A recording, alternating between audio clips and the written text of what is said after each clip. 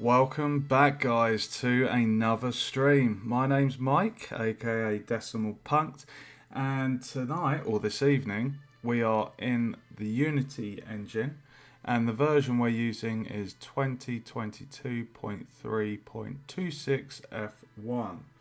Those of you that were with me the last stream would have seen all of the work I've been putting into the UI, and you can see a glimpse of it just right here, guys. We've got the windscreen set up. We have the main menu settings. Everything's all done. The only thing we need to do is do a lose screen. So at the moment, during gameplay, what will happen is the player, if they die, they will basically respawn. And there isn't a limit on the lives, but they essentially. I mean, to be honest, we could add a life thing, because when you die, you go to the checkpoints. It might make sense to have like tries. So essentially, if the player doesn't die, but they manage to make it to the... if they don't die to a trap, but they run out of time before they get to the end, then we will basically kind of kill the player. So that'll be one state, and then another one could be if the player dies, like, I don't know, maybe 3 times. So they've got like lives, essentially. That might be a good idea. I'll debate on that one. So yeah, that's where it's at the moment. So what we're going to do this evening, we're going to do the lose screen, which is going to have, that's when the time of the game will reach 4 minutes. If they've not completed it by that point, then we kill the player, basically. I think it's a scene variable, the game time. So very easy to do. We can have a boolean. So when the player reaches the end of the level, we'll set the boolean to like game complete ? We'll turn that true, and then we'll say on tick if time equals 4 and boolean equals false, then we'll kill the player. So that's what we're going to do. And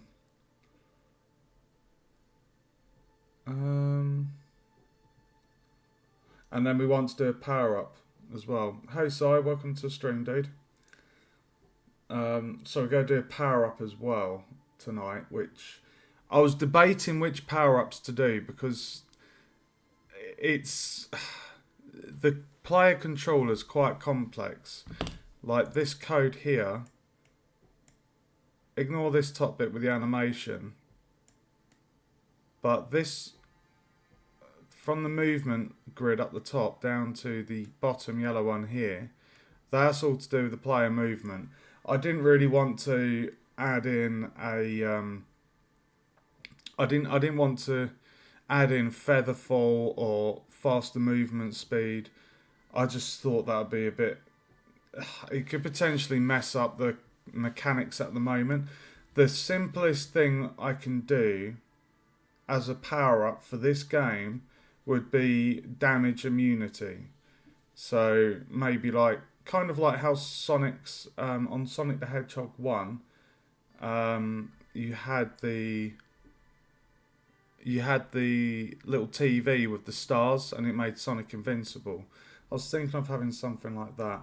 I'm not going to do health boost, because the enemies in my game, they don't deal that much damage. So yeah, I'm just going to do like just a pure immunity to damage for 10 seconds.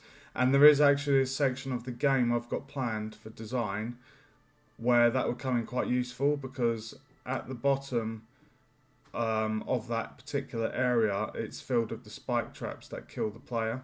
So it should be very easy to set up this power up, because essentially, if we look at the line of code, spike trap, for example, like, all we have to do is chuck in something here to say, you know, like a second branch to say, is the Boolean on or off? If it's off, then we do all that code. If it's on, then it won't do anything, so they're immune. So what is that player hit animation? That's to...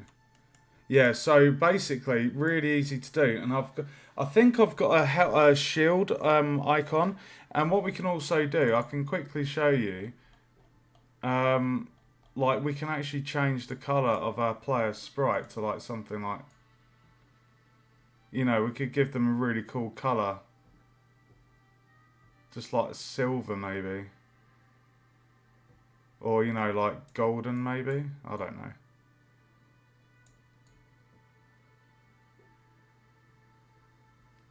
Like, there's lots of really cool things we can do. Right, so let's jump into this. Right, so we're doing the lose screen. Just quickly, I wanted to... Hold on, what? Oh, we're on a player sprite, sorry.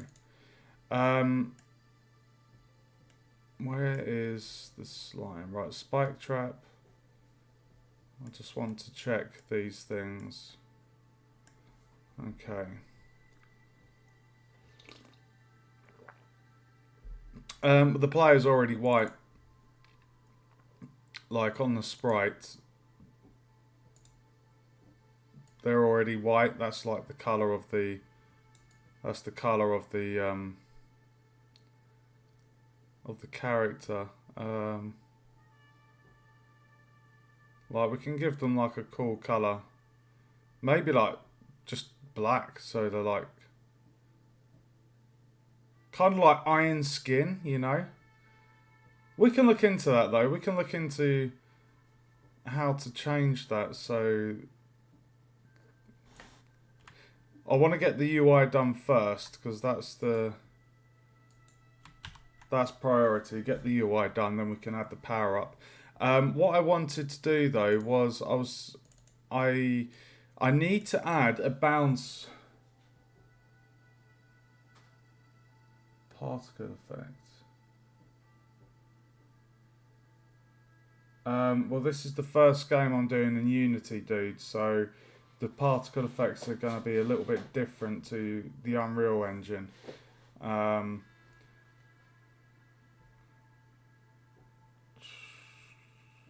Maybe I need to look into it. Let's get the UI done first, and then I can look into particle effects and all the rest of it. So at the moment, what on my list is to sort the knockback, because we have the lava doesn't deal knockback to the player. The magic trap, the projectiles do. I'm happy with that. But I wanted to have a bounce mechanic for the slimes. So the player jumps on the slime, they bounce. So on the spike trap, there is no knockback. Because at the moment, if the player ran into the slime and jumped, they're already getting knocked back. So I think I need to remove that. So I'm just going to quickly test that. Oops. Let's move that out of the way for the moment. If I just move that out of the way.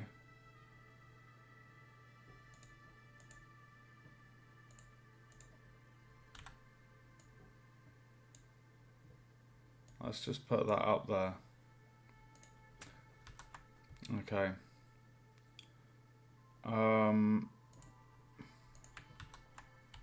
Right, so at the moment, the slime does knockback. I do like the knockback, but because I want the bounce...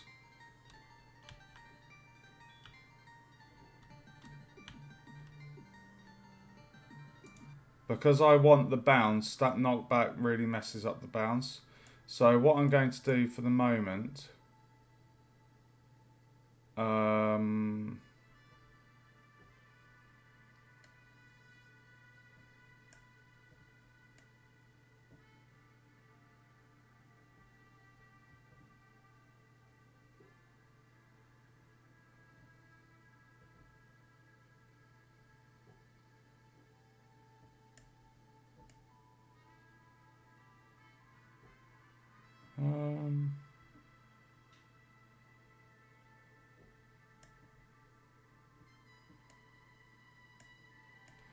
hold on a minute. Why have I got... 1 second.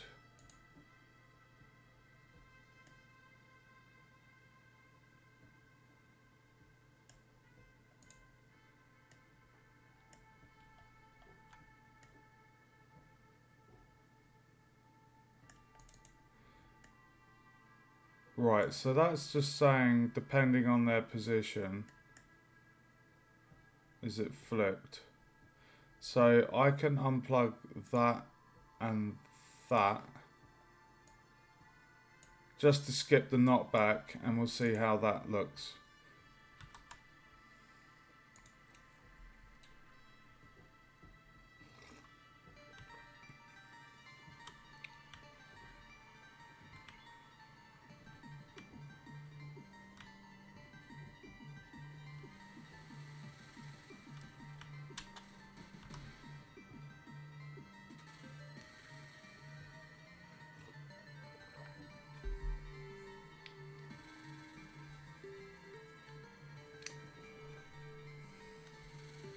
Okay, it's working.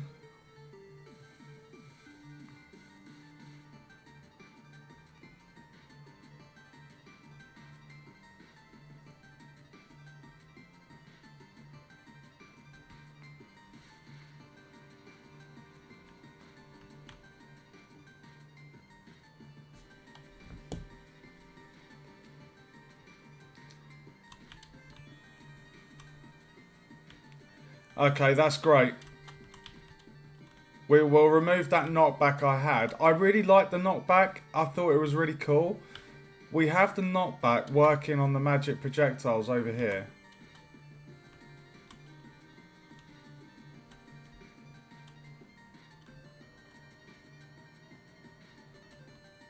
I love that music, dude. It's so good.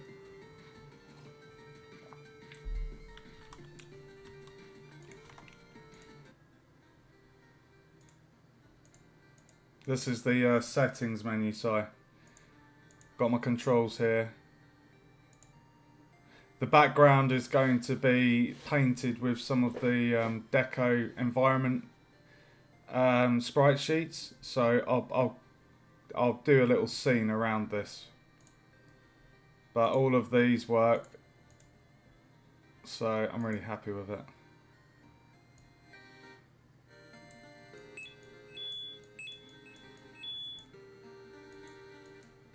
I know, dude. I'm really, really happy with it. And if I show you the end screen as well.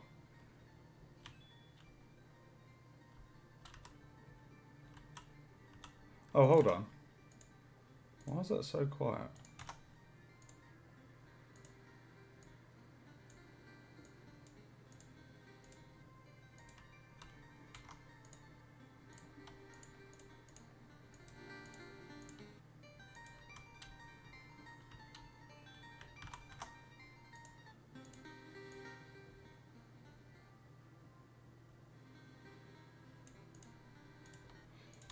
So the end screen I set up earlier.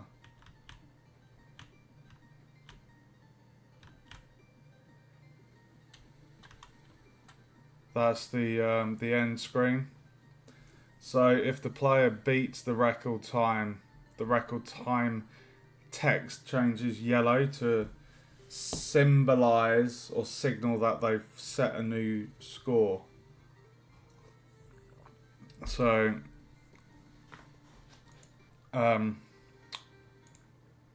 right, so the knockback has been removed because we're going to add that jump mechanic to the slime. And to do that, we basically, having this knockback really messes up the bounce ability that I had planned. It's not like a special move, it's just an enemy that you can bounce off. So I'm going to remove that. I'm going to leave that empty because this is to do with enter trigger with the slime. So I need to figure out how I'm going to do that because the player needs to be jumping off. I'm not doing that tonight, but the knockback has been done. So remove the enemy knockback.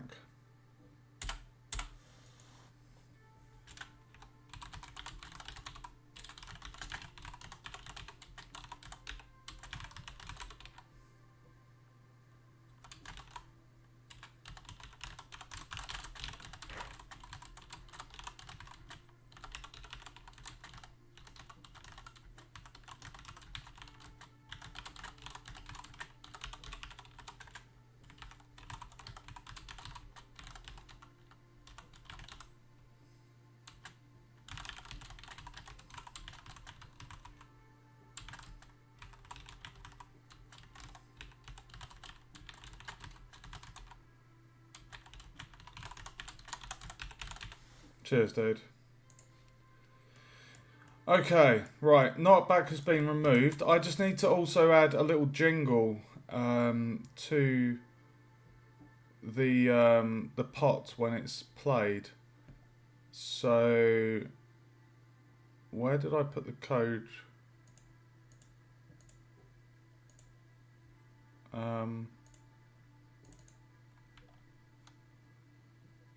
Okay, we'll play this song.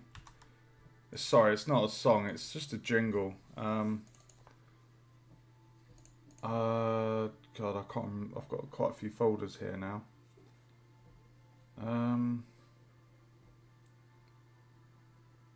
I know I added it in.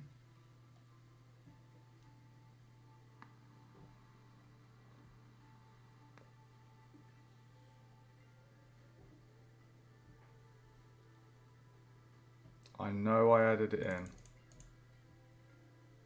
Jingles, there we go.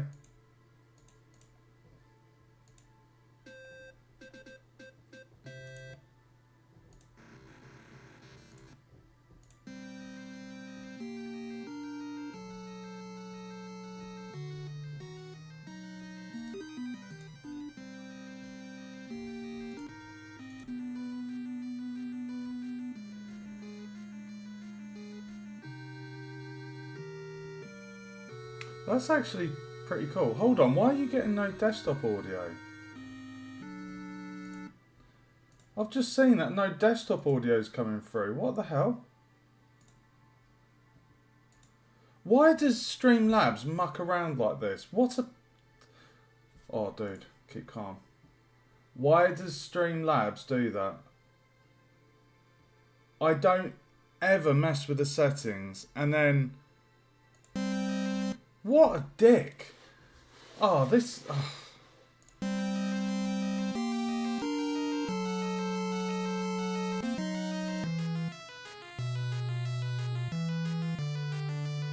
I actually quite like that one.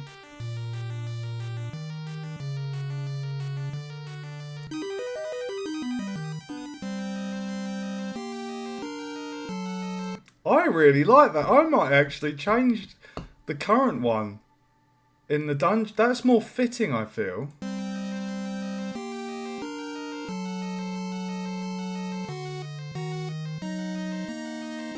It reminds me of Pokemon Red.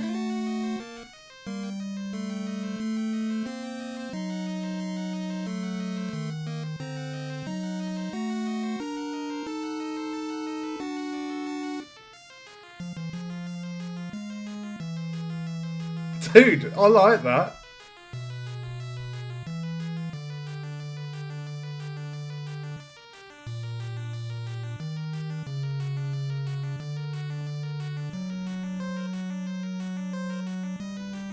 Yes, that's the whole point. Fit the style of the game.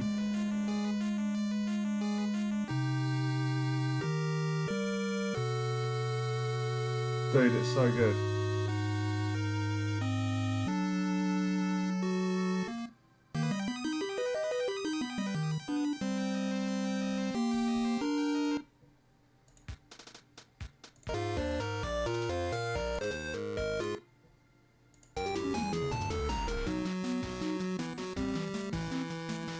This one's blatantly a rip-off of Pokemon. Can you hear that?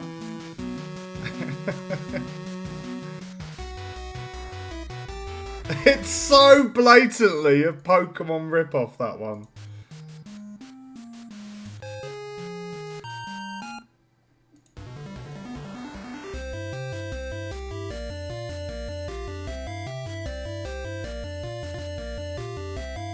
Oh, I love that style music. I love it.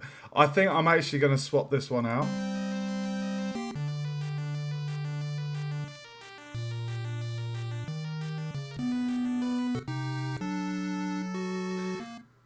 So you can hear that one at the moment, right? Right.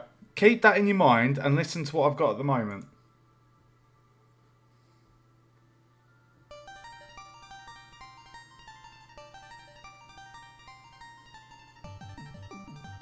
I know which one I prefer now.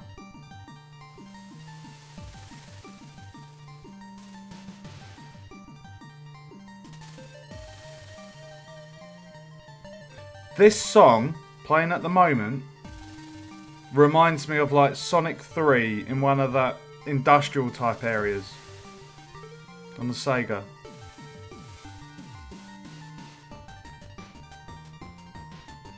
If this song feels more suited for Sonic 3. It is. It is, isn't it? Or like a castle. Whereas the one I just played to you, this one,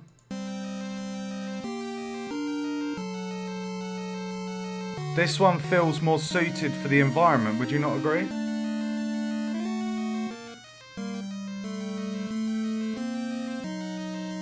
I think I'm going to swap that one out. I might make a note of that actually.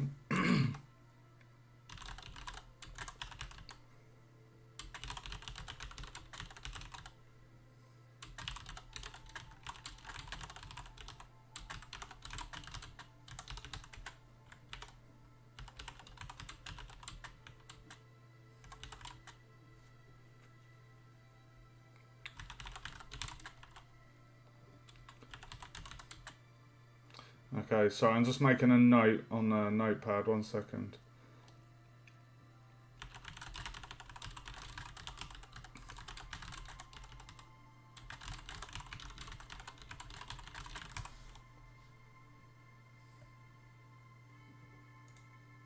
Okay, so it's into the dungeon, so I think it was in game controller that I play. Is it game controller? I think I did it within the HUD. Why can't I see the HUD? The canvas. There we go. Right, so if we just get into the dungeon, drop that up there. And that should play.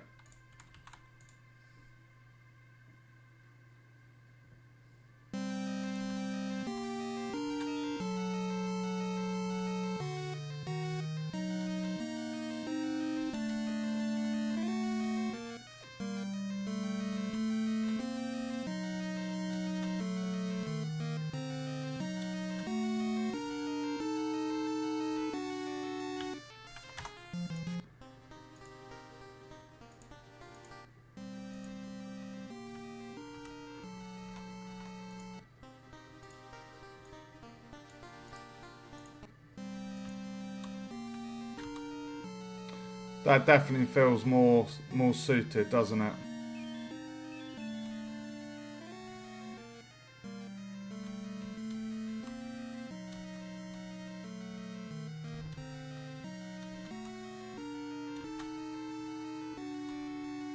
Yeah. Okay. It definitely feels better. That's made the game like 10 times better just swapping that track out. Okay. So swapped out the music. I've not even got into the end screen yet. I'm just doing some minor fine tuning, I guess. So swapped out the sound. I needed to add a jingle.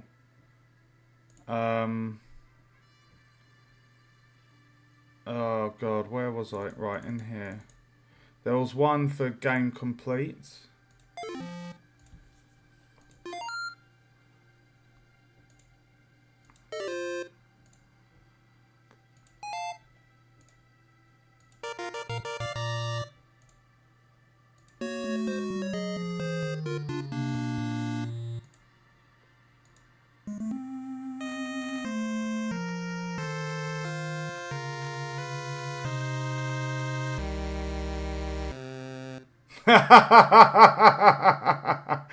I love the end of that. Oh, that's brilliant.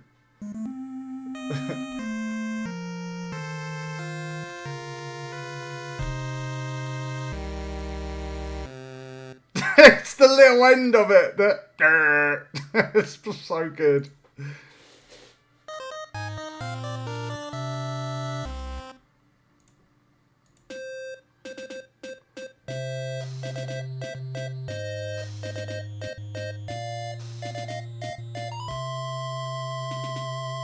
That's cool, but that is way too long.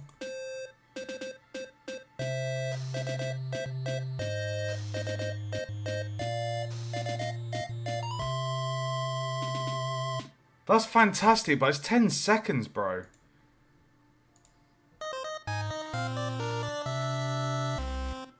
That's better.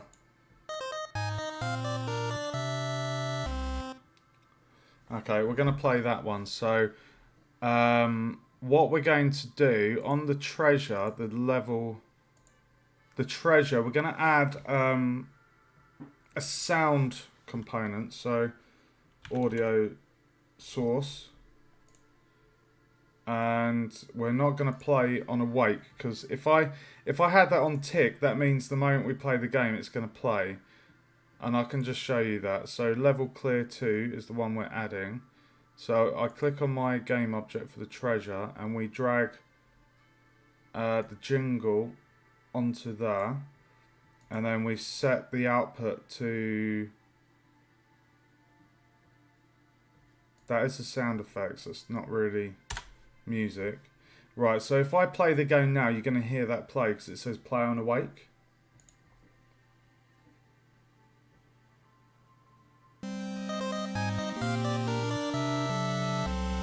So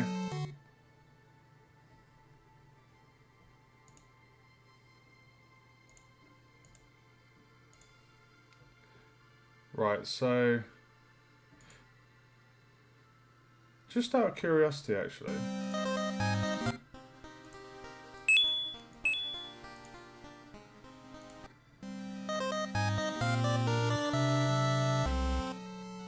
that's really loud considering I lowered the.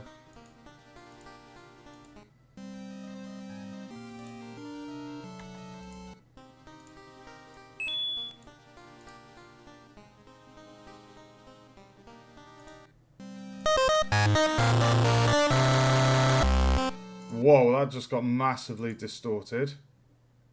Holy shit.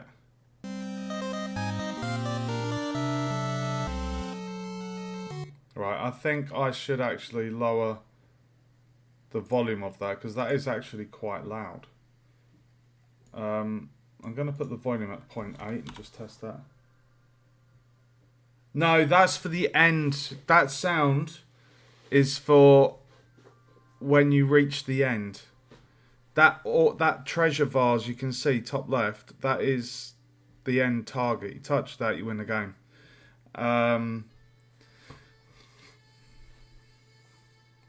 So it's not going to play at game start. It's more when you get to the end. I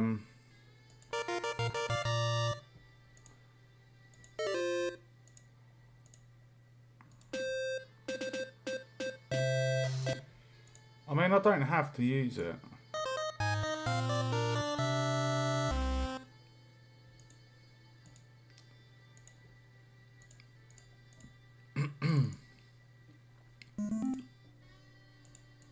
Why am I not seeing that now?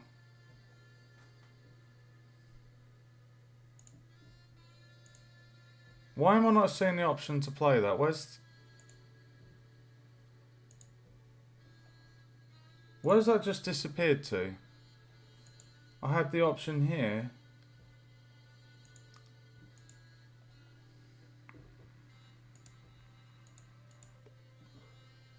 Where's it just gone?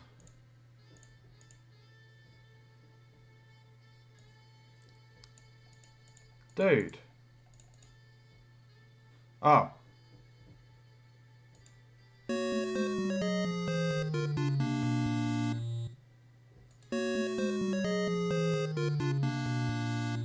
I like that one. Maybe this one. It's a bit too hearty, upbeat.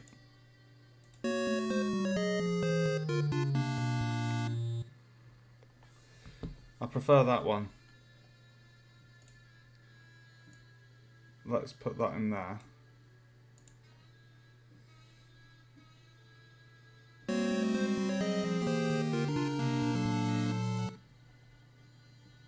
Now the reason why that's playing at the start side is because I've got this play on awake on. It's just so I can hear the level of it.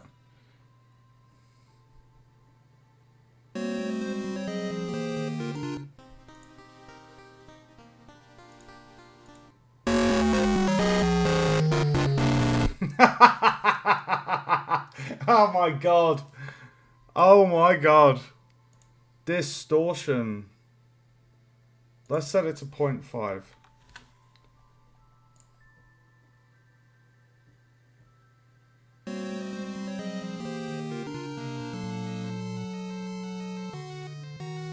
Okay, so when the player touches... Okay, I know what we need to do. We need to say when the player touches that, stop the game music and play that. Because it's too much with the music and that on top. If you listen. Okay, right, so we've swapped out the sound. We've set the volume to half. Now, if I turn this play on awake off, you'll hear it. If I turn that off, it won't play.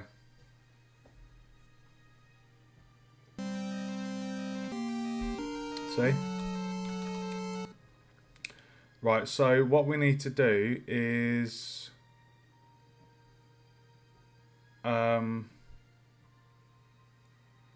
we need to turn off the sound component for the canvas, which is here. So you need to get the audio source, get component audio source, and then just set that inactive.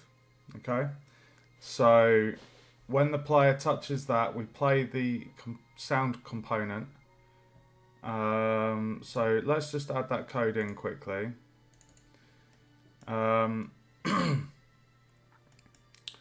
So when we enter the trigger, we're going to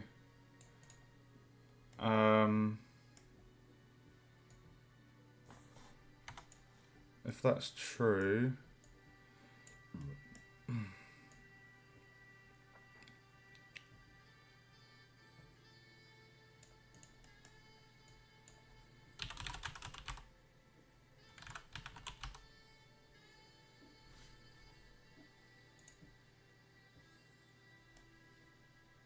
let's see if that works.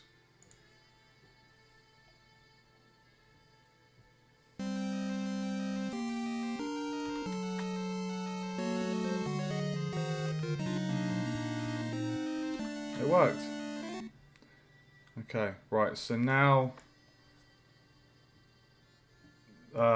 if we plug that in, that will pause the game. So we need to, that's doing that correctly, but what we need to do is we need to add the canvas just for the script graph of the treasure. We're going to add an object here, and this is going to be canvas music, and we've now got that there. So if I drag the canvas there, and we need to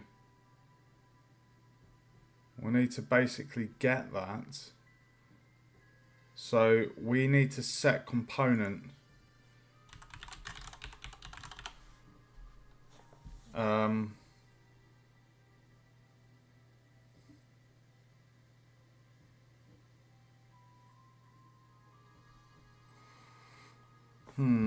tell you what, let's just drag that in.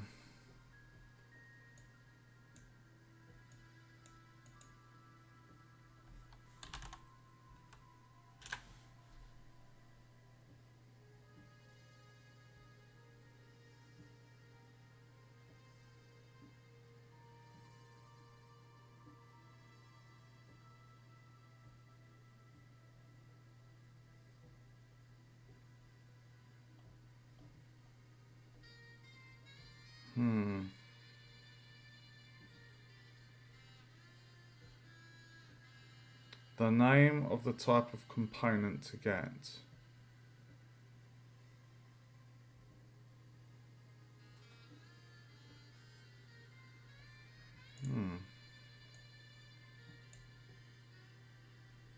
If I just put in audio source.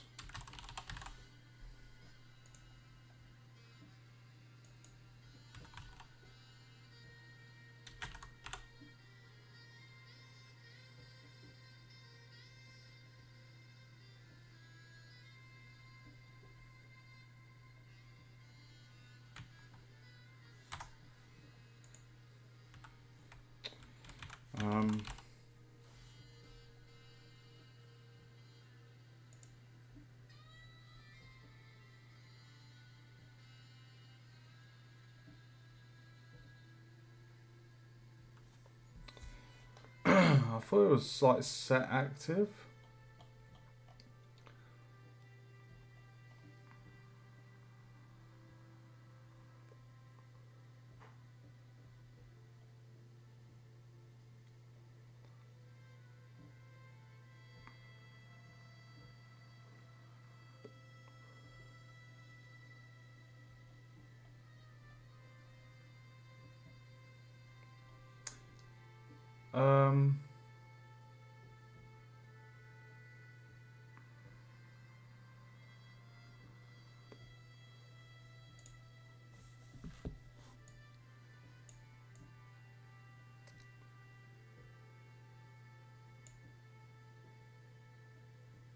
Not sure if that's going to work. If it doesn't, we can try plugging the audio source set enable directly into the get variable. Let's see if that works. So we're expecting the music to stop. No, of course it didn't work.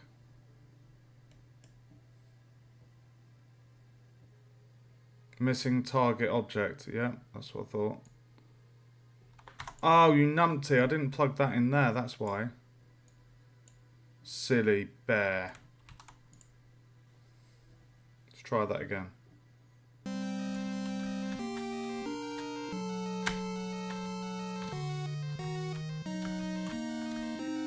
Dude, what is going on with my character's jump? Nope. Okay, let's remove that. Let's just plug that straight in there. See if that does the job. Why did I just plug the Boolean? Why did I plug the Boolean? Oh my god.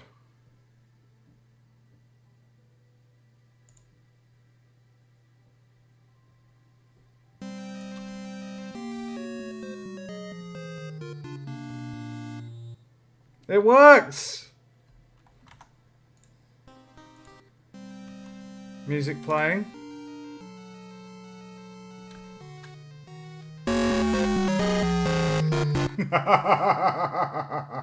Oh my god, why does it go distorted like that?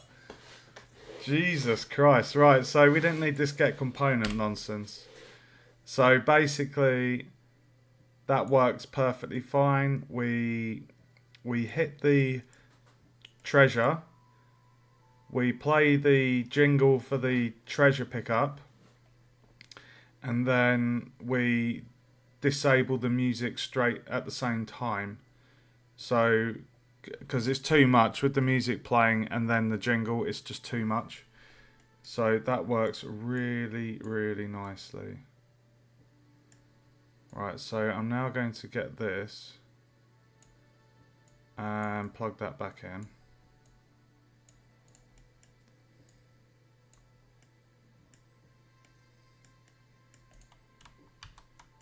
Okay, let's try that.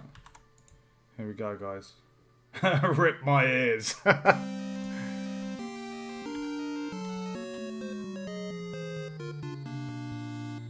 How's that?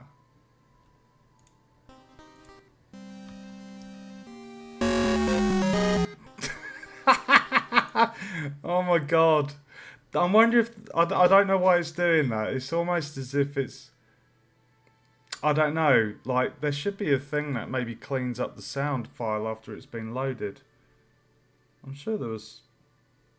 I'm not too sure about how that side of it works. But that's working. Like, the music plays.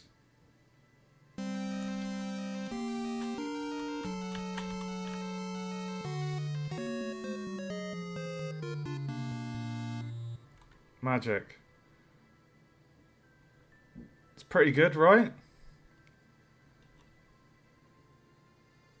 That does the job. Nice little jingle. I mean, we could add something really cool.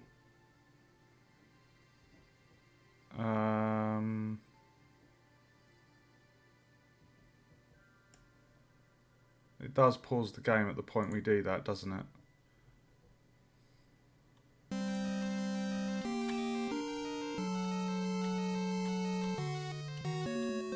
Yeah. I'm happy with that.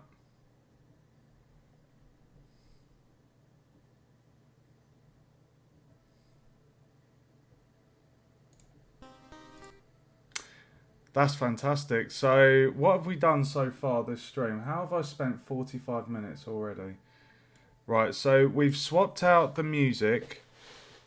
So we've swapped out the music. Oh, no, that's what we've done. We've removed the knockback from the slime. We've swapped out the music for the main level, something that's much more suitable. And we've added a jingle onto the object for winning the game or level. Bearing in mind, I'm just making a vertical slice of this game. I'm not doing like a fully fledged game. But that's great. Right, so end item shine and sound effects. I've done the sound effects for that. I was thinking of adding like a really cool kind of glow. So, you know, if I show you my checkpoint feature over here. Oh, that's too loud. Let's just do that. There we go. So I've got this one. You see that little effect there? I could have something similar like that for the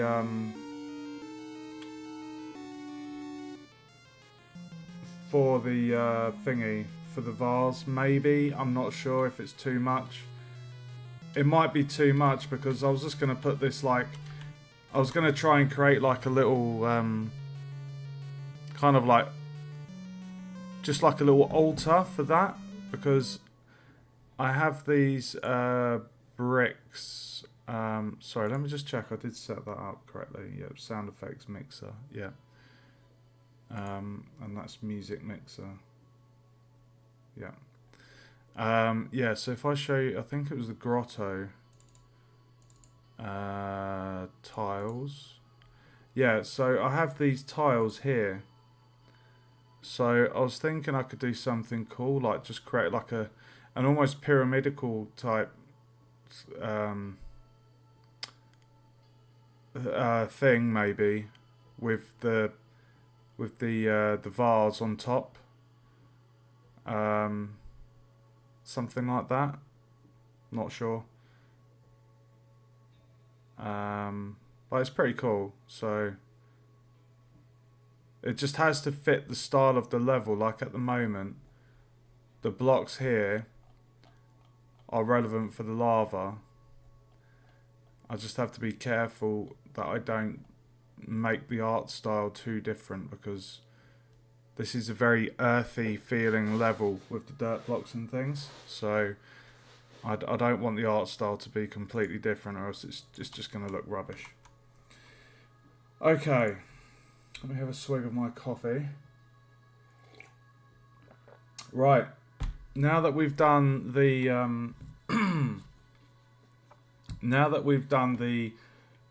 the jingle for the thing there and turned off the game music when we do that, that works fantastic.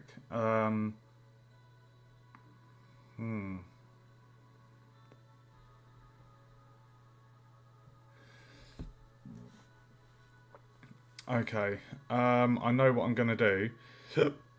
I'm basically I'm going to copy the level completion. I'm going to copy the level completion as the template for the end screen, because I want to use, you see this little at the top here, we've got level 1 complete. I was going to replace that with like "you died"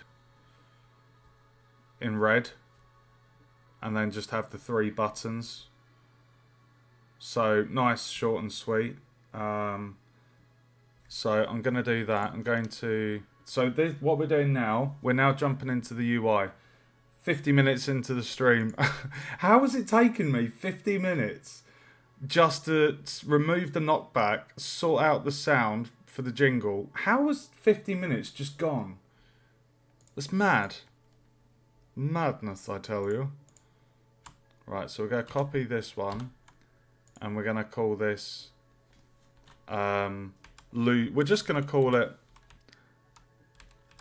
I'm going to call it fail, or no, death menu would be much more suitable. Right, so death menu. So level complete, pause menu. The canvas has HUD.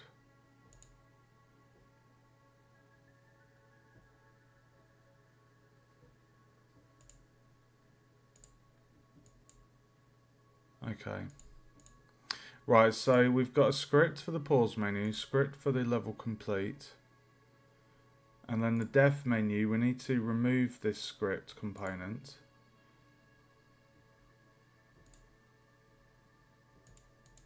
And then we need to remove these variables as well. Okay. And then if I just hide the level complete menu, so what we now need to do on the def menu, we are going to change the level complete text to say, we'll change that to "you died." Traditional Dark Souls style.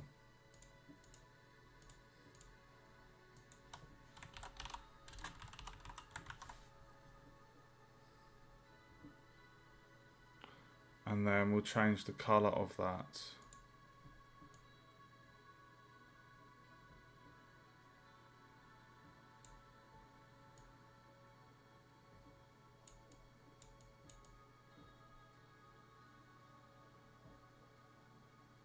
I don't like it being too bright red. I like it being a darker red like that.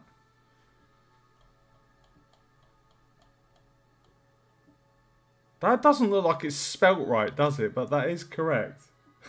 It's so weird.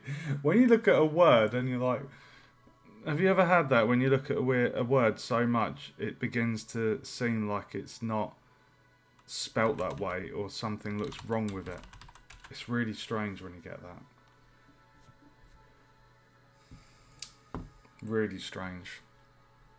Okay, so we've got the text there. So now what we're going to do, we are going to basically get rid of these options here. So if I just delete those out, boom, there we go.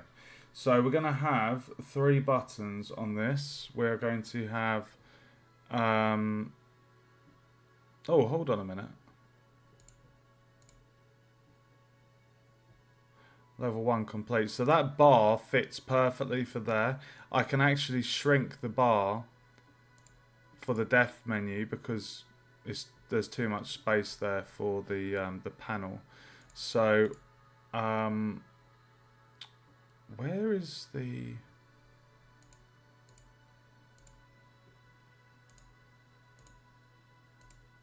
Right, so what I'll do is I'll temporarily move that text there, and then we'll get the box and we will scale it to say 3, maybe 2,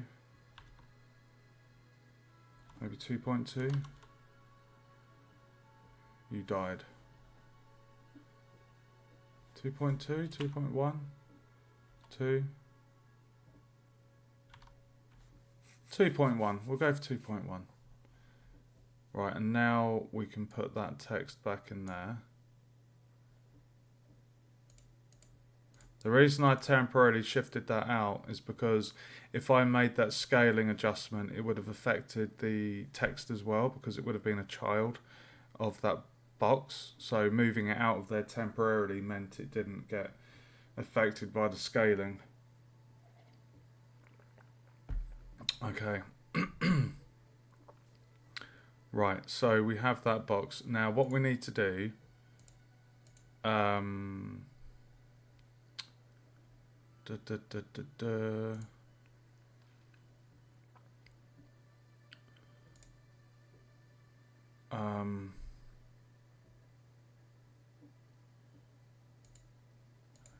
hazard. Right, we need to add another button. So the options are going to be retry, main menu, quick game. So we are going to, if we just copy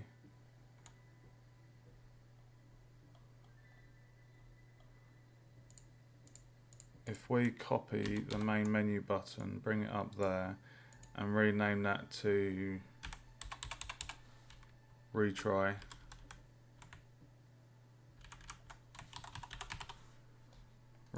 button.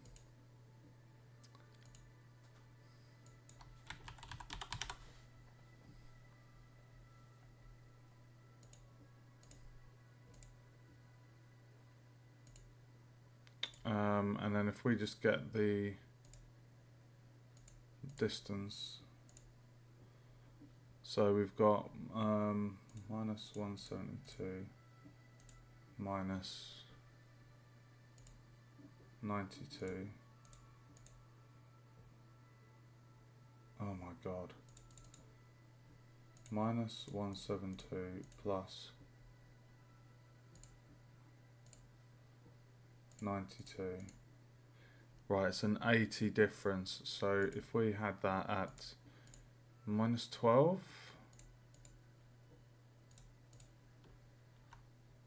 there we go. Perfect. Spaced apart all equally.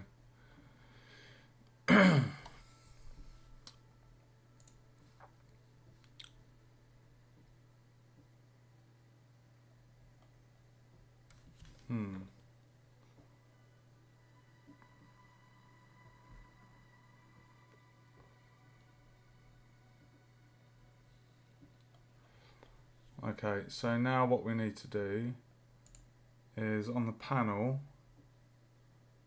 we're going to shrink this down to, I don't know, 2.1.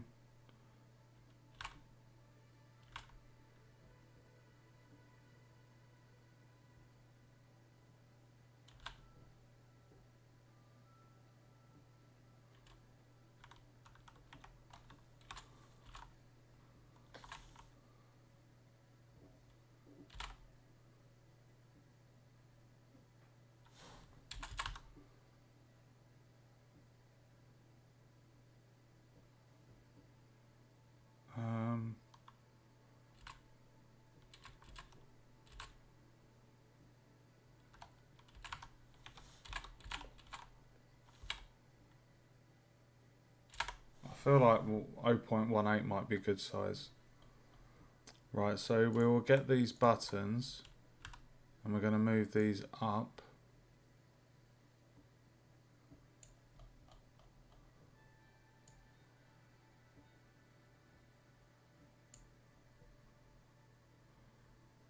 And then we get that and move that down.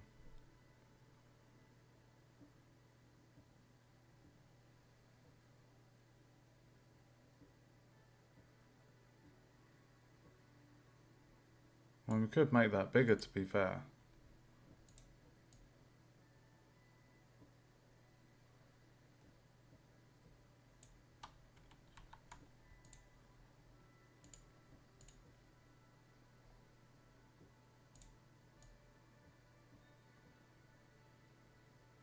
You died!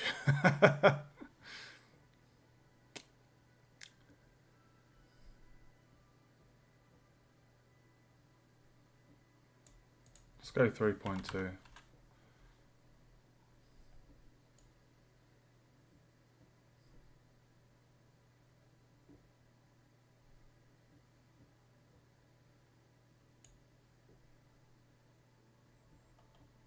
That's a good size, isn't it?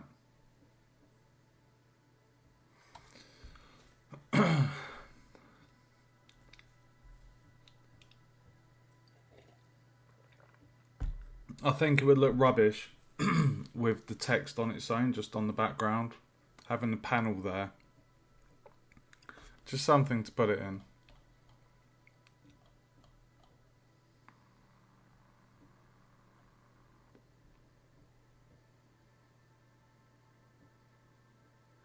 I mean, I can actually make that a tiny bit better as well. I do actually have.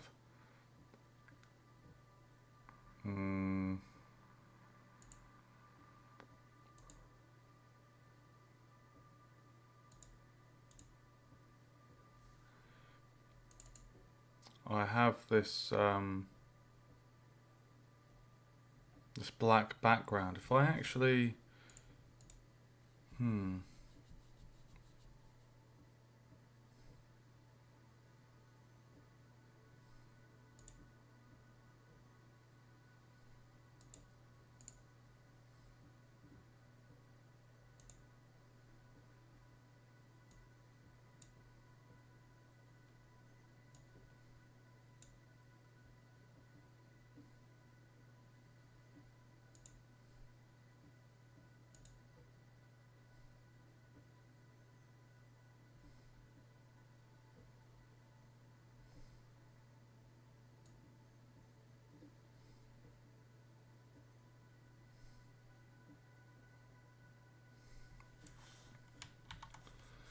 you can barely see that.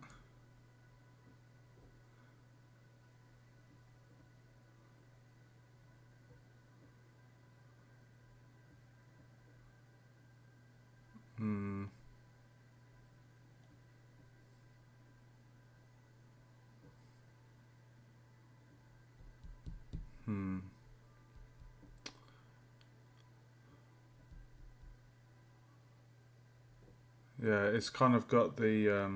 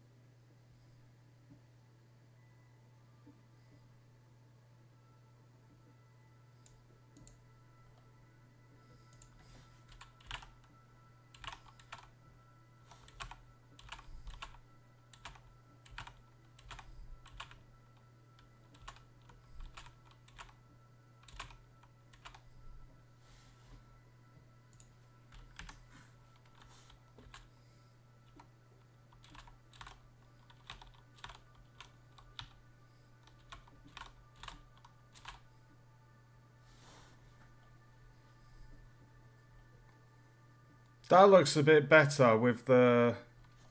I can't remember the bloody word for it. That there's a word for that. That edge, that black silhouette. It's not silhouette. It's where you have that around the edges. That black fading in outline. There's a word for it, and it's been so long since I've said the word. I can't remember what it is. It was annoying me yesterday. I could not, for the life of me, remember. I'm happy with that. Having the black edge there just makes it a bit stand out a bit. So I might actually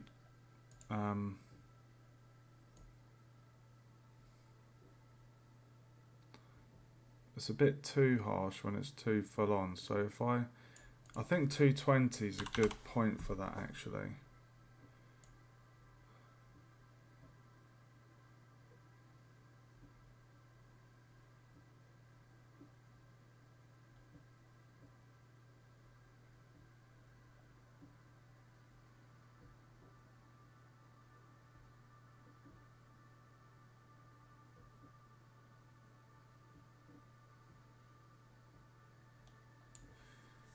Yeah, okay, right. Am I happy with those buttons and the space? I think that's a good size, guys.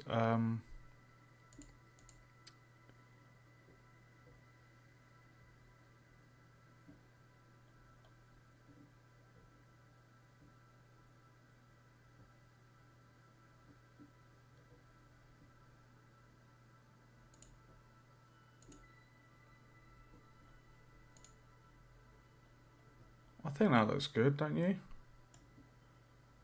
We've got 3 buttons we need.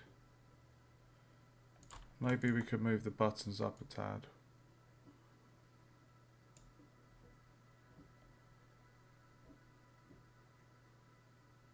We could maybe shrink the panel, because at the moment it was that wide because of the information in that one, so we can actually reduce the panel.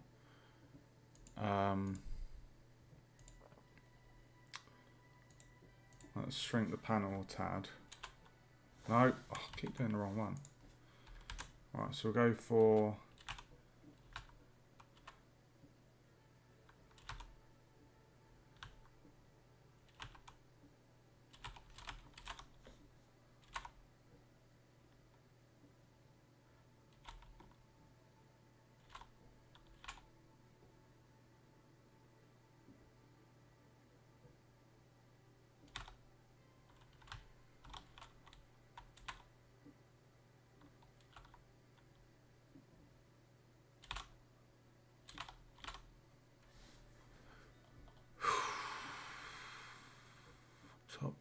top bit.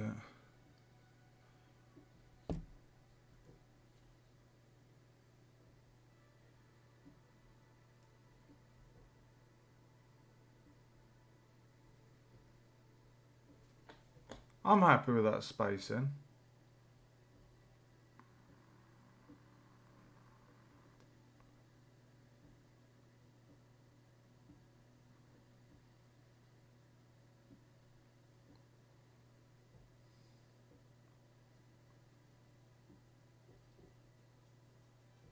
I'm 50-50 on that panel now.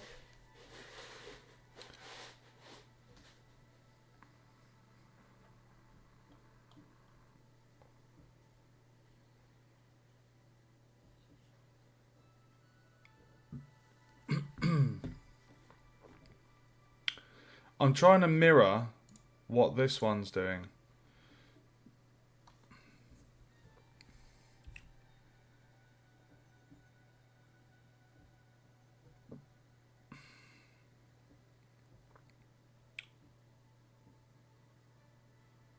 I'm happy, I'll leave it like that. Okay, so what we now need to do is we need to add a script component to this what's its chops. So and then once we've got that set up, it will basically handle the 3 buttons, pausing the game, and what was the other thing? And then in the code, oh my god, sorry guys, in the code we can then code in the bit about if game time equals such and such, then we draw this screen.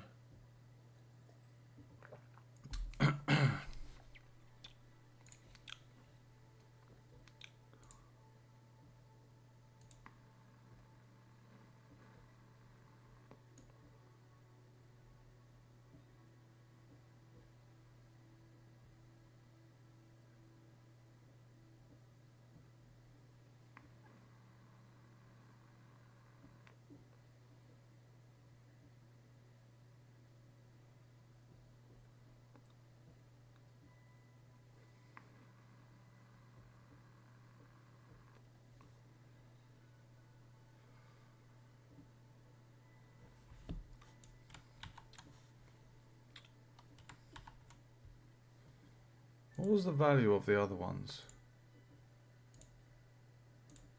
Yeah, 200. Okay. Alright, so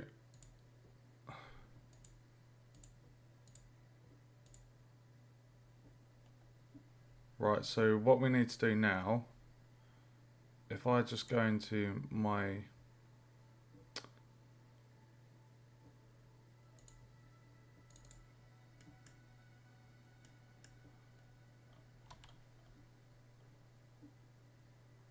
okay. Right, so we're going to add a script graph for this. There was a jingle I saw for Def, I think. This one. No.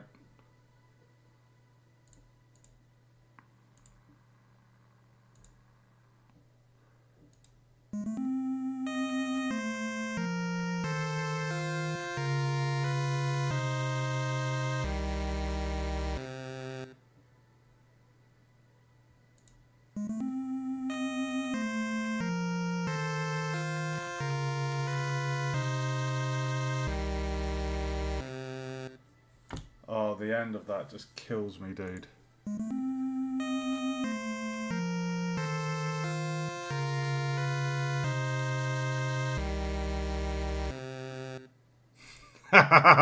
Oh, the end of that kills me.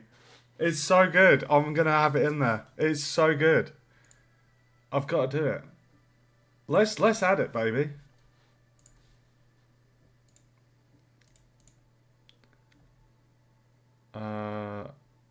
Was it that one?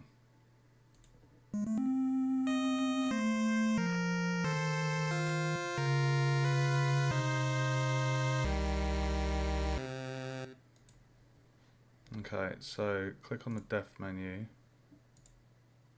It was number 3. I'm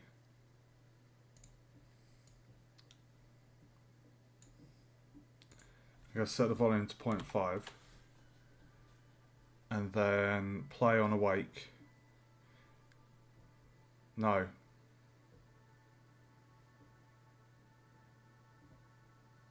No, we'll turn that off.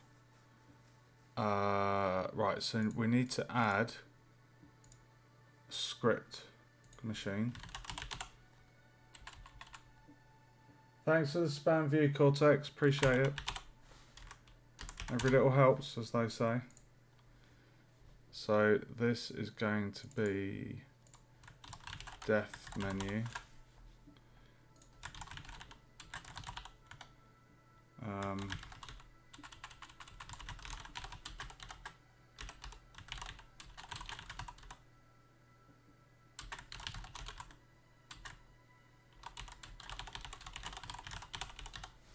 Okay.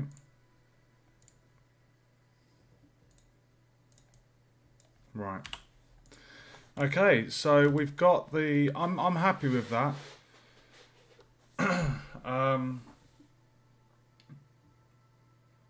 I don't know whether to do full black though on the thing because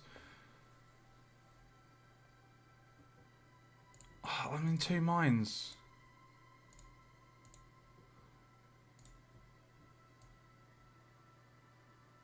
It just doesn't look right when you do full black. It just doesn't.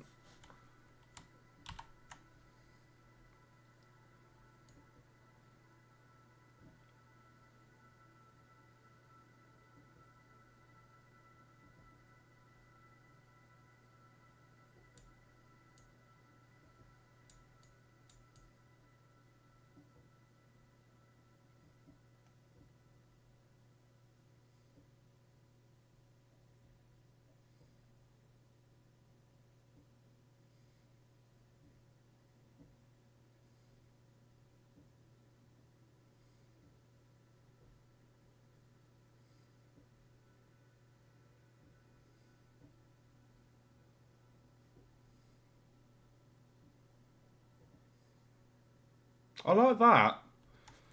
I do quite like that red actually. Dark black is too much. That I'm just it's something about the edge. But when I do that, I don't mind that because it's got the blackness, and then it adds like a. I quite like that. I'm gonna leave that. That looks better.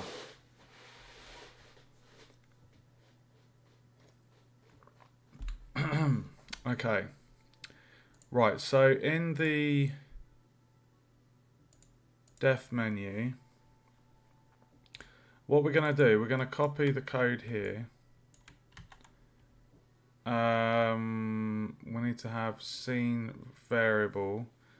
So this is going to be called def menu UI. So it's a scene variable. Def menu UI. That's going to be a game object. Come out of there.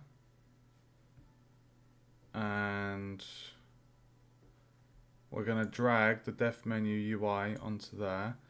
And then we're going to go onto the def menu code, paste that, and we're going to get the scene variable def menu UI. And we're basically saying there at game start, def menu inactive at game start. Okay, so that won't be there. At the moment it's there. If I press play, that won't be there.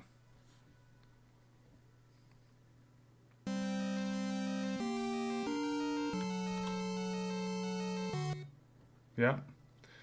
So that's the first bit. Now the next bit is going to be handling the buttons.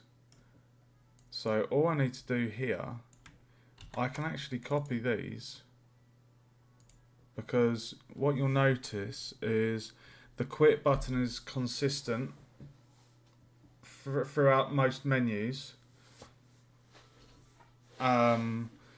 The main menu will take you to the main menu, and then the retry is going to follow the same code as the main menu, but instead of loading the main menu scene, it's just going to reload the game. The level, sorry. So we're going to get those.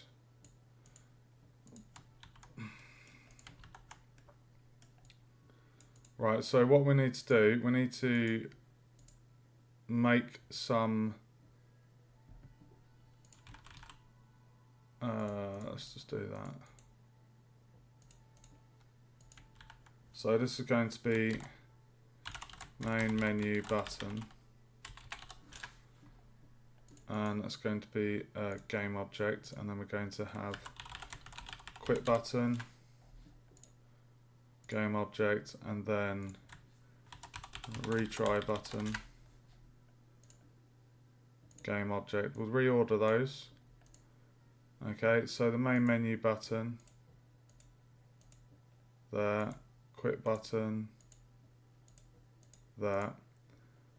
Right, so now what I need to do is on those variables, I just need to go into my def menu and drag the retry button onto there. I drag the main menu button onto there. Drag the quit button onto there. That's the variables done. And then what we're going to do is I'm going to copy that, move that there.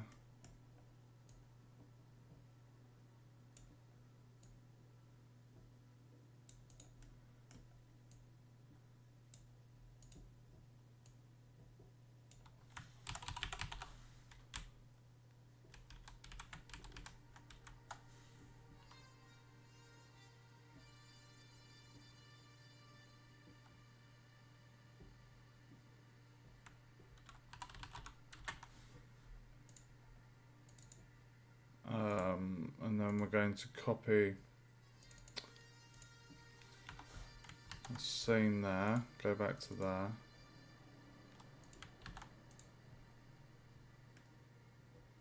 Okay, so def menu inactive at start, correct. And then when this is drawn to retry button, and then when they click retry, it will reload the level. When they click the main menu, it will take them there, and that will do that. I believe that is all the code I need there.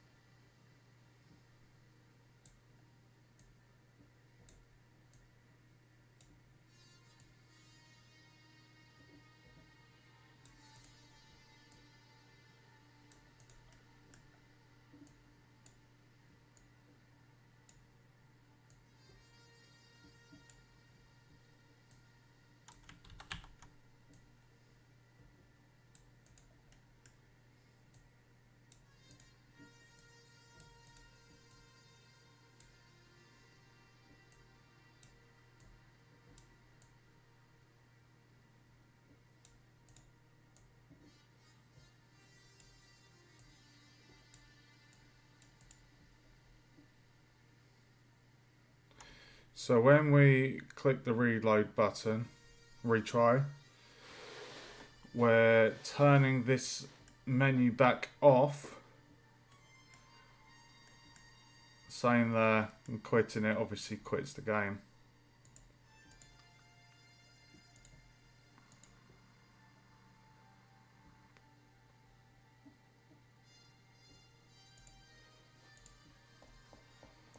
Okay.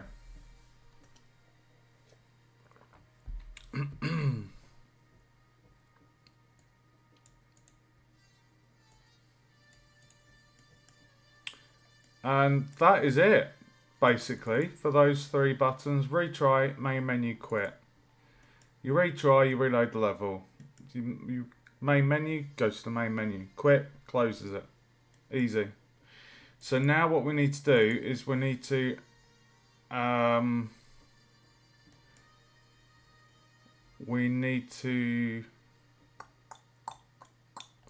get that code.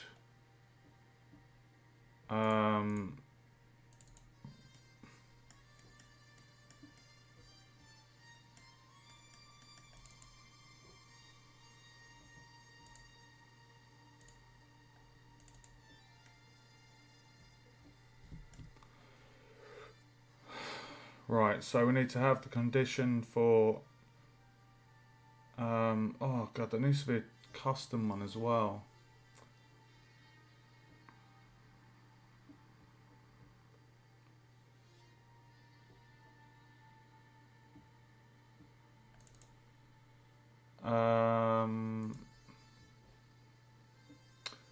Yeah, okay, right, so, sorry, bear with me.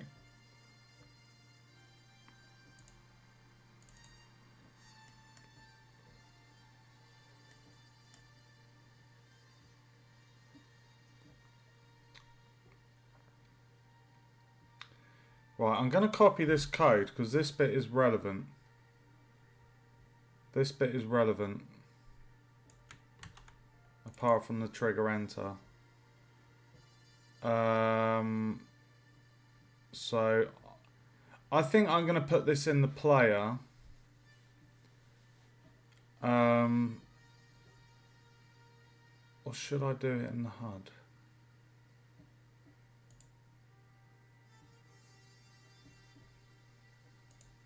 I feel I should do it in here.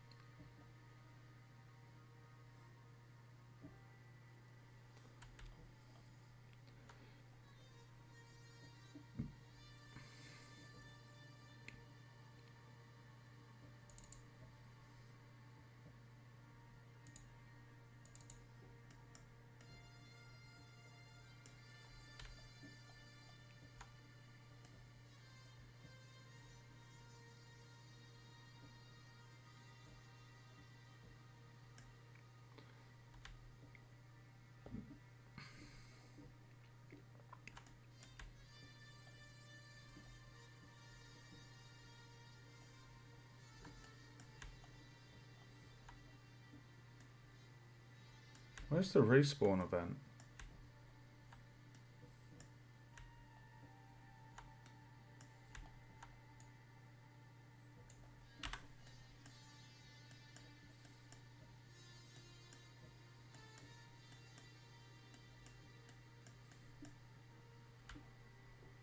Where's the respawn event?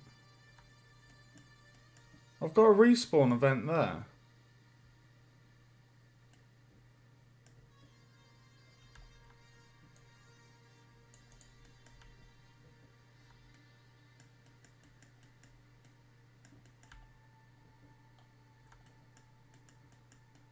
What?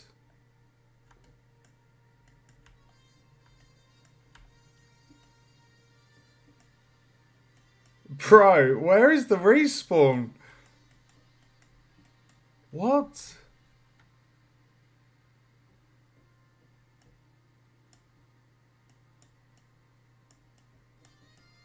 I don't see any event called respawn.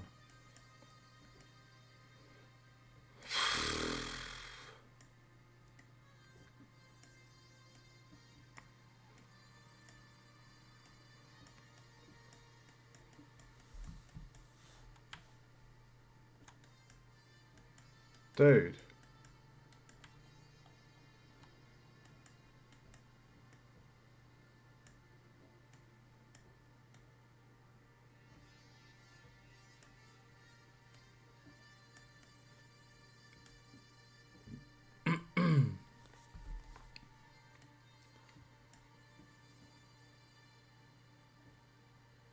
What?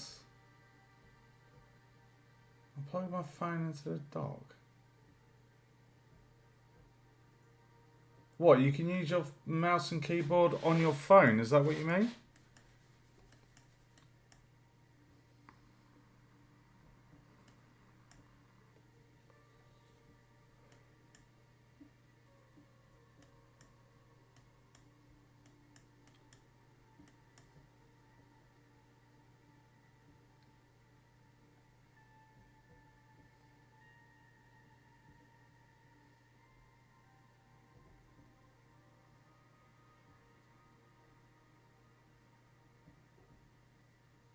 Dude, I can't find this custom event. That's worrying me.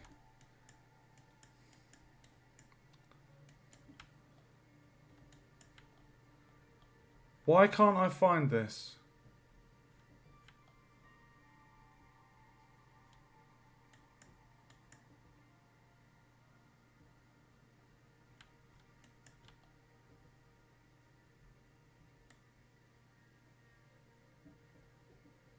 Why can't I find the respawn?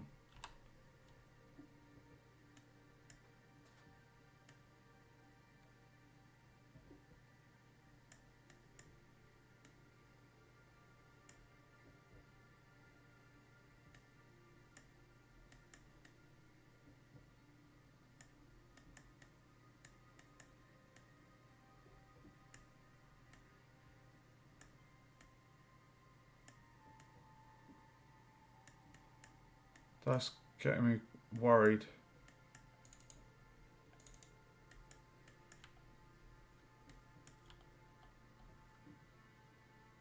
You're meant to link up. You're meant to link up. If there's a custom event, you normally have to link up where it's coming from. What the hell, dude?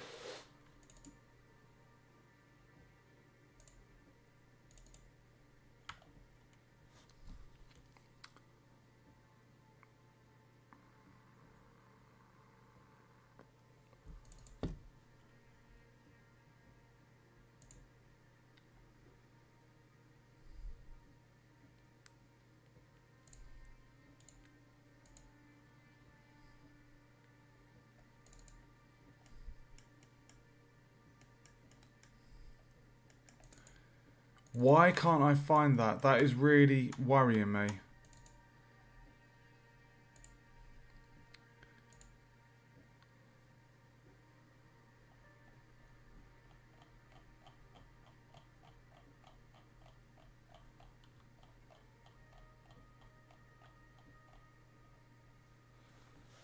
I have no idea.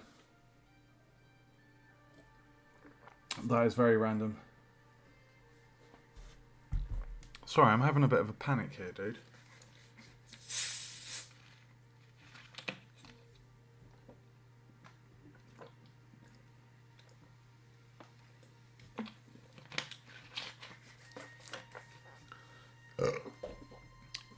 I'm just going to show you.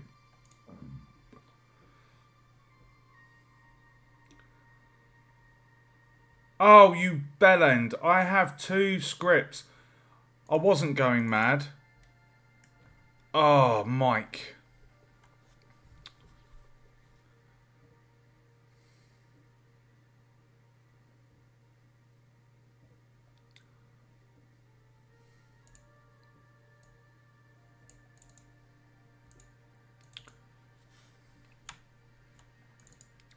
I wasn't going mad. I had 2 script components. I was going mad for a second.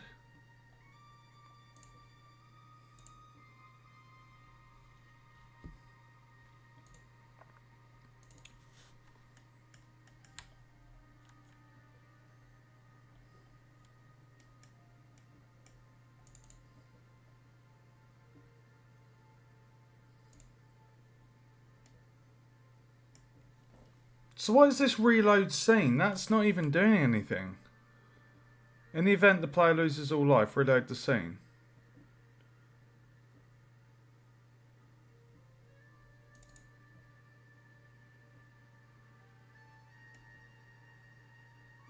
Like, that reload scene, that is not used anywhere. Because this is the whole bit to do with the player being dead. No idea why I put that in there. Bye-bye. Right. So, let's just go back to the player. Pardon me. Right, respawn.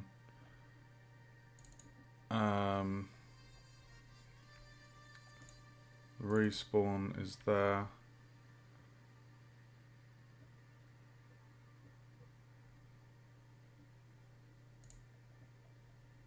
Player respawn location is the player start transform. Player start, yeah, straight up there.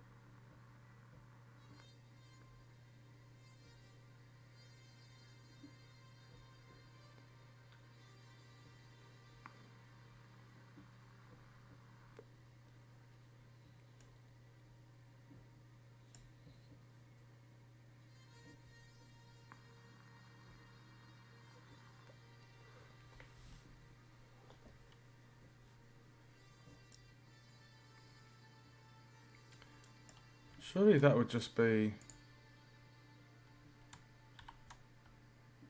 No. Okay, right, so that's working. Okay.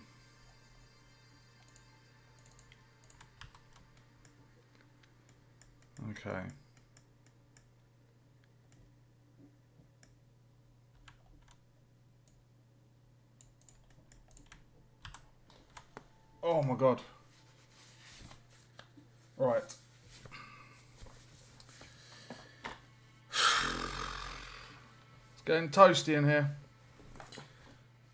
All this hard work. I did over 4 hours earlier. I think it was a 4-hour stream. I've lost count. Okay. So just to go over what we've done at the moment, we have create the menu. The buttons should work. We have the code for the 3 buttons. So what we're going to do on the game controller, we're going to do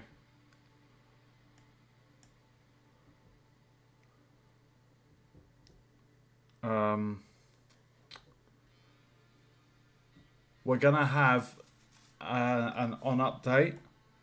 So what this will do is, in the event that the scene game time equals a certain amount, we're going to draw the thing to the screen. Okay, so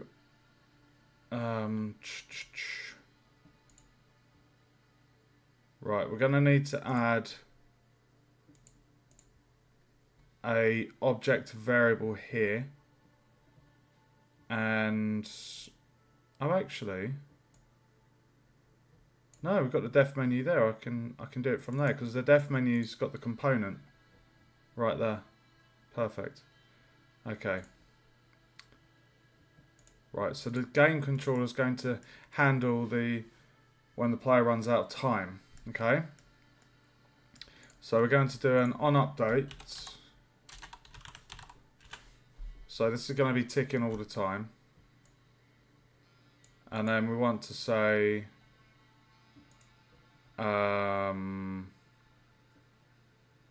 get the game time, because if we go into the HUD timer, the game time is what's getting displayed. Okay, so back to the game controller, and we're going to say get the game time. Now, just for testing purposes, we're temporarily going to set a timer of 20 seconds, so we're not waiting a whole minute. So we're going to say get the game time. Does it equal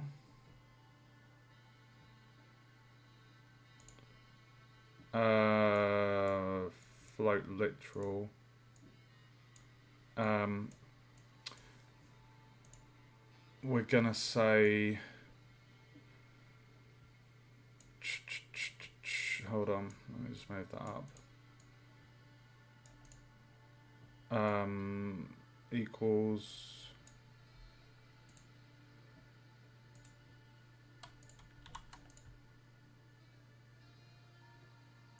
4 minutes.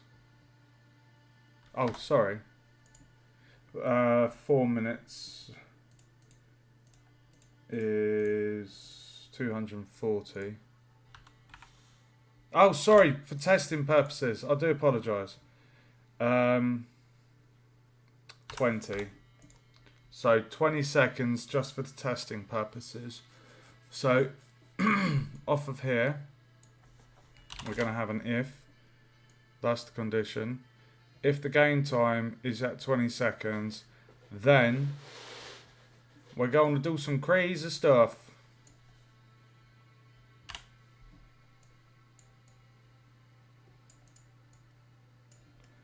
We're going to get our def menu and we're going to play the component there.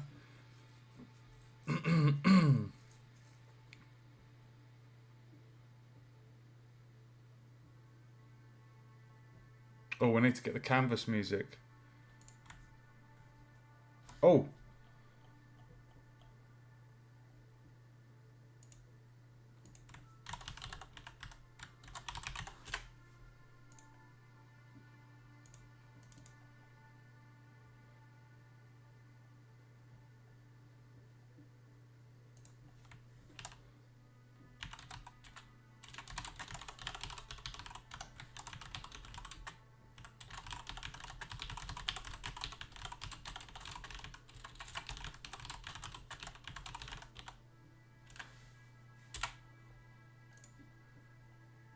Right, so we're gonna, get the canvas.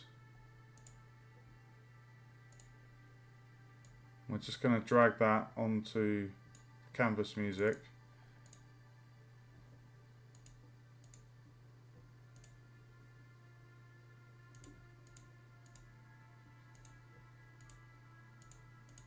Okay, so what we're saying, when the game time is at 20 seconds, we're going to play the component on the def menu.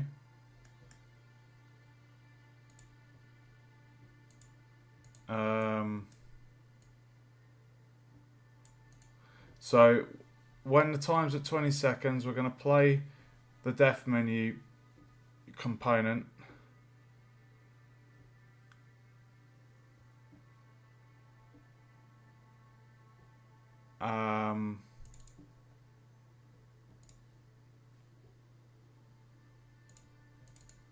Play the def menu component. Turn off the game music. Enable the def UI and pause the game. So let's see if this works. It's the moment of truth.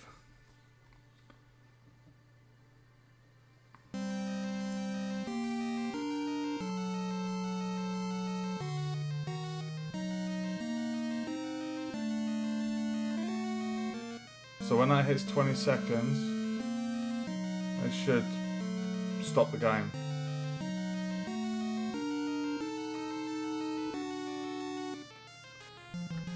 WTF, bro.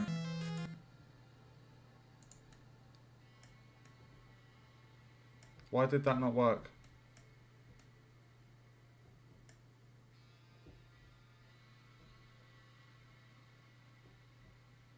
Why did that not work? I'll tell you what, let's swap that for a greater. Let's do greater or equal.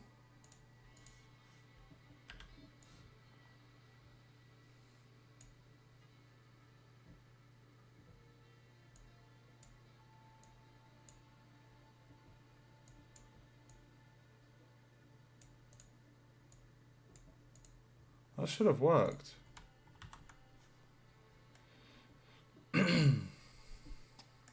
Why did that not work? Welcome to the stream.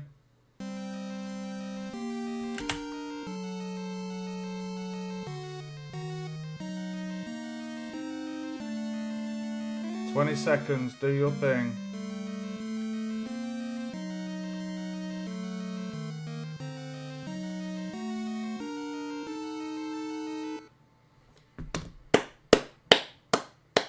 I did it, baby.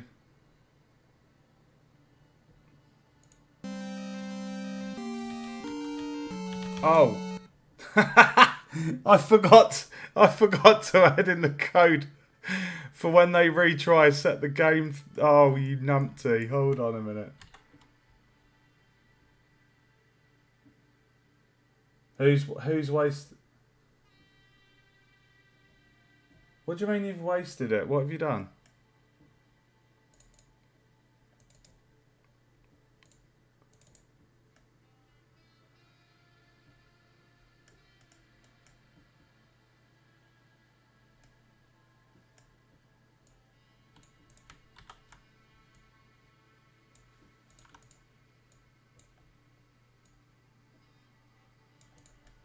Right, let's try that again.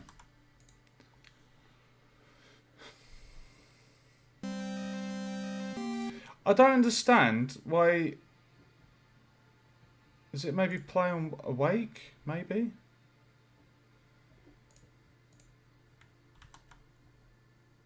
It's not disabled, so why would it say...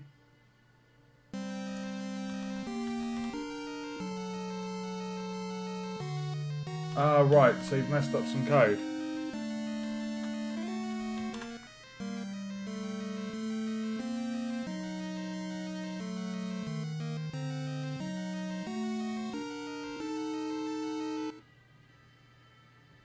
Cannot play a disabled audio source. What is it on about?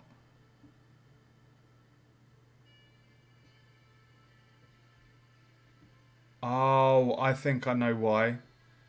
It can't play a disabled audio source. Okay, I know why that is. What it's trying to do is trying to play the audio source before we've enabled the menu. That's why we're getting that error. I'm a genius! So all we need to do is get that, plug that there.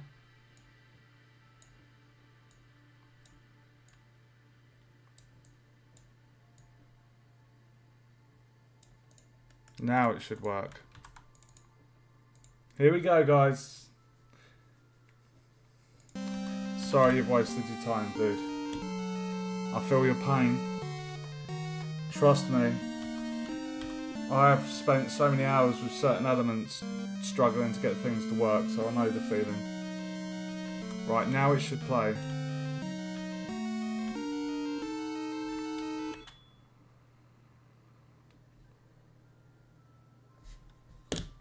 Seriously?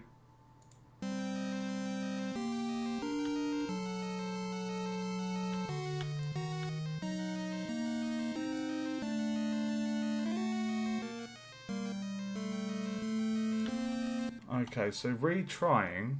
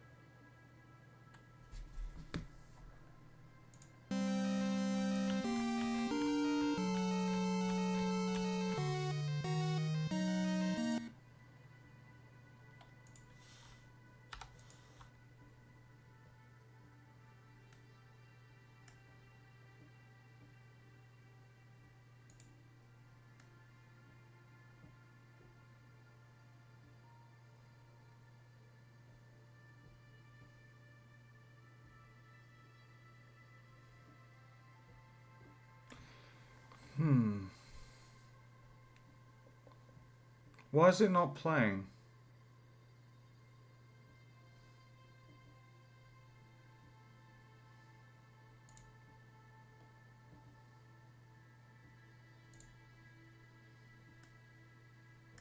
And why is that not loading?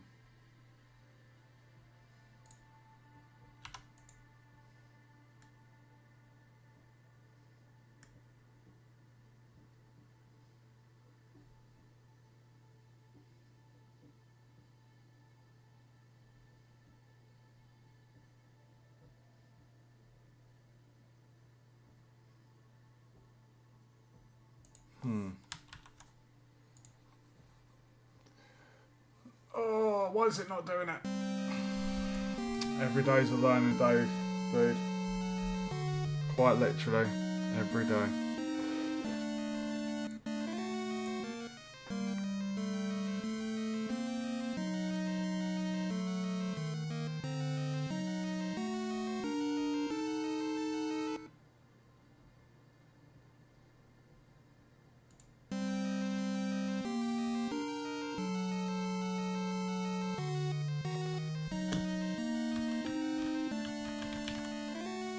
Right. When I click retry,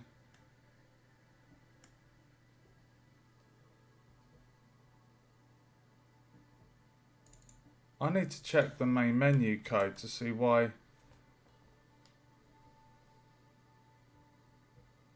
Why is the sound not playing? That's what I'm worried about. I've got the level complete.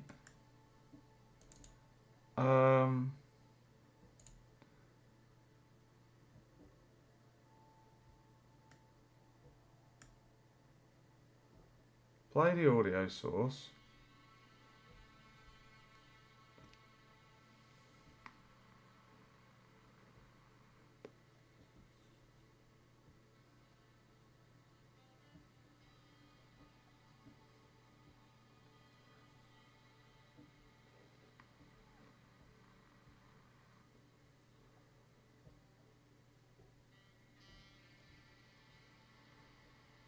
Hmm.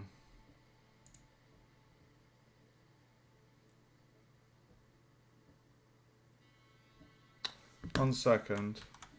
Let me go to the main menu and check the code for...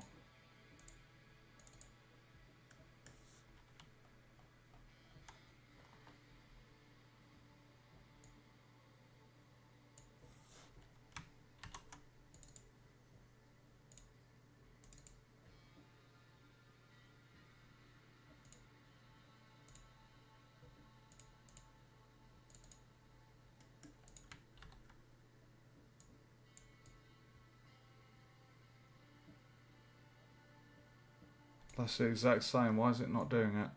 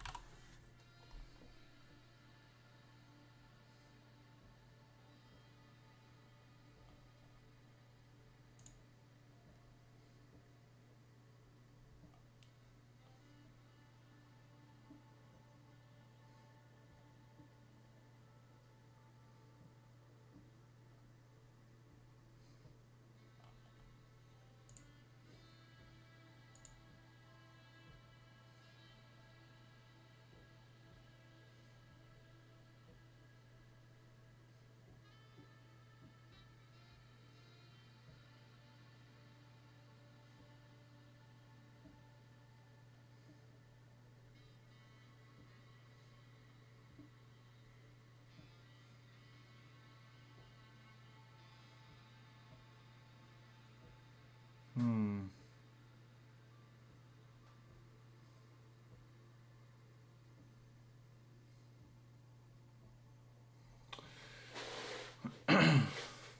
Maybe this one here.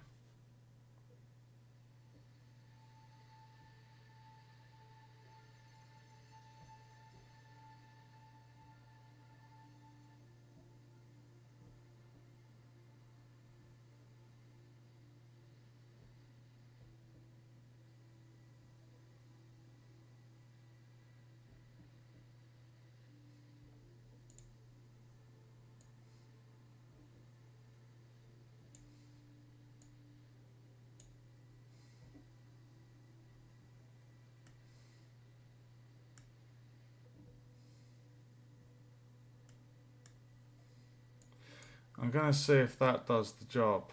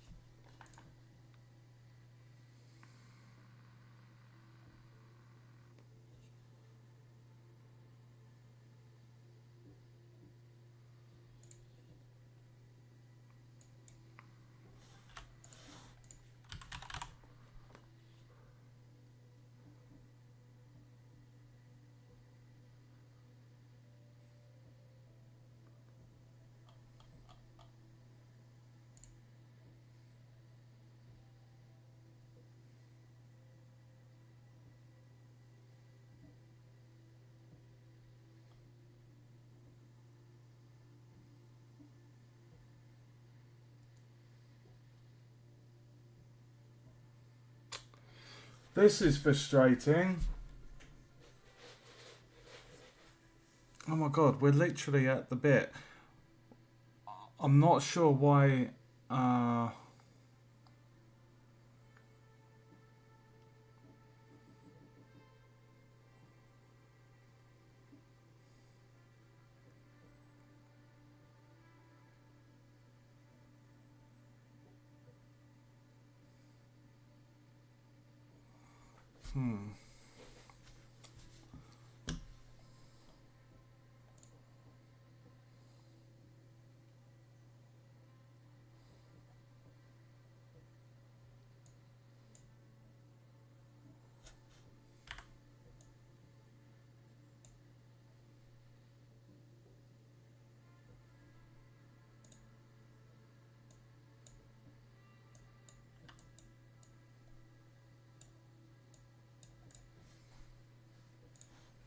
Let's just try that again.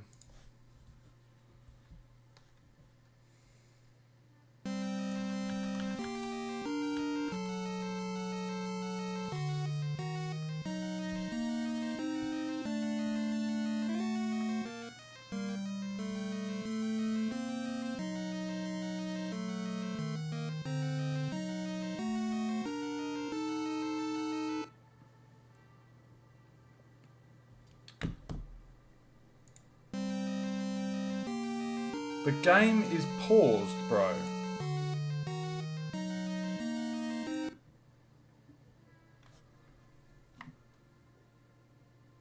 Ah, maybe I need to put that before that. Maybe that's why it's not doing it. Let's switch these bad boys around, see if that changes that. Because we've already... It makes sense why that was still paused, because the code we had, when the retry buttons click, turn off the def menu UI, load the scene, and then set the timescale. So set the time running. But if the timescale follows after the scene being loaded, then this whole bit of code, it technically wouldn't follow through, because, well, technically it's loaded the scene and then everything's kind of reloaded. So let's see if that fixes it. That should fix it, and then we'll look into that sound not playing.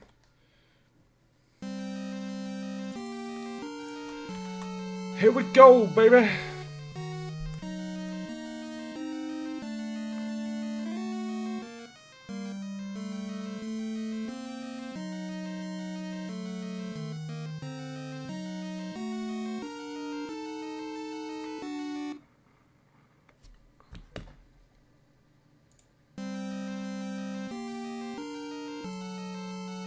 Bro. Why?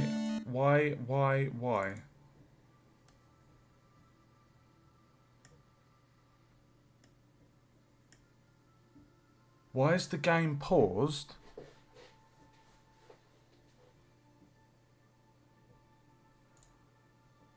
Right, let me just test this.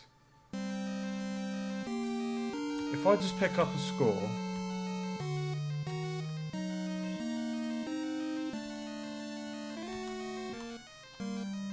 Right, let's see if the score resets and then we know that the scene's reloaded.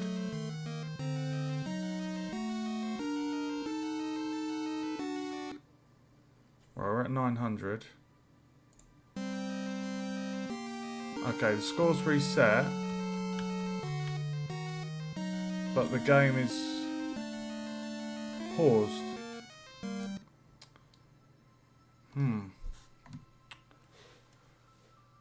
Why is that, bro? Why is it doing that?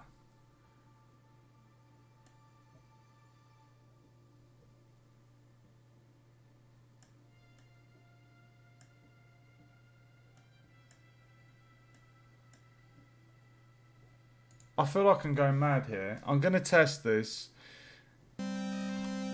I'm going to do 2 tests. The first one is wait until the time runs out, click main menu, and then go new game from there and see if it does it. Right, main menu. Okay, that worked. Right. So next test is to let the time run out, click retry, then get the pause menu up, go to the main menu, and then click new game. Why is that not working though?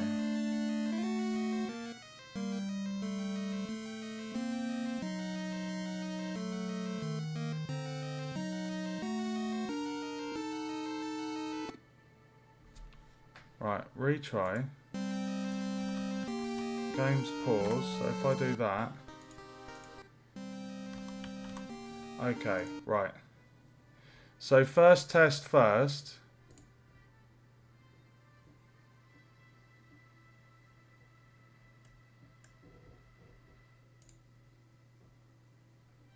I'm going to put the volume of that up. Because I'm not sure why we're not getting that playing. Should be playing.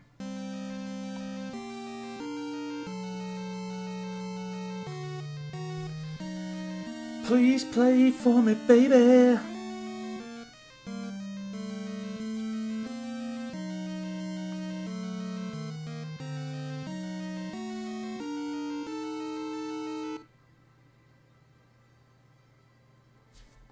Dude. Dude, what is going on? What is going on? So when I go to the main menu and then when I go back into here, it works.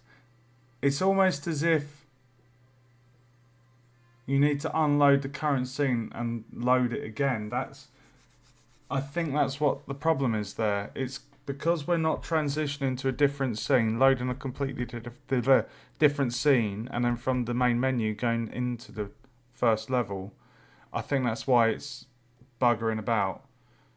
But that doesn't explain why the game's not being unpaused when we click the retry button.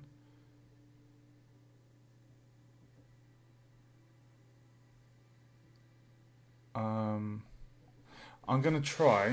I'm going to just shift it around, see if that makes a difference. You would hope it would.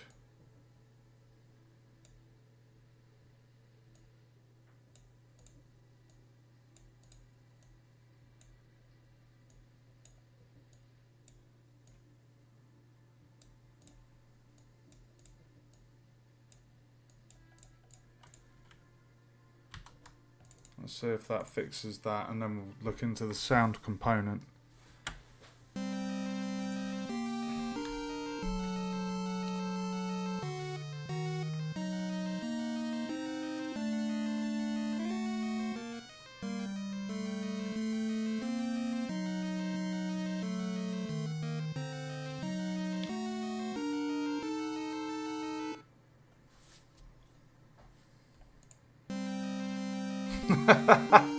Dude, what the hell? Why?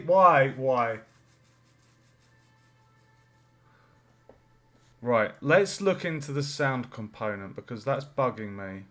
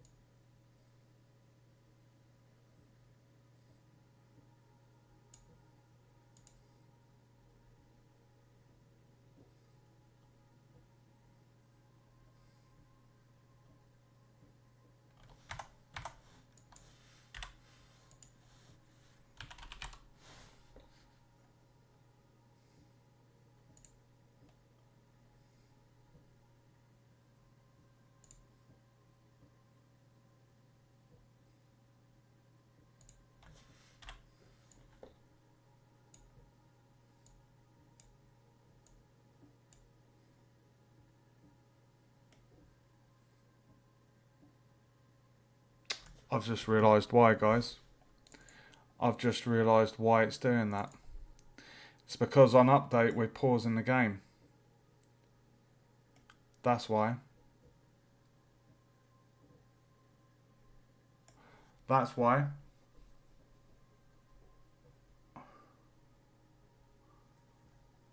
That's why the game's paused. It's here. It's because this is always ticking.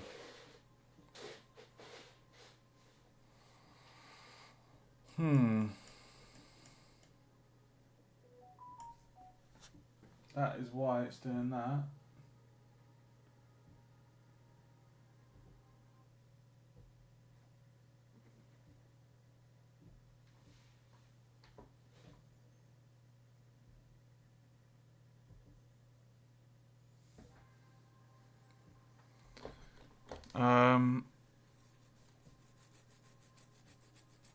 Oh God. Right. So.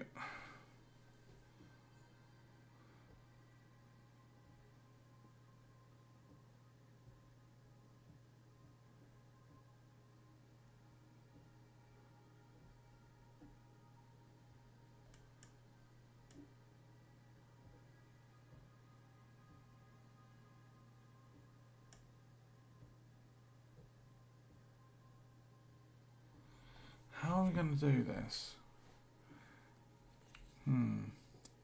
Maybe that's why the sound's not playing.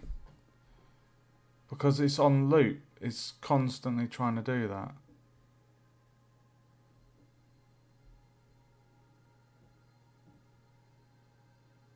If you think about it, on update,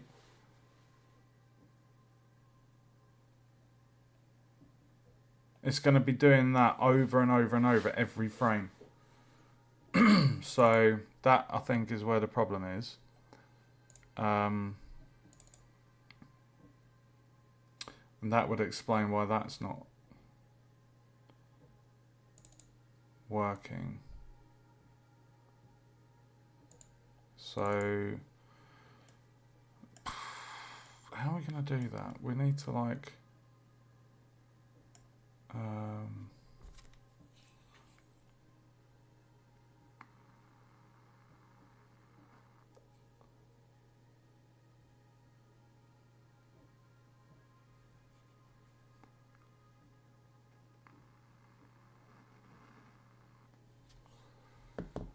maybe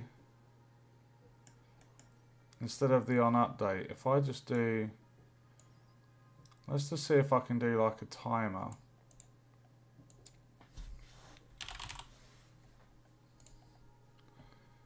And if I have that at 20,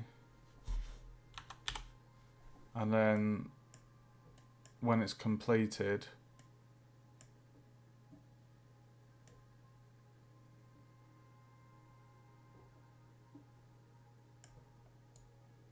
then we'll do that. Let's see if that will work. Theoretically,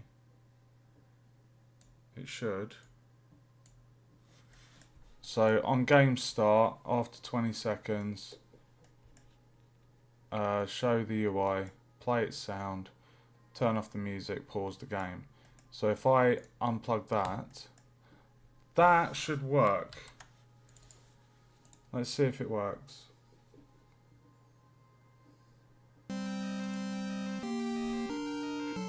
Fingers crossed, guys.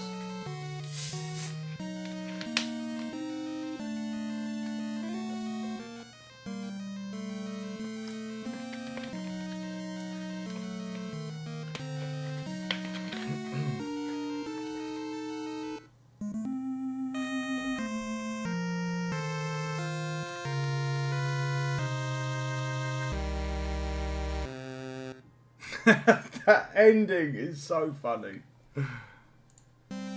I did it. I fixed it. However,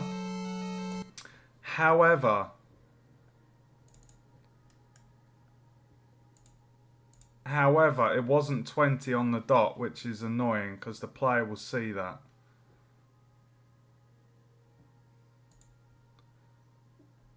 It needs to be. It needs to be to the dot. Let's see if we can fine tune that. I found the problem though. I knew it wasn't going mad.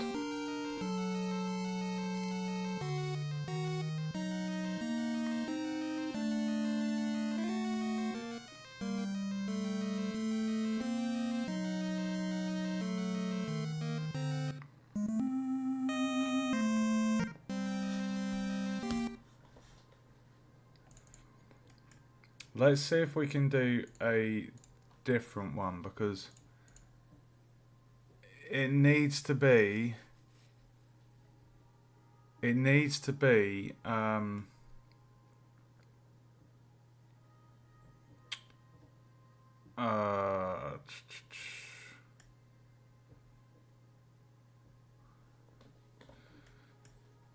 it wasn't 20 on the dot, it was 19.98.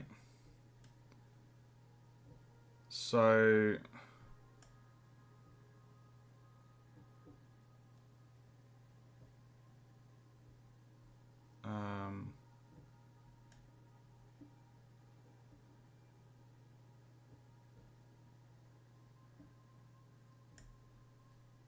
I wonder.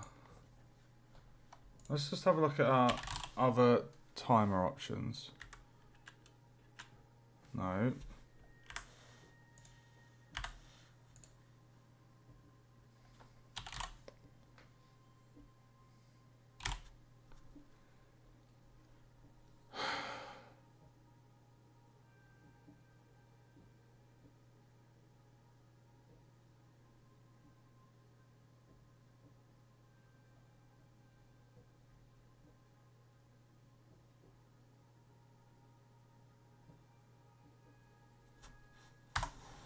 I wonder if I copy that.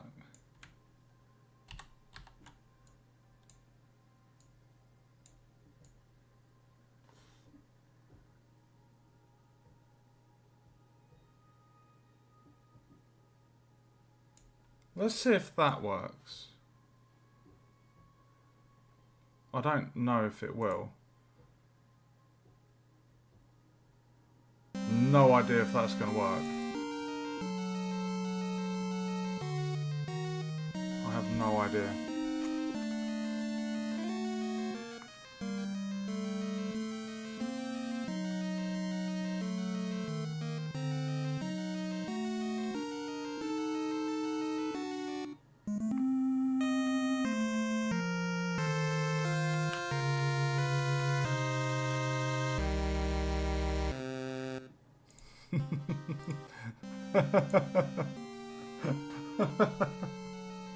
That ending of that death jingle.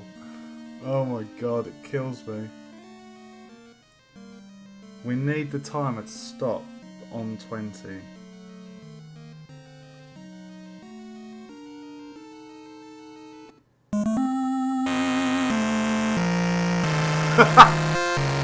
Are you serious, bro? Are you serious? Are you serious, dude? Right, for some reason, when I play within here, within level 1, watch, it gets to 1998, but when I do from main menu, it does it on 20. Interesting. Watch. 1998. If we click retry, it will do the same.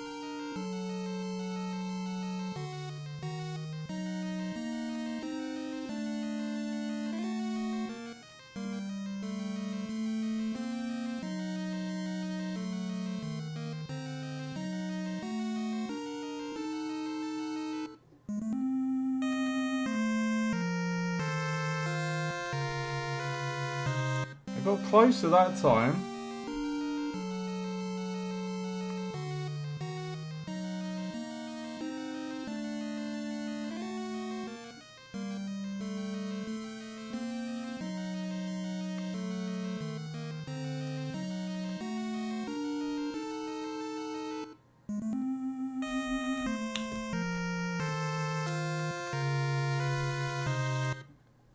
Right, so now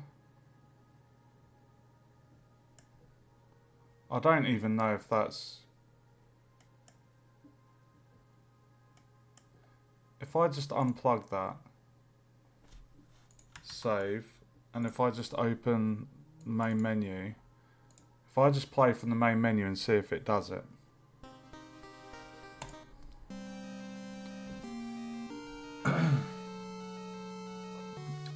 No, I've got the greater or equal to.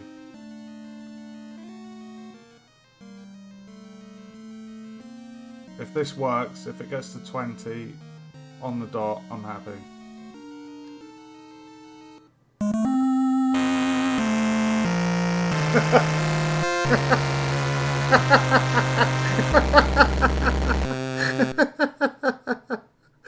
Oh my god, bro.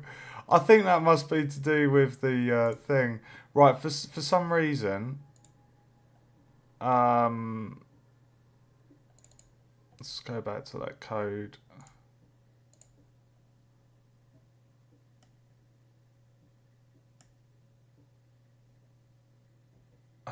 We want to say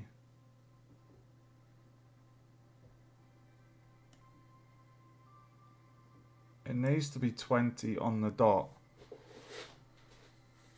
Like the other one, where I had the other line of code in here, that worked really well.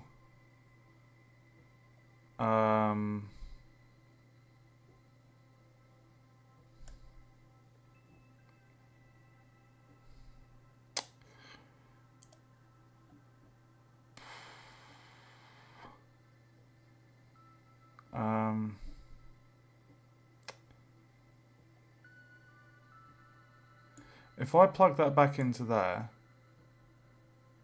and then if I go to the main menu and see if that does work. I think that distortion is something to do with the sound effects setting itself.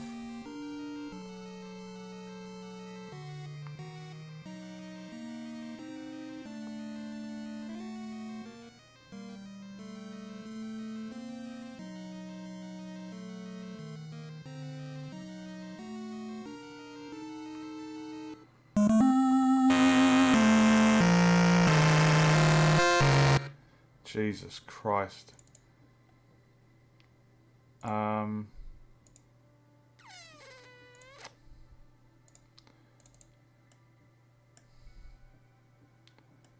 It does have to be this. I'm just trying to think of the best way to do this.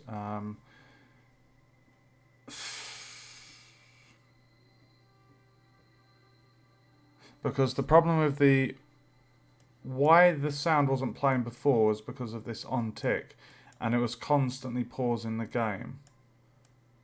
So that was actually a bug fix. So a float, because the time is in a float. The time is a decimal number.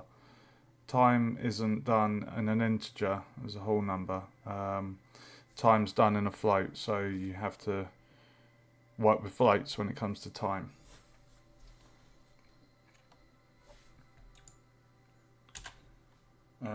Right, so I'm just going to jot down this bug fix. So this was to do with the def menu UI. On clicking, retry, clicking,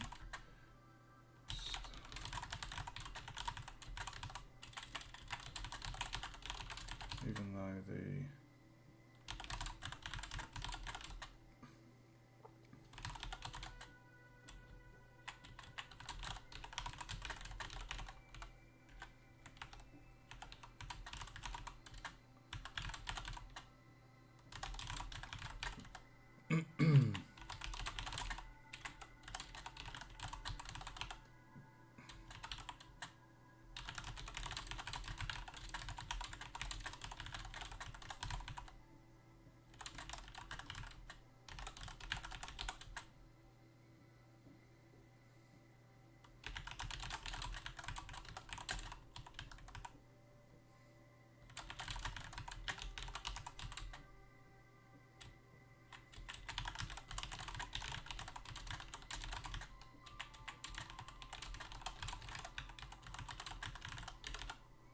I did just answer that question, Si. Sorry. Did you hear my answer?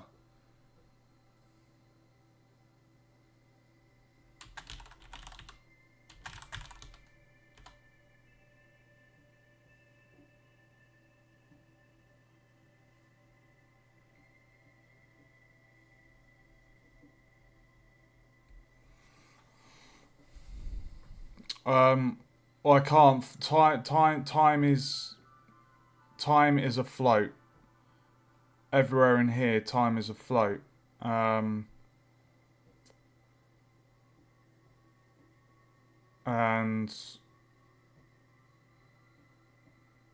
yeah,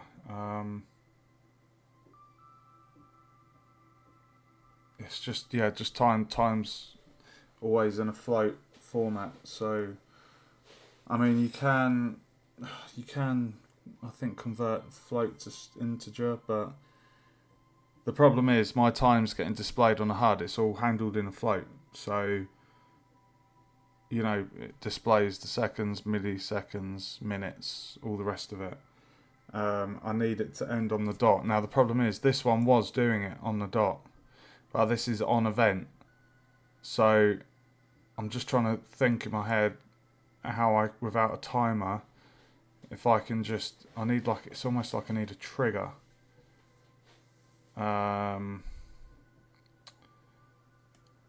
So yeah.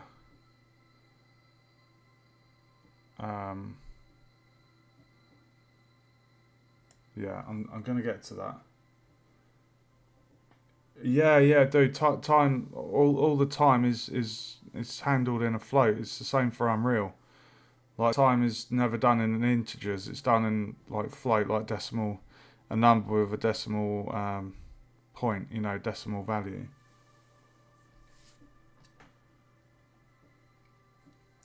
Well, this line worked. This did the job perfectly. Apart from this, the on update event.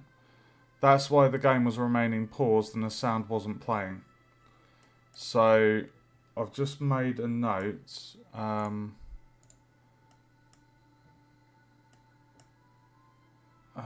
That's not working there. So I'll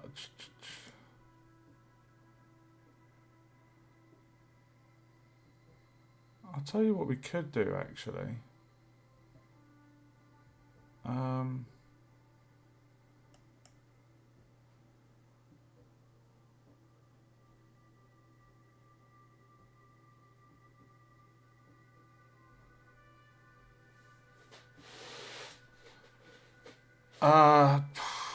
Well, the problem is this start event, this on start event. What that's doing is the moment the game starts, it follows this code. I can't plug in an if statement here because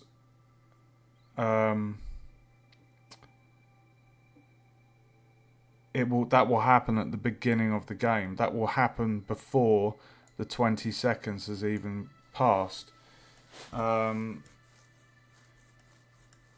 Just give me 1 second. Just give me 1 second, dude.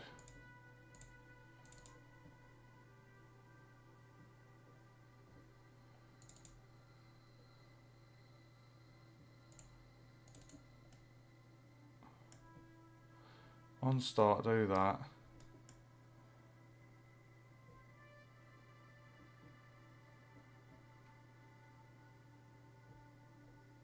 I'm gonna test something. I'm gonna change the duration to 25.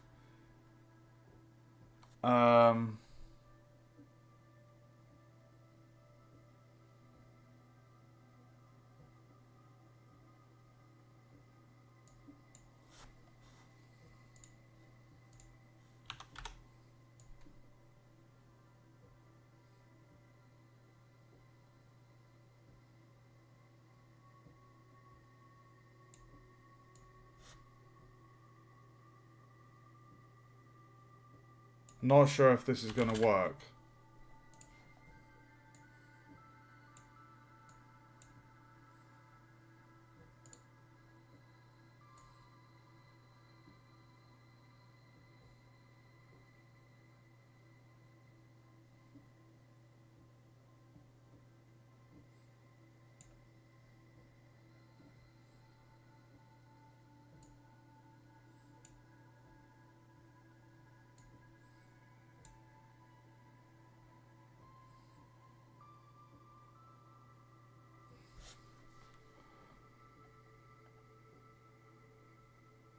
Oh, hold on.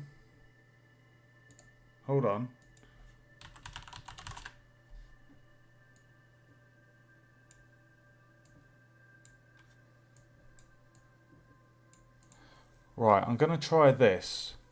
This might work a lot better. So I know the timer duration is set to 25. But what we're doing is we're getting the elapsed time of that timer. So this is a slight workaround. This might work. So what we're doing is we're saying on game start, we're going to start this timer ticking.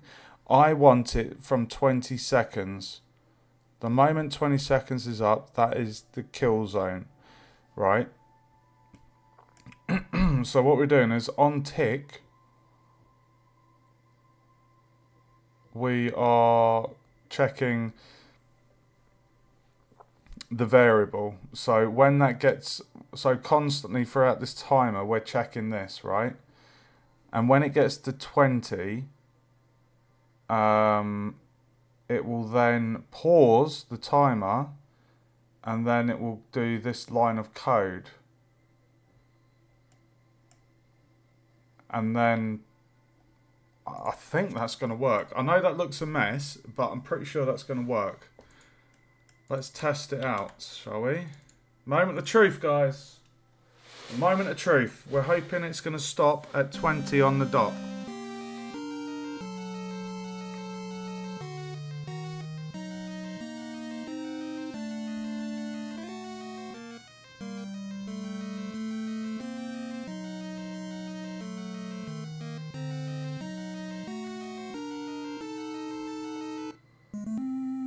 Bro.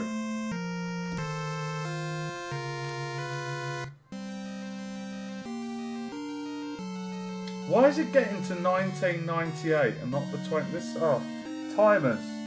They don't work on the same time as the time. So annoying.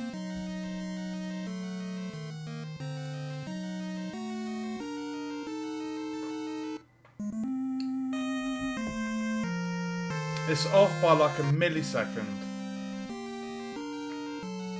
I have to do it 3 times for it to get on the dot. I want the timer for when the player runs out of time. I want the rounded number to show.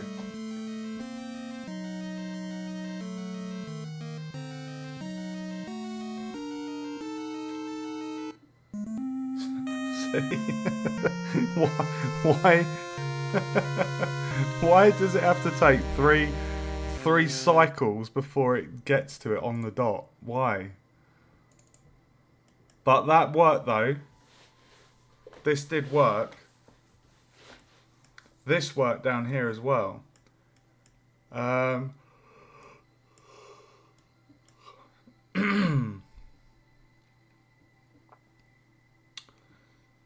Is there another event? Something else?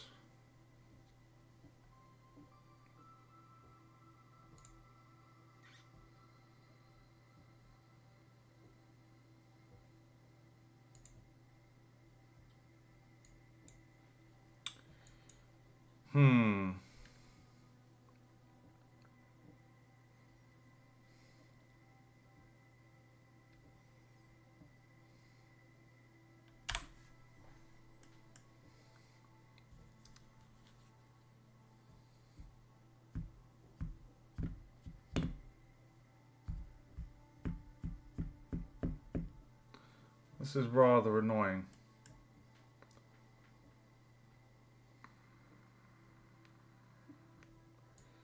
If I change that to 21, let's see what happens.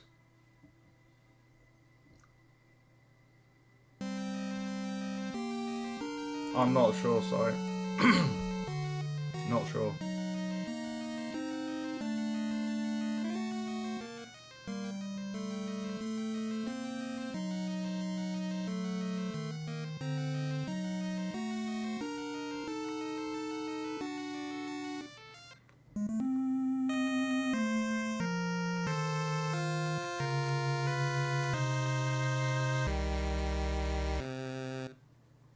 It's the same thing.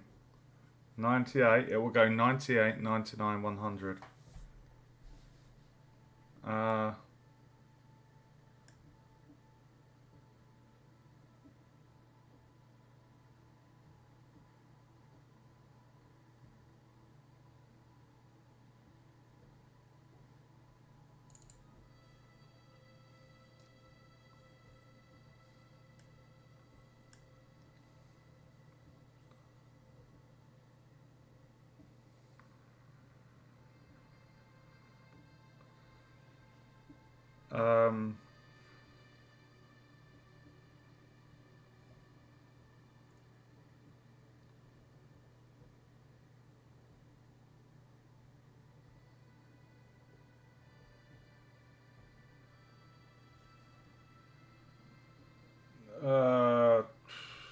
Could try it, I guess.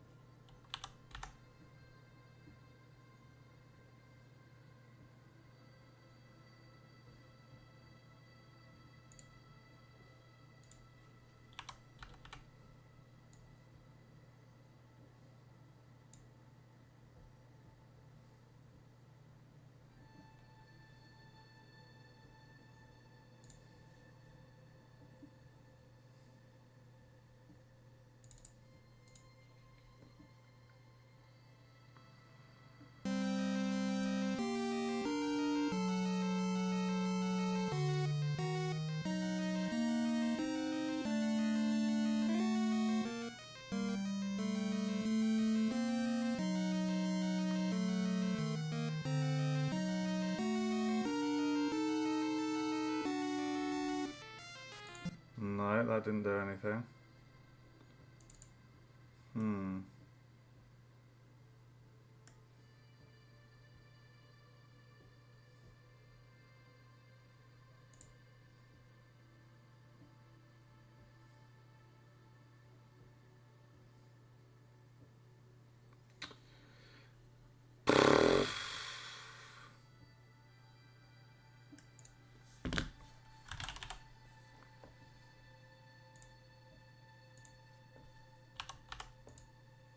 Let's try this.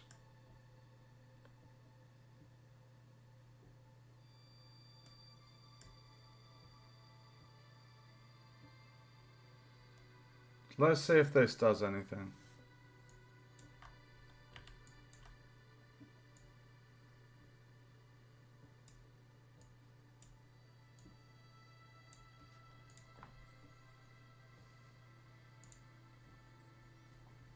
Wait for 20 seconds. Oh, for fuck's sake. coroutine. Oh, dude, I just...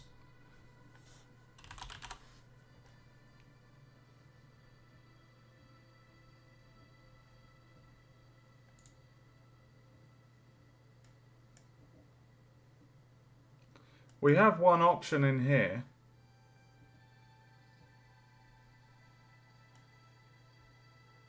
I'm going to try something else.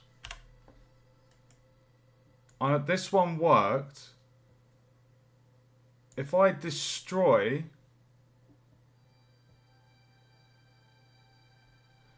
If I destroy this, as in the game object, that should work.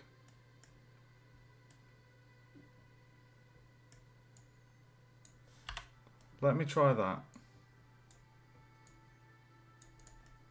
Because if I the problem with this code, it works perfectly. This does what I want it to do.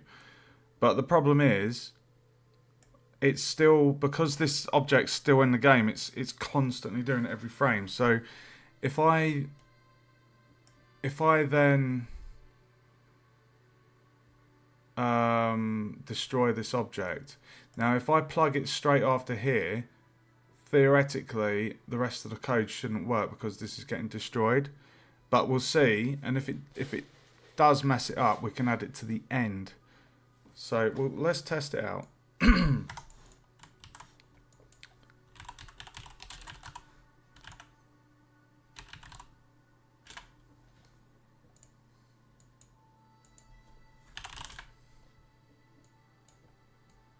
Let's see if that does the job.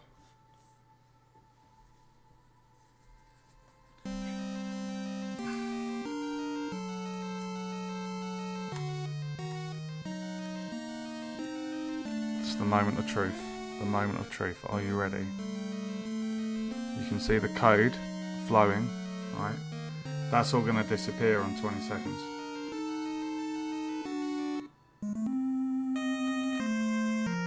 Told you.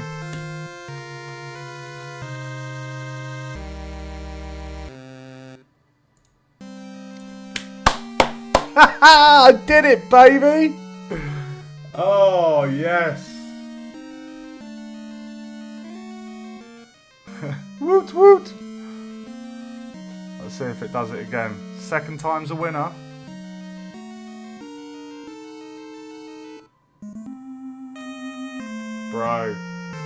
Bro, I did it. Oh, I'm a legend. Yes, mate. This is the joys of dev.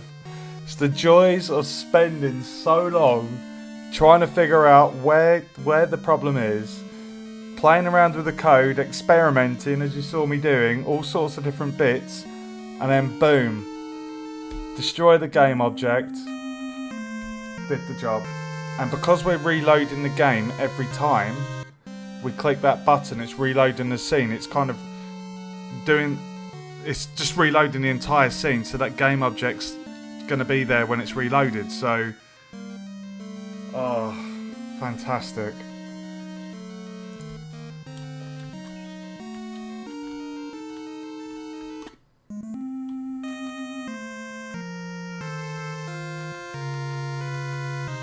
So now what I can do is I can set I can set the if statement.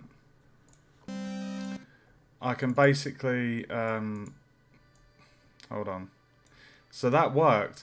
I'm very surprised that even though this was the direct line after the game time reached 20 seconds, I'm very surprised that directly after that we destroy the object. So theoretically, the rest of the code, like I think I'm comparing this to Unreal. I think if this same kind of source flow of code was done in Unreal, I think the rest of the code wouldn't have taken place because you've destroyed the game object which contains this code. Like I'm telling it to destroy this is the game controller object here on the hierarchy.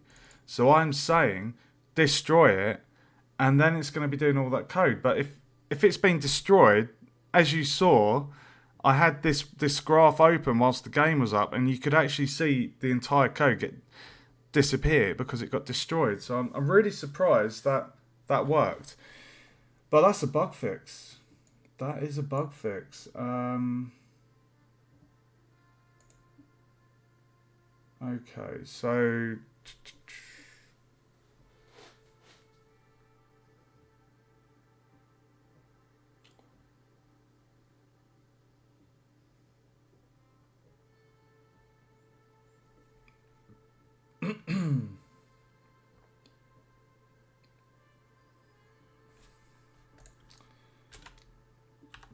I just need to write this down for my for the support and documentation. I've got to write down bugs or tests. If they didn't work, what was the problem? What was the solution? So I've just got to quickly write this down, and then we can try and get in a nice fade transition because I want that what's it? OMG! Oh my god! I want the fade. I want the screen to fade to black because the player's died. So I want to plug that in. So let me just write down this issue that we were having. So def menu UI. Previous solution works to a degree, but the timer being used was ending on, was it 1998?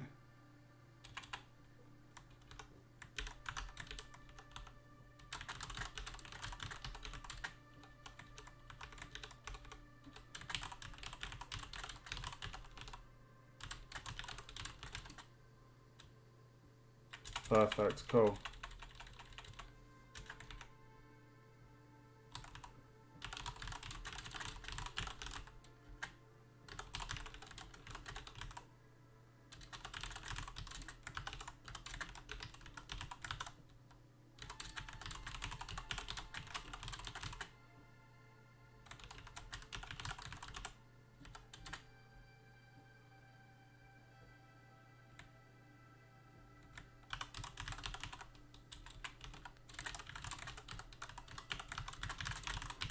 Destroy game object was used to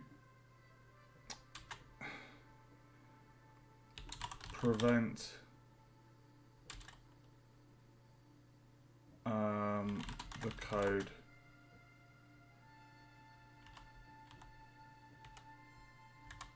from passing every.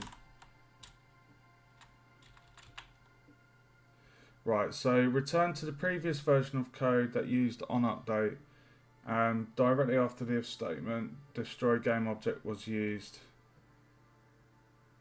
to remove the game controller game object which handled this line of code, and the remaining line of code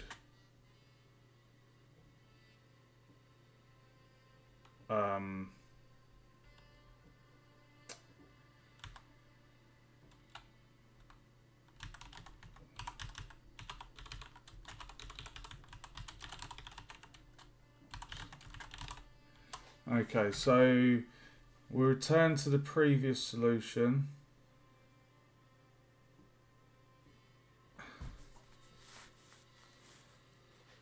Right, so return to the previous version of code that used on update, and directly after the if statement, destroy game object was used to remove the game controller game object, which handled this line of code, and the remaining line of code successfully followed through each step. Excellent. So we've actually got 1, 2, 3. I've done 4 bug fixes this stream. Yeah, okay. Right, so now that that's fully functioning, I'm really happy that's working. Let's sort this code out and we'll do one more test on it, and then we're going to try and get the fade, the thing to fade to black. So what I need to do, if I move that there, if I drag this out there, this needs to go down there and straighten the code up. I like nice tidy code. There we go. Okay. Nice.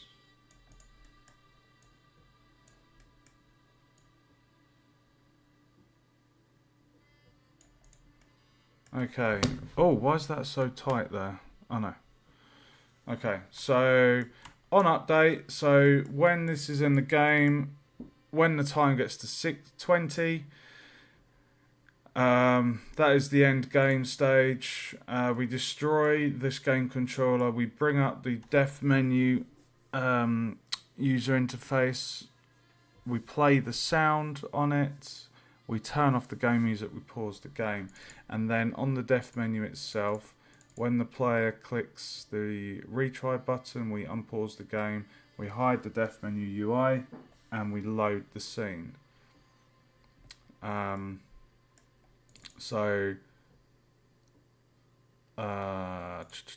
let's just test that works. Just because it's so nice to see something working.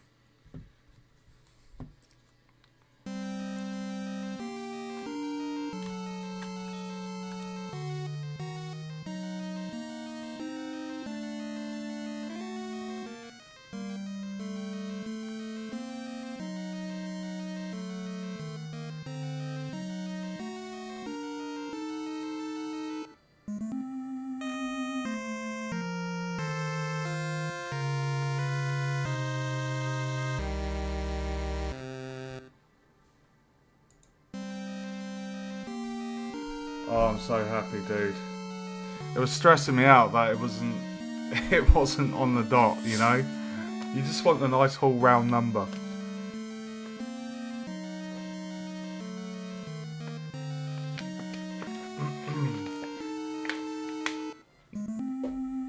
Perfect.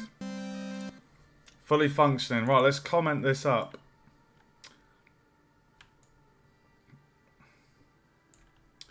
Okay.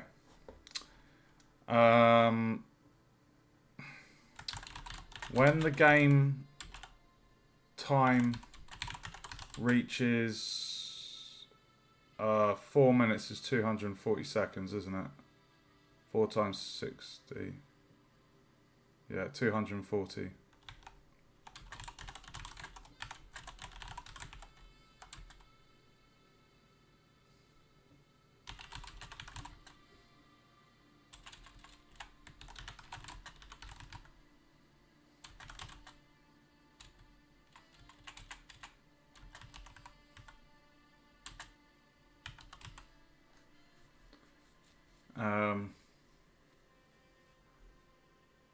I mean, we could set the health to 0 as well.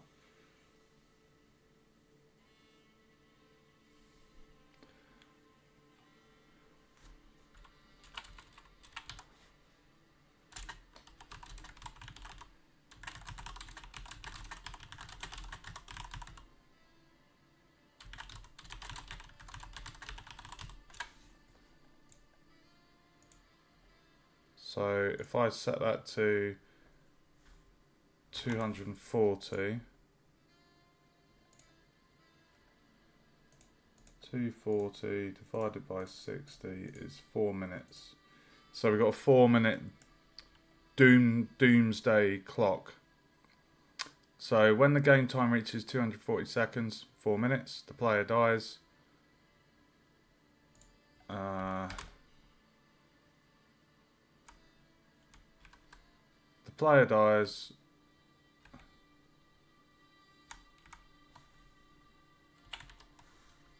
The player dies. Def menu, UI is drawn to screen, and the game is paused. Right, let's give that a colour. There we go. Right. I'm going to put that back to 20 because what I want to do now is def menu UI scene. I want to create a game object variable, which is basically it's going to target specifically the dim game. So if I just turn right, if I come up here, okay, right, if I turn that dim game off, can you see that? Oops. Right, you see that where I'm disabling, that is the dim game. Okay. And that is over here. So what we want to do is we kind of want to do this. We want to fade to black. Like that. So it's kind of like you want to set the alpha at 0. And then over a timer, you want to go from 0 alpha to 255. So, pardon me. I do apologise. Right, so what we're going to do is we're going to target that specifically. And I'm hoping we should be able to target the image. And it's the alpha, it's the colour alpha. Okay, so I'm going to go on here and I'm going to make a game object and call this, I'm going to call it dim panel, because that's what it is. It's dimming the game. So if I click on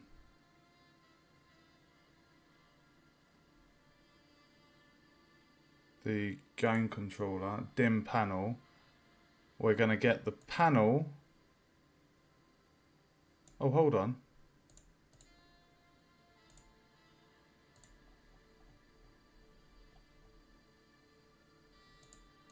No, sorry, it's the dim game. I do apologise. Right, click on the game controller and it's the dim game. Okay, so what we're going to want to do in here,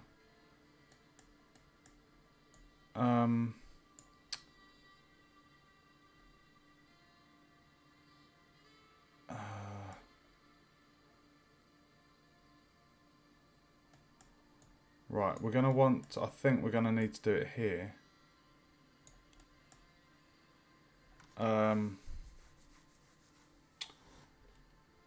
So let's get that. Color.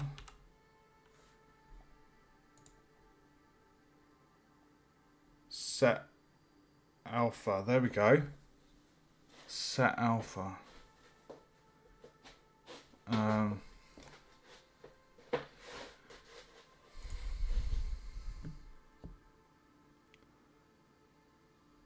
not sure if this is going to work.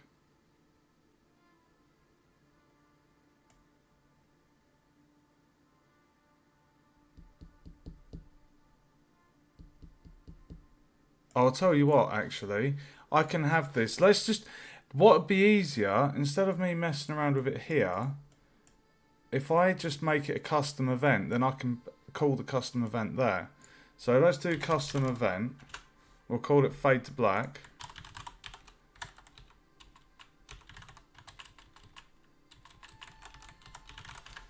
Okay. And then we're going to do a timer.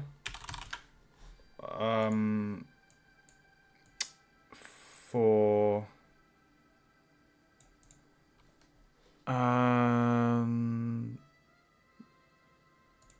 3 seconds. So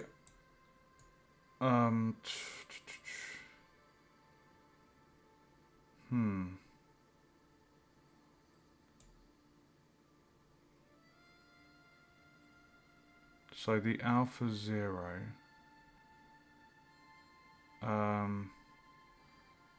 Set the alpha to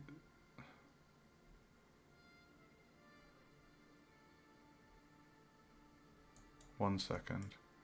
Right, when it... Right, okay, hold on. Right, we want that to be 255... Was it 255?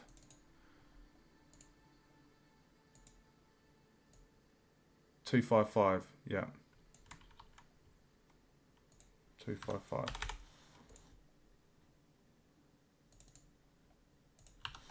Right, so...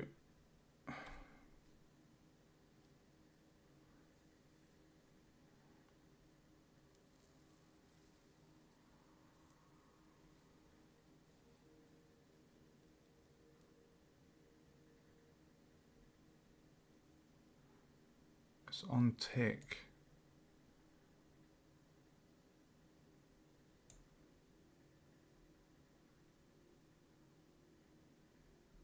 Elapsed.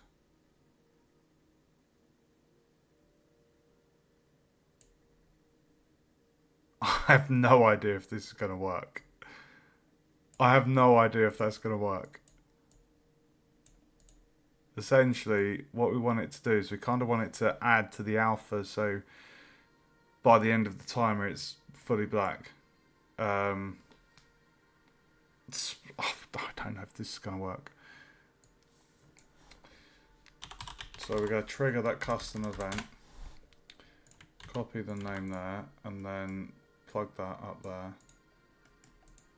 Right, I'm just going to set this to 10 seconds so it's just a bit quicker. We're waiting less time. Let's see if it does it. So, may or may not work. This is going to be interesting.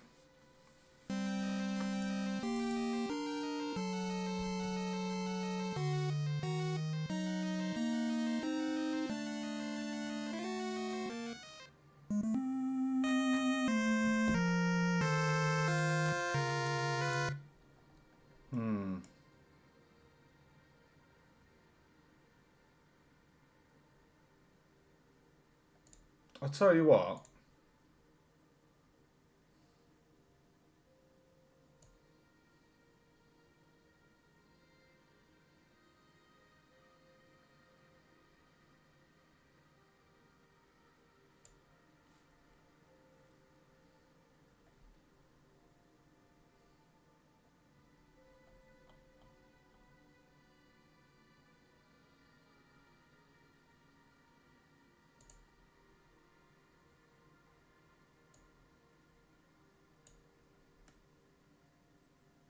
Let's see if that works.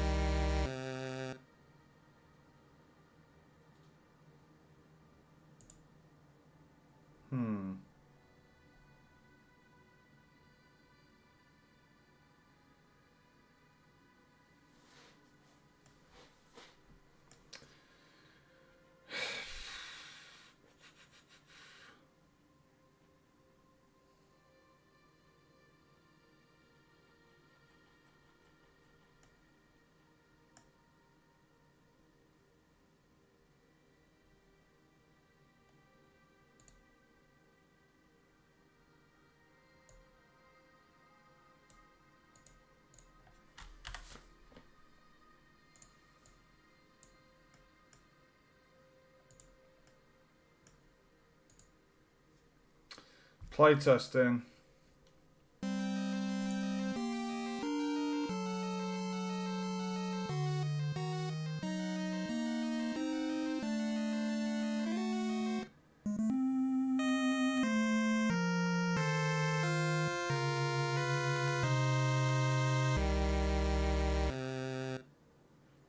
I have a feeling why that. I think I might know why that's not working. I have a feeling that's because it's been destroyed. And it's not got enough time. I'm pretty sure that's not happening because...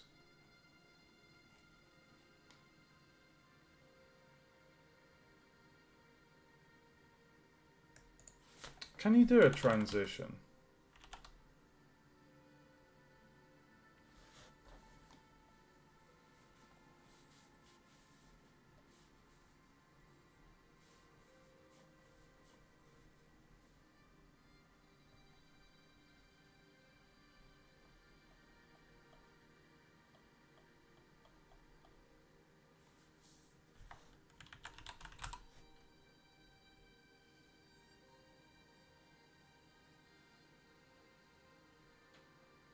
Oh, here we go.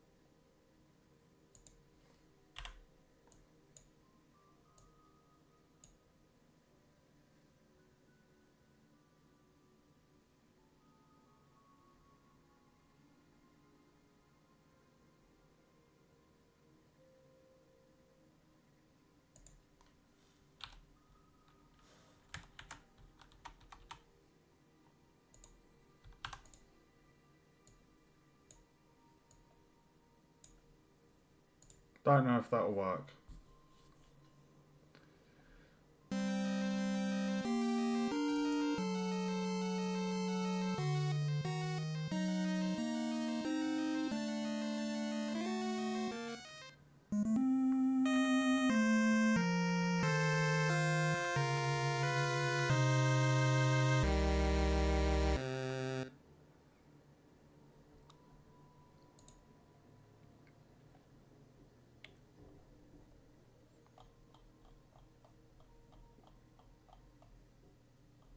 Hmm.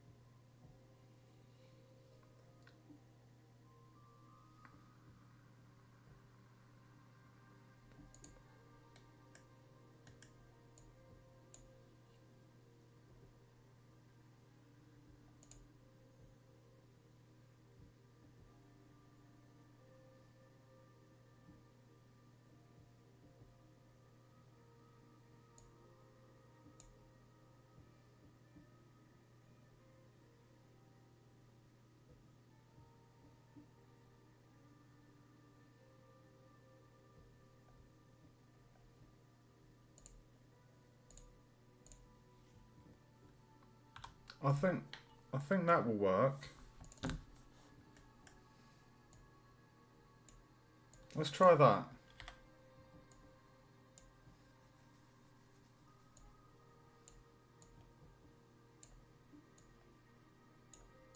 That should work. I hope. I think that's going to work.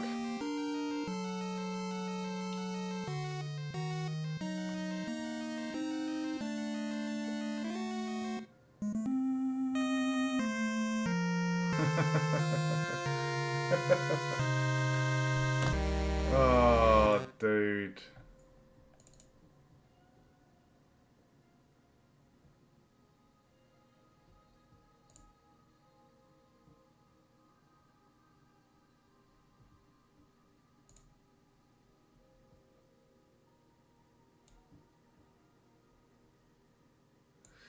That was just more like a fine-tuning thing. That was more like a little bit of polish, just having it fade, dip to black. Um,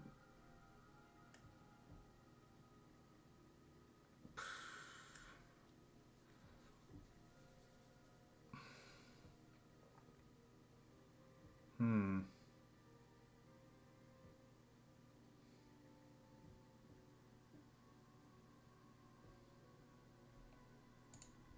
I have an idea.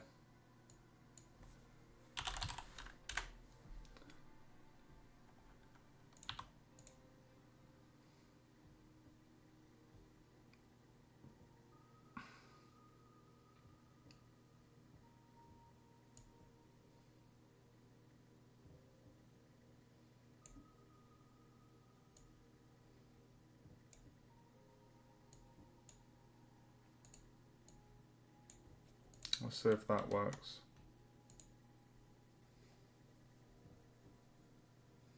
That might work.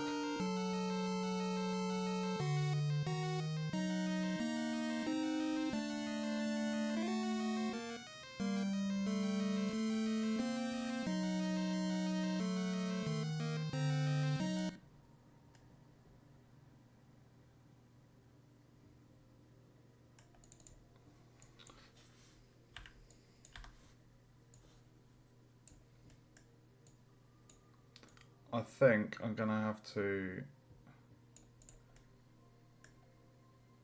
succumb.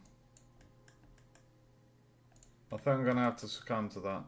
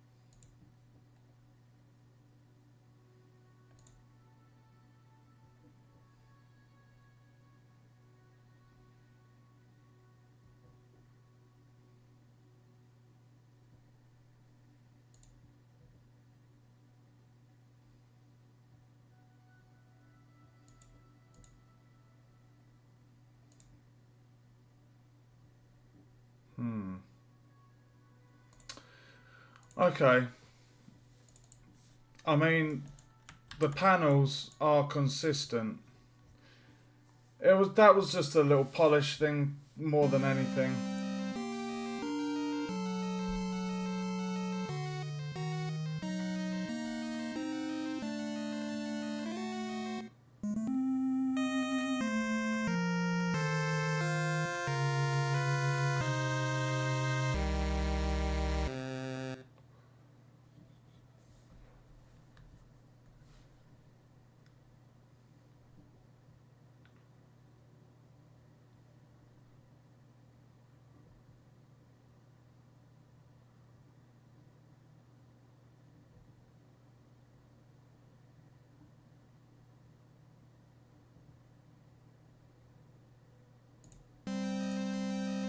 It works.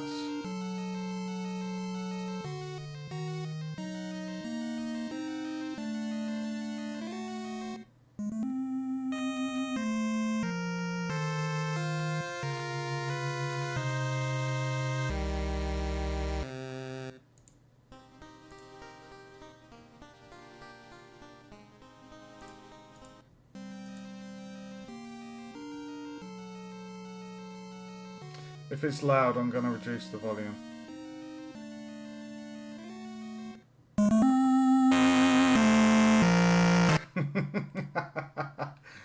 Oh my god.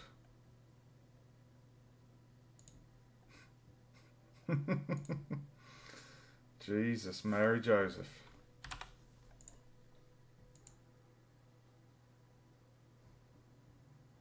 It's quite a loud sound effect.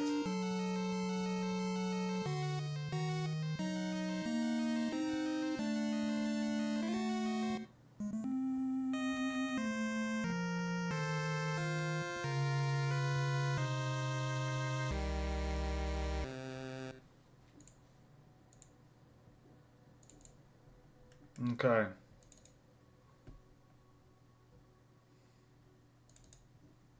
That is all working though, guys.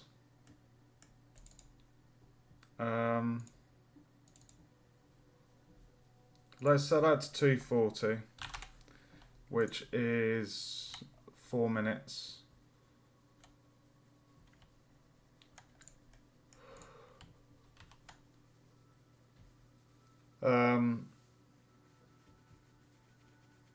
Yeah, so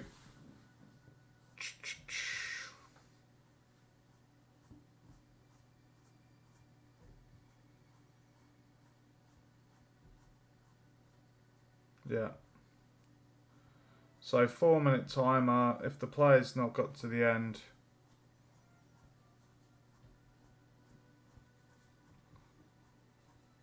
yeah, if they've not got to the end,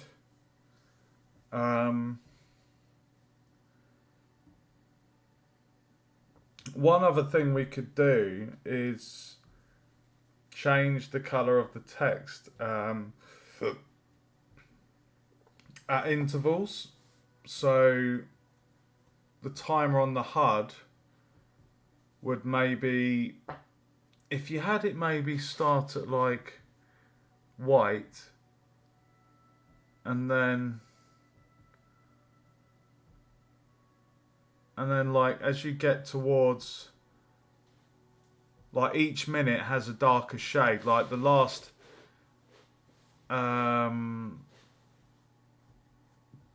minute can be like red, before that could be orange, and then you'd have like maybe yellow before that.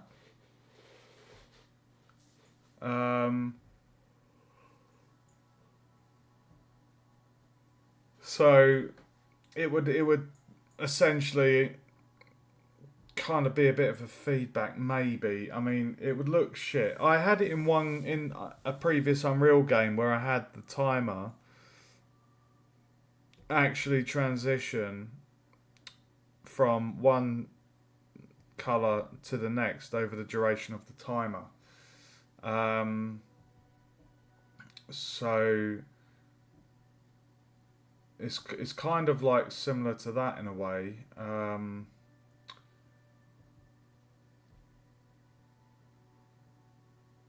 Because if the player's not done it within 4 minutes, then it's game over. I was thinking of something like having some kind of dust or rumbling effect. I don't know if you can do a screen shake.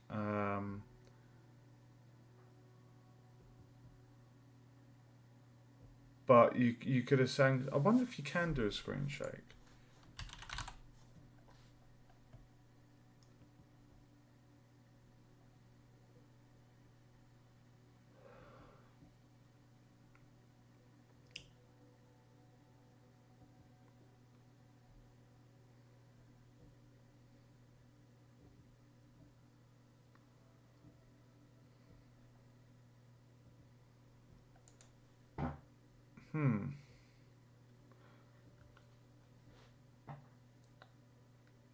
Yeah. Because the player's not going to know that there's a time limit. They're going to have the score and the they're going to have the score and the timer on their HUD, but they're not going to know that there's a time limit. So I mean, we could have stages where there's images maybe drawn to screen, like a little text prompt.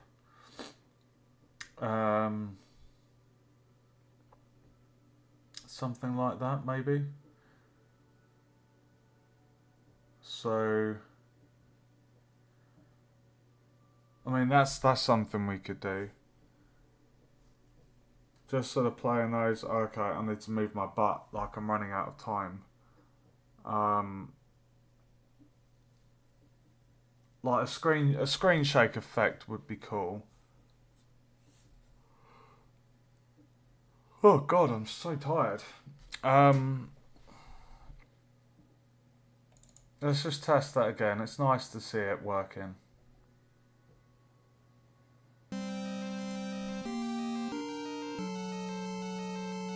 I'm a lot happy with that soundtrack I've replaced. Oh, bugger. I'd have to wait the full 4 minutes.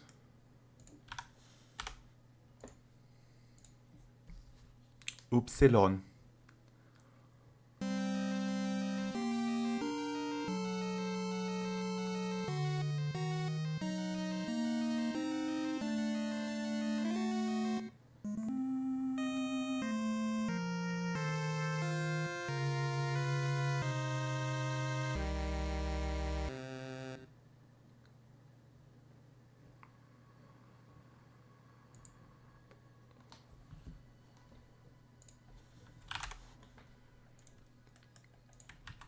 I'm just going to go on the play HUD quickly.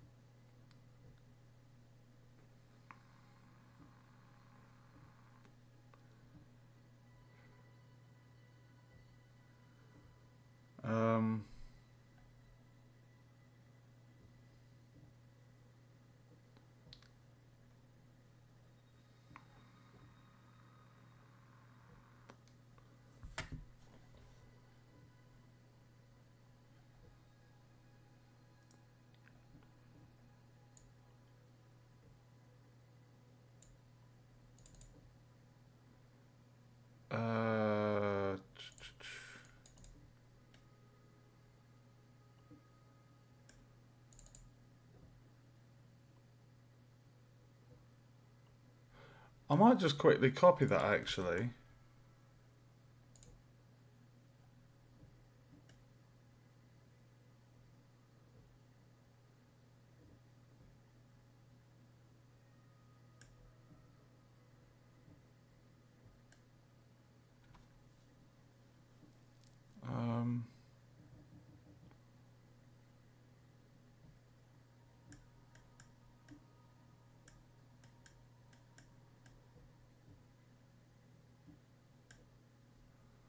Let me just copy that. Because we need to...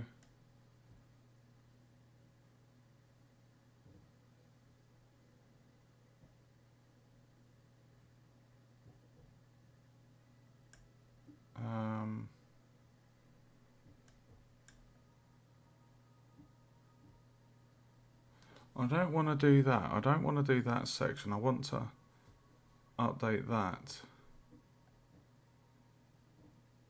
So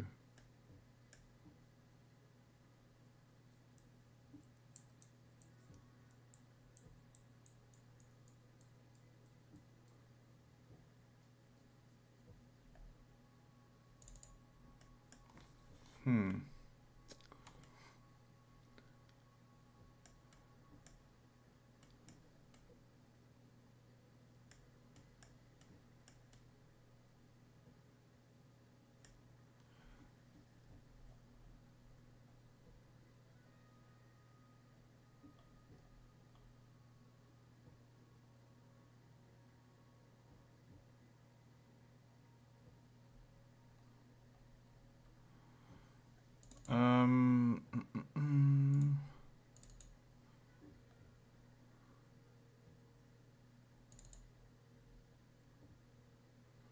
can we not just plug that in over here where I've got the player graph? Because on start that's doing that, so we just need to trigger.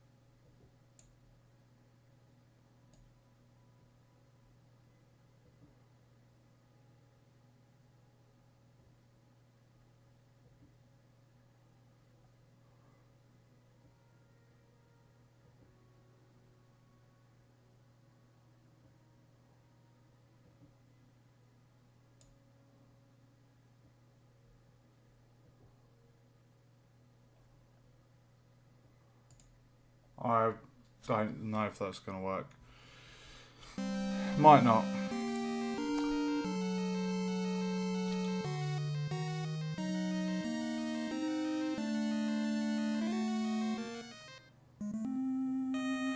Oh, it did.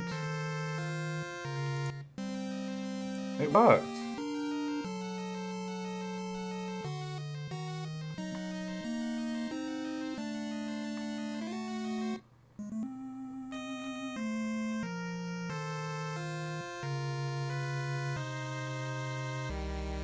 See that, guys?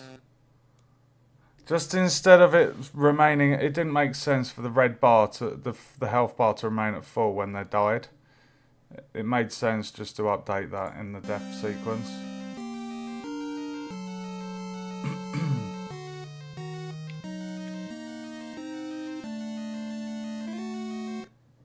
Perfect. Okay, let's make some room.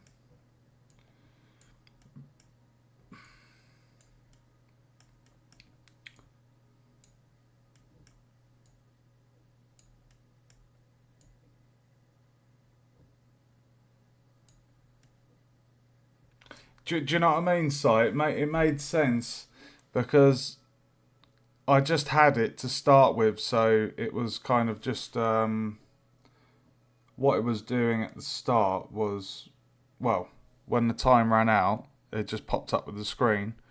You died, but the player still had full health. So it makes sense to remove all the health. They've died, so they shouldn't have any health. It's just keeping consistency, really. So let's plug that down there.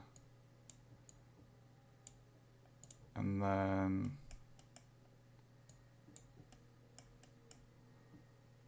this behemoth will go... Oh my god, it's such a big bit of code. We're gonna have to make more room. Expansion.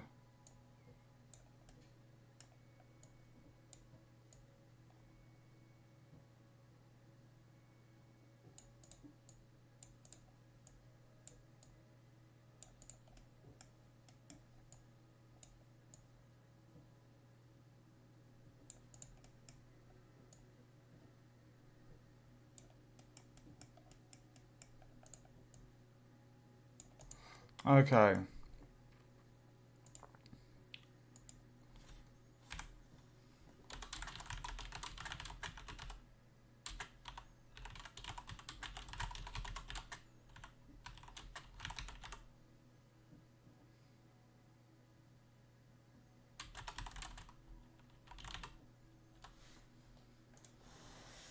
Right. So when the time limit is reached, we destroy the game object to stop it from messing around with the the sound and the pause. We set the health to 0 and we update the health bar. We show the death menu widget, play the sound, stop the music of the game, and pause the game. Right, so that is very long, but it does what we need it to do. Let's try that again. So this test is to make sure the health bar... You must be getting sick of that music, I do apologise.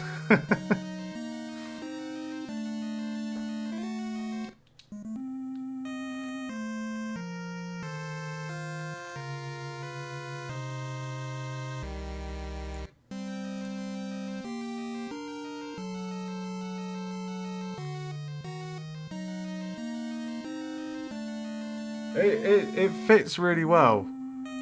You can imagine when I've got all of the props and the scenery painted, it's going to really be really cool.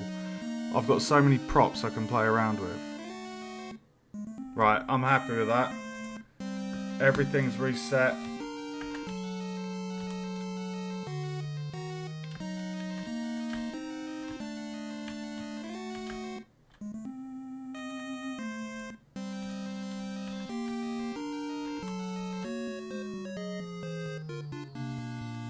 I love that. I love it. Oh, I love it. So good. It's so fun.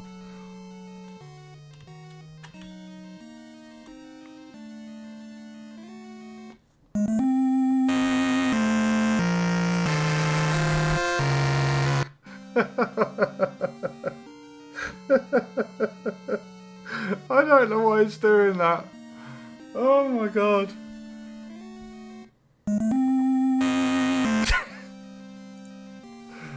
Oh, Jesus Christ. It's working, guys.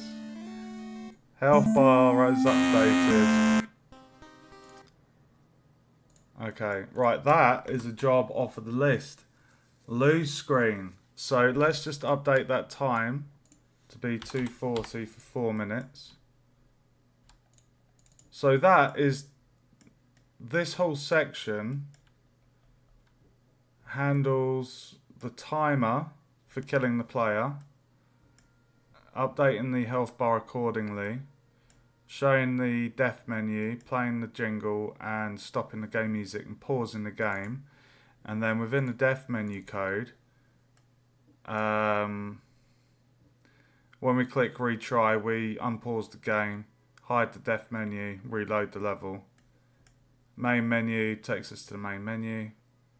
Quit closes the game. And that 3.5 hours, that is done. Now, I know that I've done quite a few bug fixes. I think I've done about 3 or 4 bug fixes this stream and did 1 or 2 other things. So I can tick. I know I didn't get the fade to black when the player dies. So at the minute, like, it just shows the screen.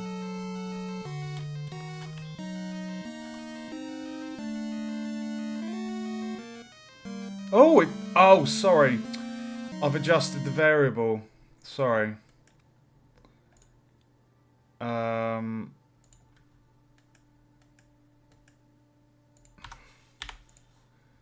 forgot I changed it to 240. Yeah, so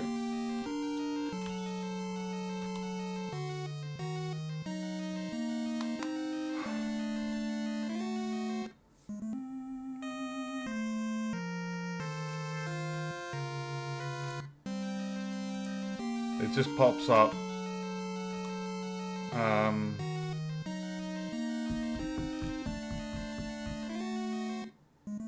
I'm happy with that. I'm happy with that, guys. Okay. So I can tick that one off of job. The lose screen is done. If time is 4 minutes, level not complete, pause and show the lose screen, fade, global light to black. Well, I haven't done the fade, but that's fine. Okay. Oh my god. Right. What's the time? It's 2:30 in the morning. I haven't got to be up early tomorrow or anything. I could push through and do the power up. Would you like to see the power up get done, Si? I think you're the only watcher, dude. I could get this immunity in, couldn't I?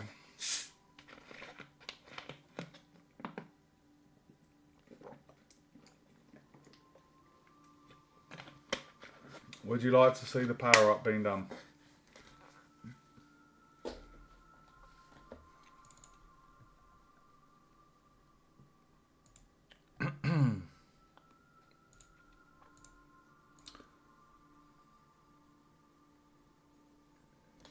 Nice, okay. Right, so the power up I wanted to put in the game was invulnerability. Those of you that have been following the game dev, like, you can see the level, right? I've got this whole level design planned on graph paper. So you can't see what this is truly going to be like, but essentially there's one area that has multiple platforms and it's going to have collapsing platforms, and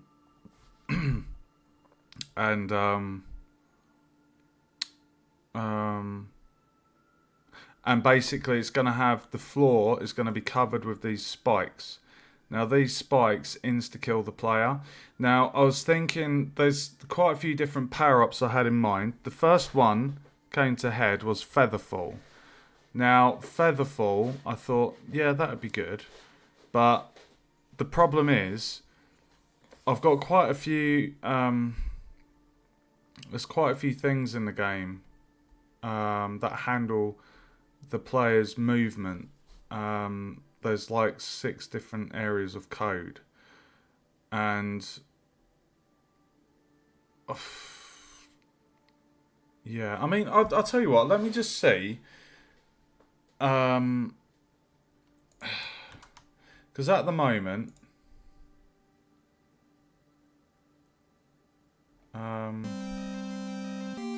hold on, I need to play this focused. Let's do play focused.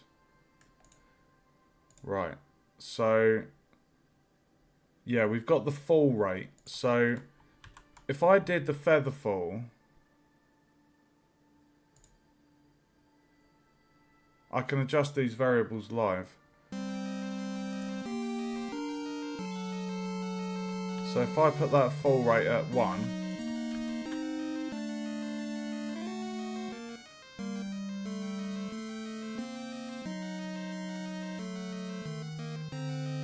that's just a bit too OP, isn't it, really?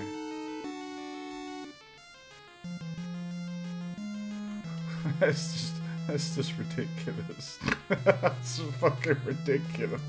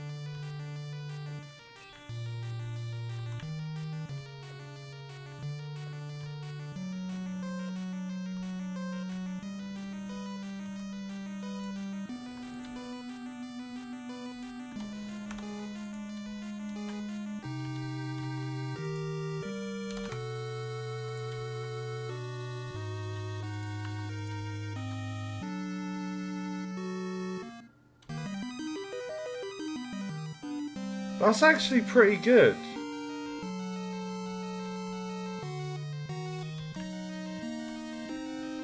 I might do Featherfall, actually.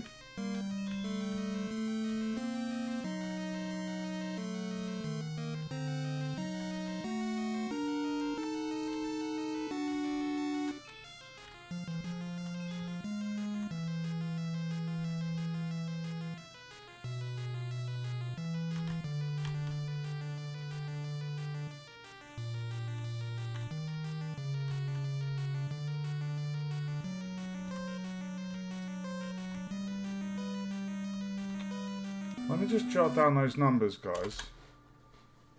So we got 10, 13, 4, 0.5, 4, 15.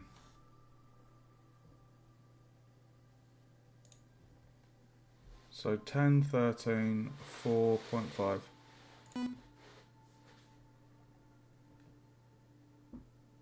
So 13. So 10, 13, 4. 0.5, 4, 15. So the fall rate actually looked really good.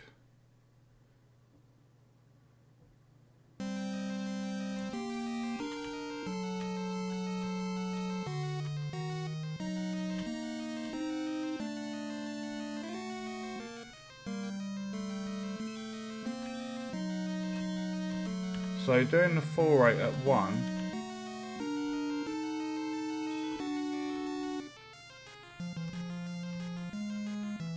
is a bit too much.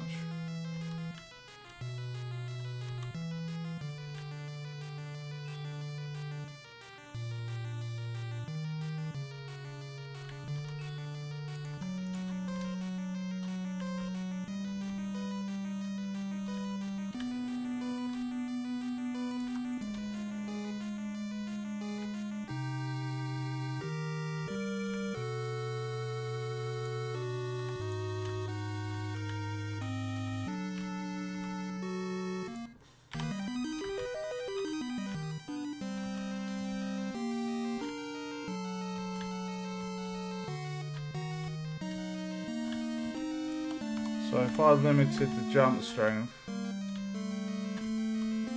oh, I like that. That's nice, isn't it? That's a cool power up. If I had those settings, what do you reckon?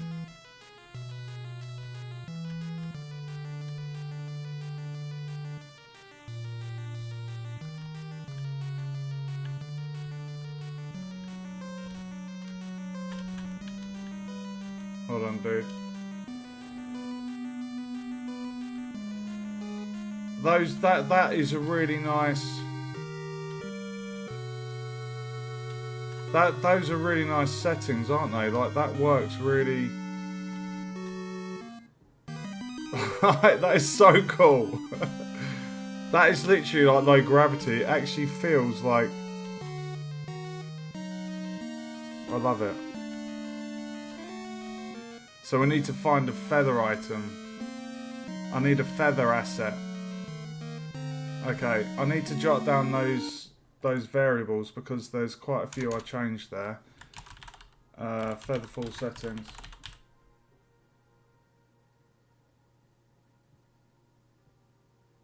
No, it won't. I'm going to place the feather in the area that is most dangerous. It's the only area that will insta-kill the player if they hit the spikes. So I'll place the feather in that one area, and it will only be active for 10 seconds. So they have to make use of it, and if they don't, well, it's their loss. There'll basically be like a secret room in that area. # spoiler alert. And the reason the featherfall would be there is so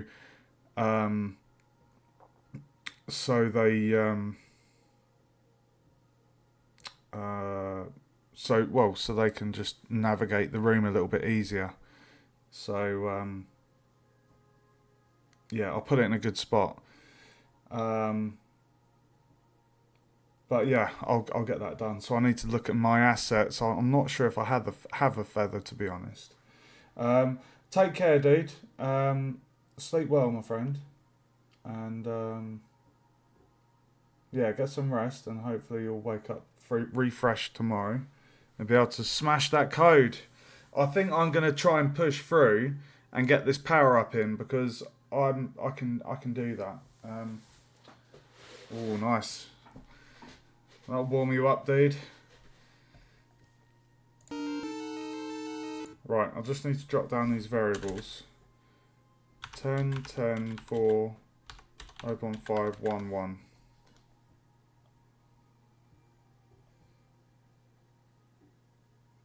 10, 10, 4, 0.5, 1, 1. And then what we can do is we can reset those variables back to what they were. So 10, 13, 4, 0.5, 4, 15. So we'll call that defaults. And then featherfall settings.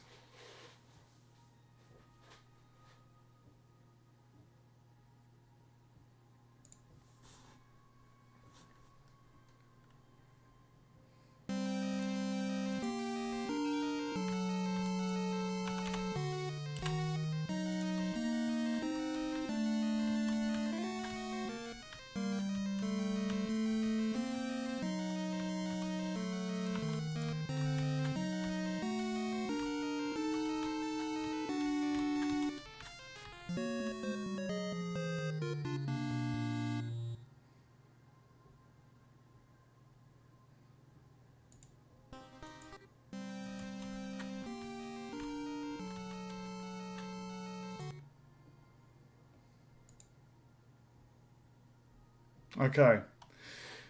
Right, I'm quite excited for this. Let's do the Featherfall. I'm really excited.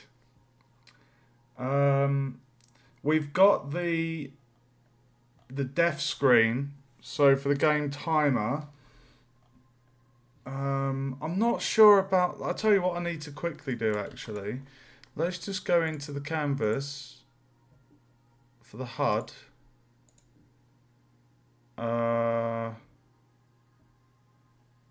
And we'll just set that to electronic highways. Same for that. There we go.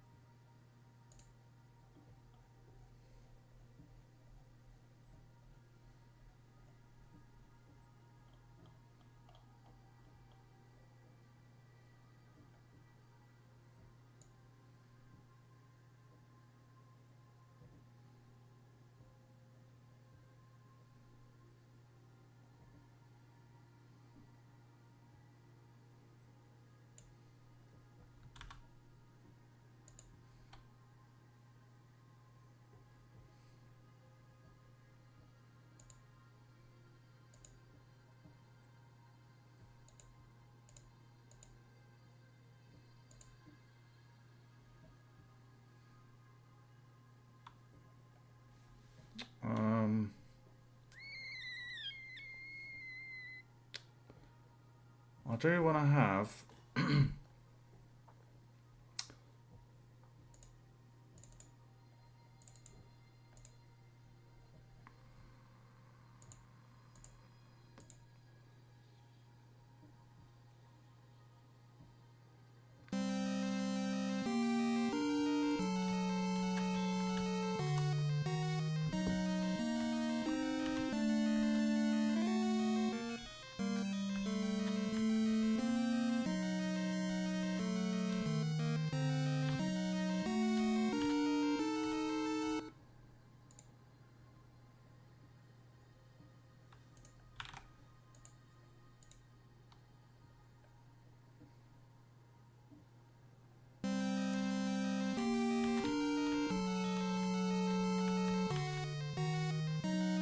Oh, come on now, that's too high.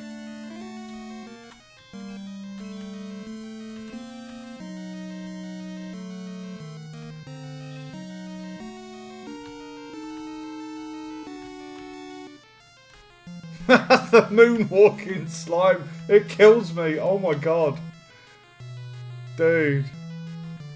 Oh, that kills me, that does.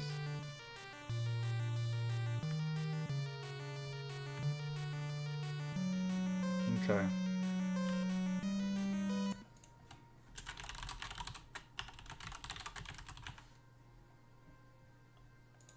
Okay.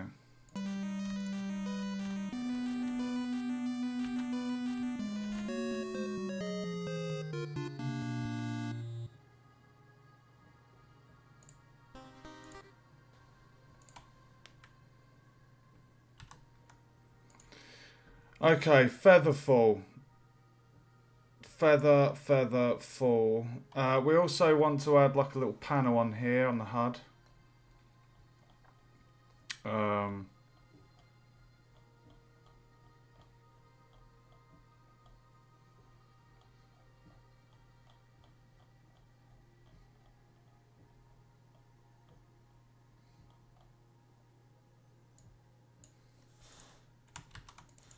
Okay. Featherfall. So it's going to be a pickup. So it'll be a power up. So we need to check our assets. I've got quite a few assets. I'm hoping I've got a feather.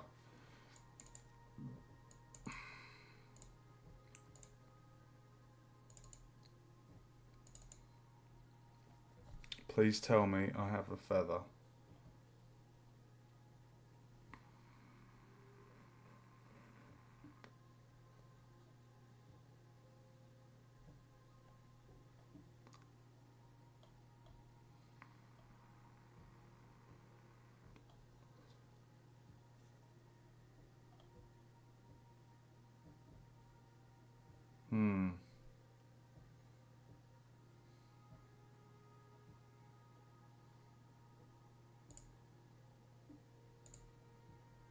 Okay.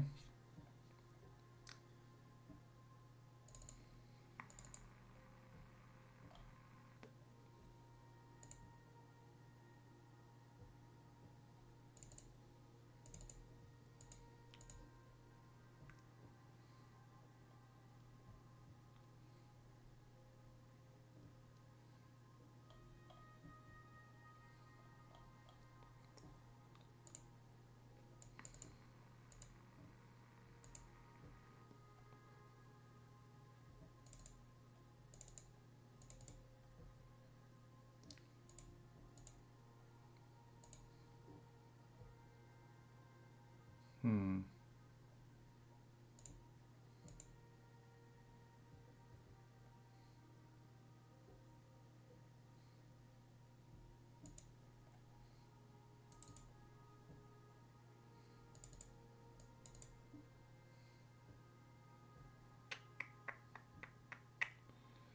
How annoying.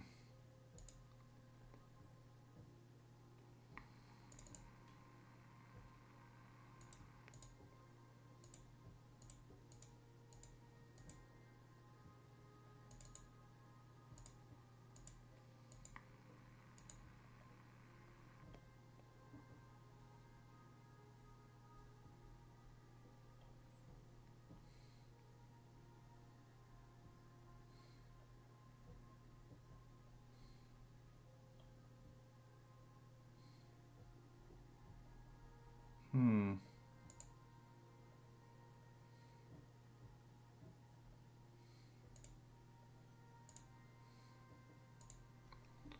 I'm gonna have a look on. I'm gonna have a look in my assets. Oh my god. Right, I'm gonna have a look in my assets. Um.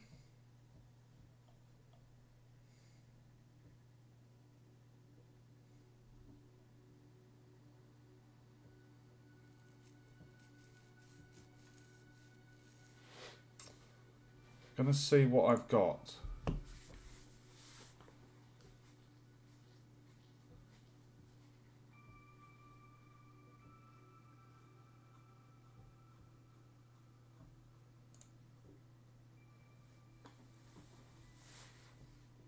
Oh, that's a pretty cool one.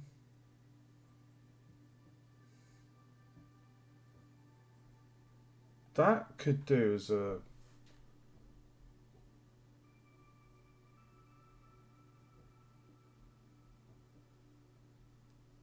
I just want a feather, really. I know I've got loads of.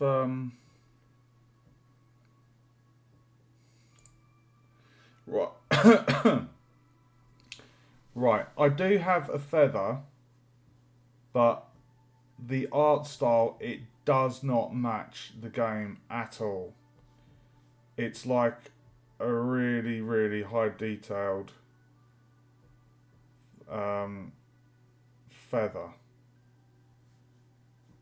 Like massively. It's yeah, it's almost too. It really doesn't match the style. Uh,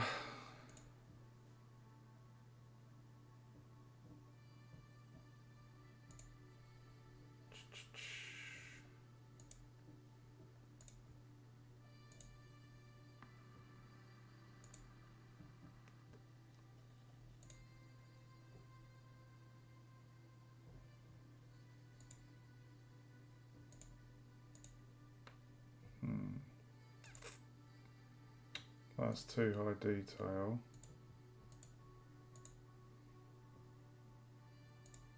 So I know you guys can't see this. I'm on my other monitor. Um,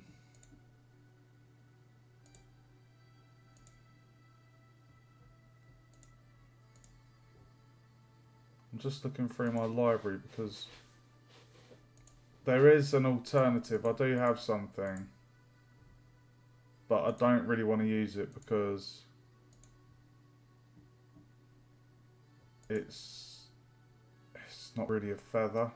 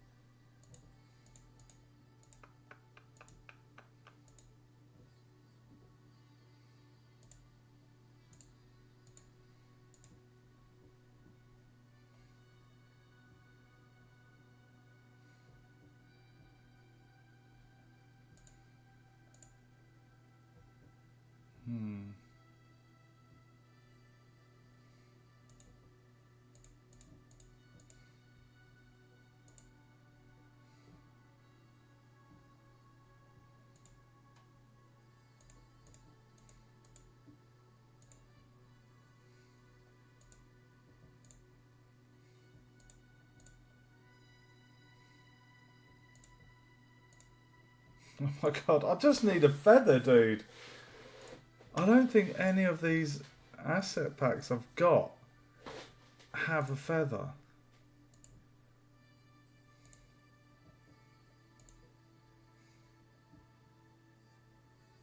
I've got a bush pack, but that's not really a feather.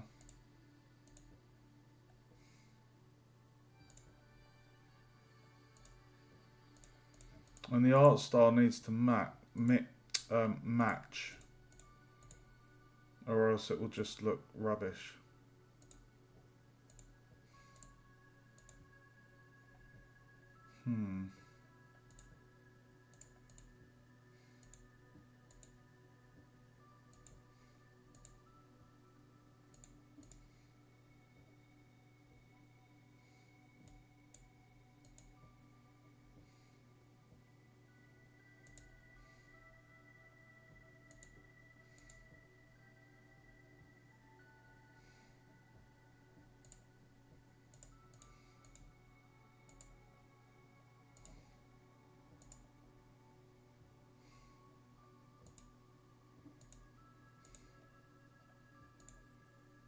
Oh.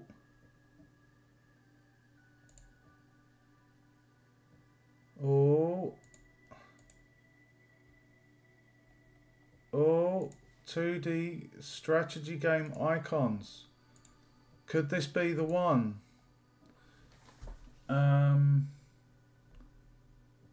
We've got a piece of corn.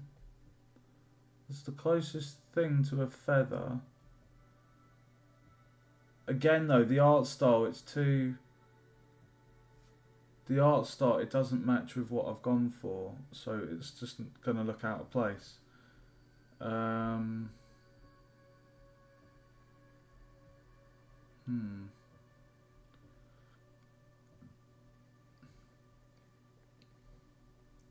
That's a pain.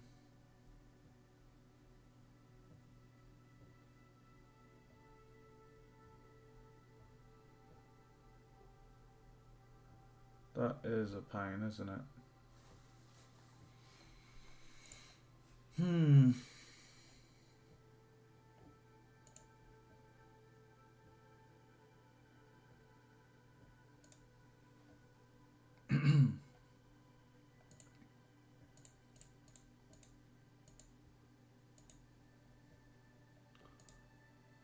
Oh. Pixel art icons. Not what I need though.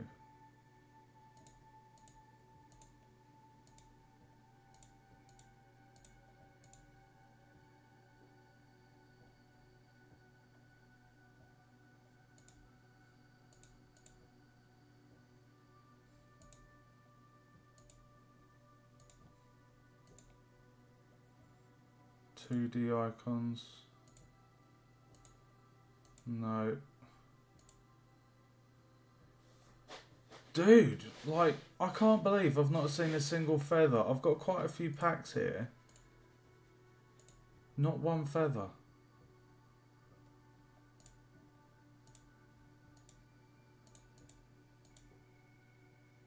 And if you're doing a game like that has crafting systems and all sorts, feathers are quite essential, to be honest. Like, they drop from birds and animals used to make arrows.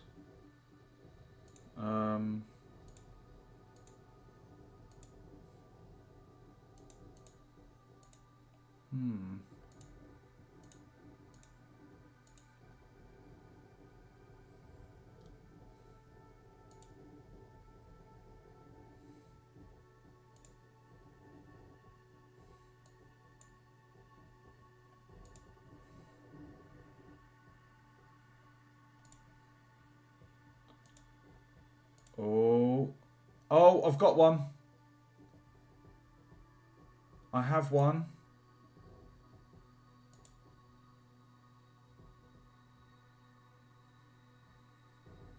I have one.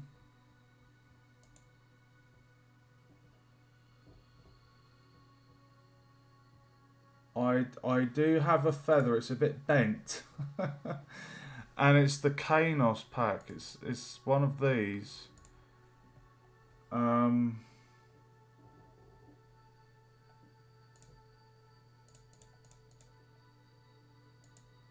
Let me see if there's another one. Because Unity gets a bit funny if you've got... Oh my god, that's a good one.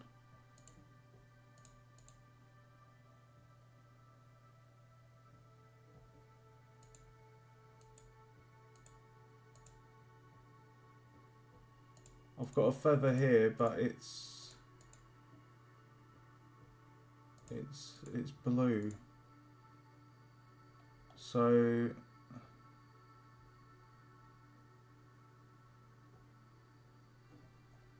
on page 6, remember page 6, guys.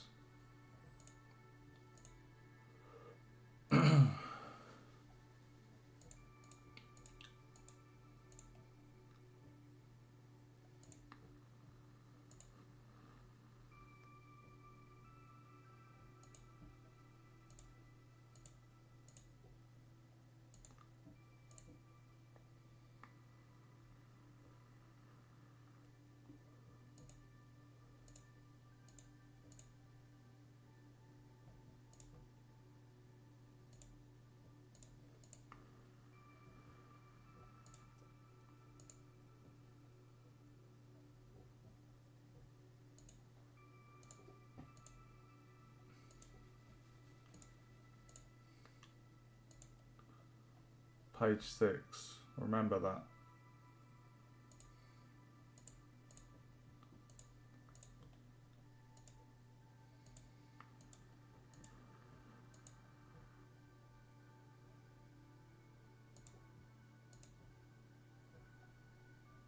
Oh.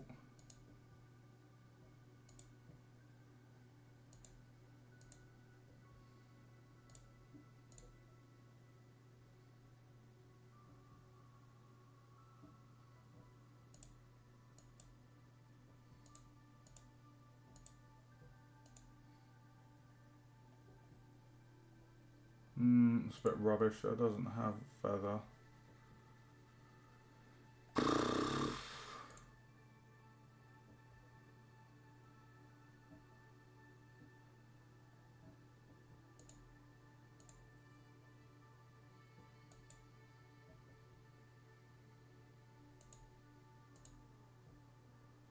Oh, this one's cool, but I can't really...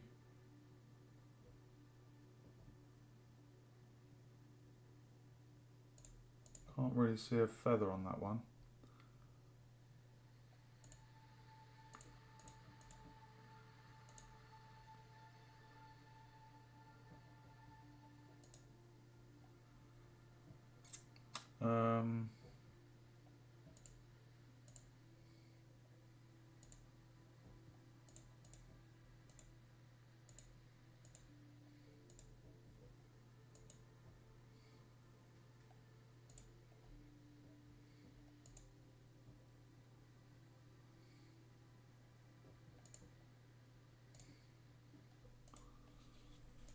Dude, This is crazy.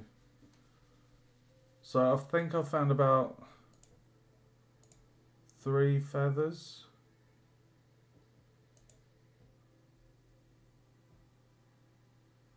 Yeah, I found...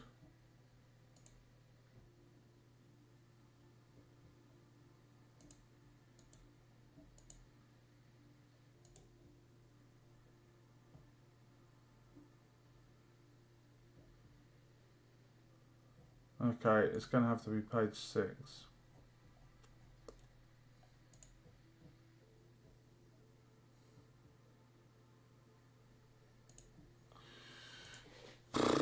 If it loads, come on, dude. Right, so... Okay.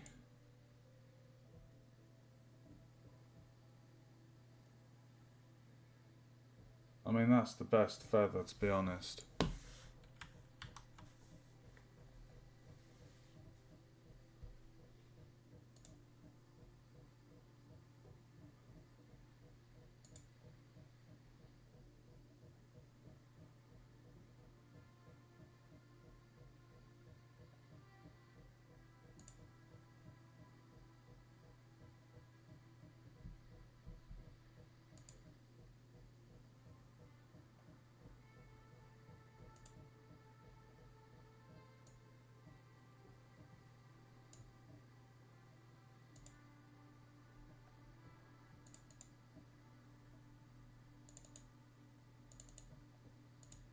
Here it is, guys.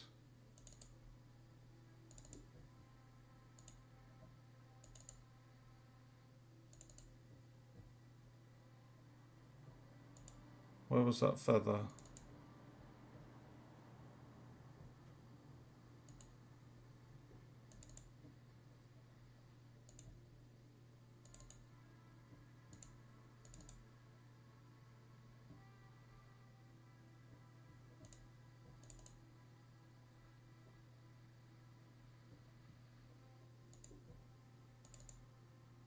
Yes, there it is, guys. Oh, we have a feather, baby. We got a feather. Oh, yeah. Right, so we have our feather, guys. Look at that. It's gorgeous. I'm not a fan of the white edge outline.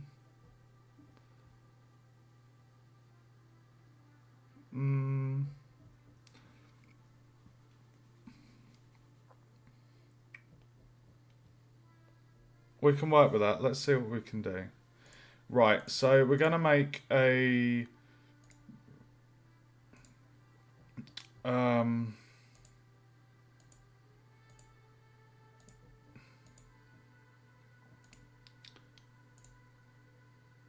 we're going to create an empty and call this power. Power up. And then we're going to create we're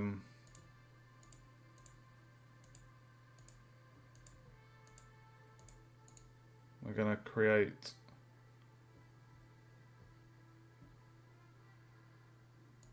an empty and we're going to call this featherfall. So what we're doing now, guys, is we're doing the power up for the game.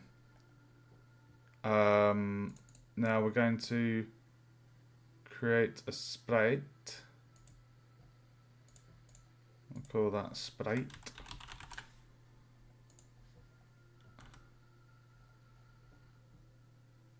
We're going to hide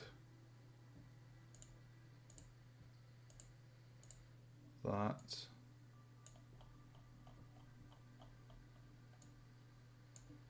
Right, the sprite needs to be there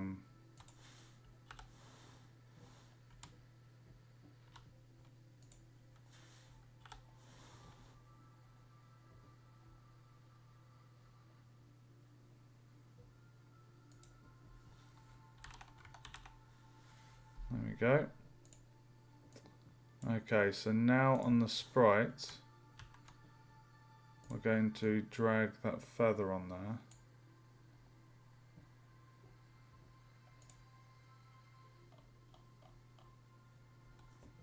And then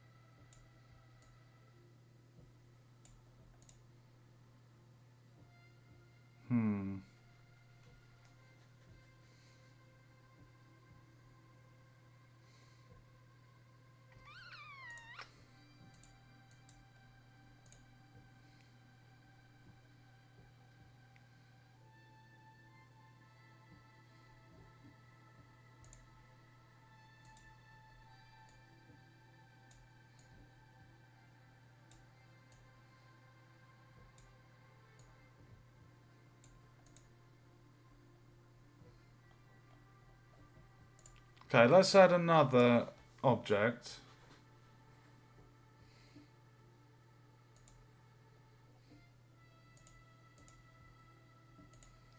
I'm going to call this bubble.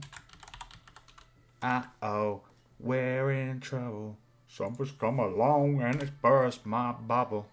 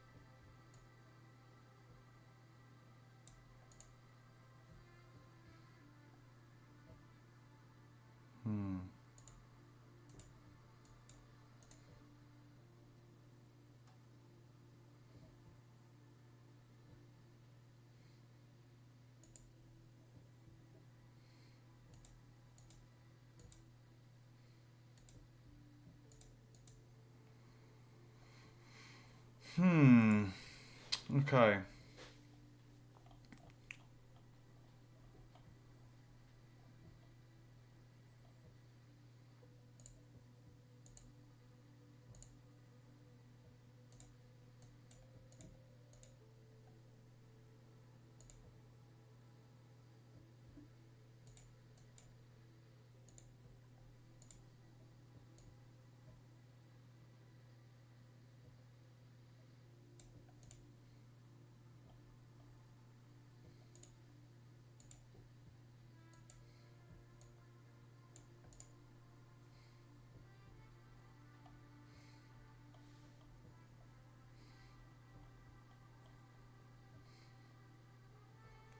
Okay, that looks like it's in a bubble.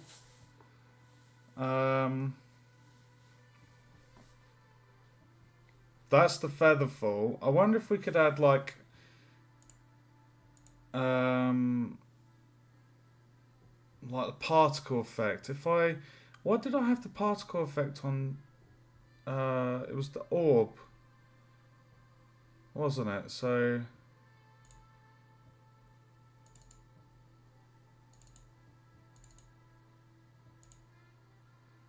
particle system.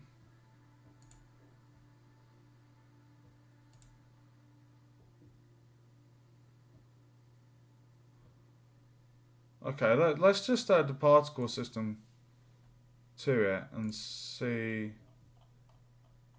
what that does. It would be nice to give it, I don't know, just a little sparkle.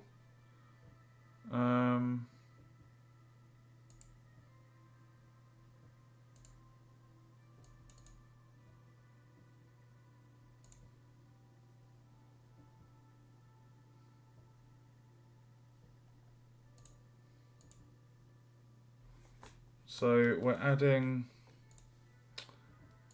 oh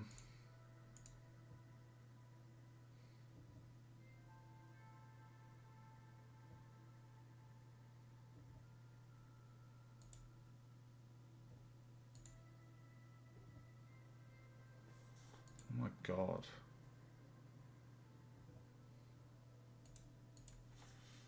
Let's get rid of that.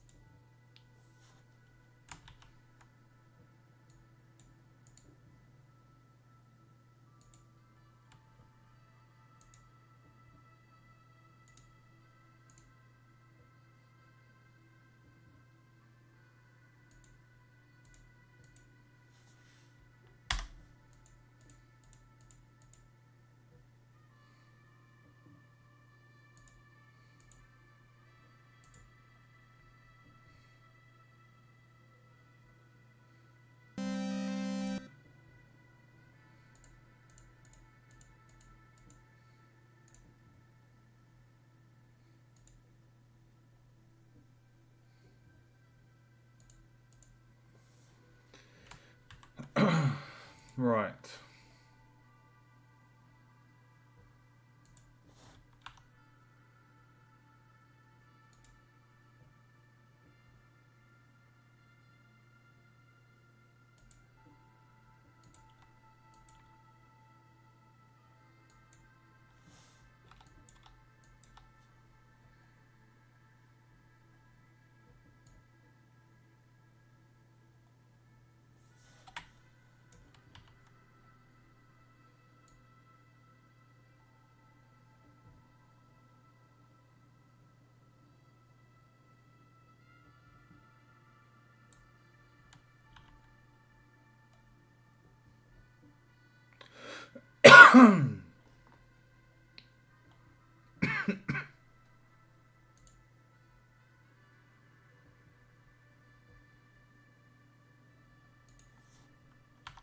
There we go.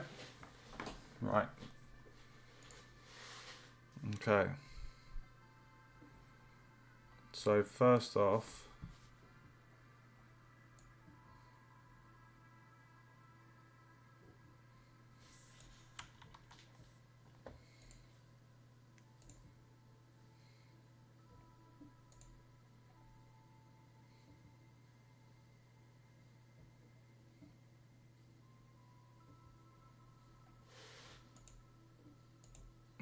two D physics.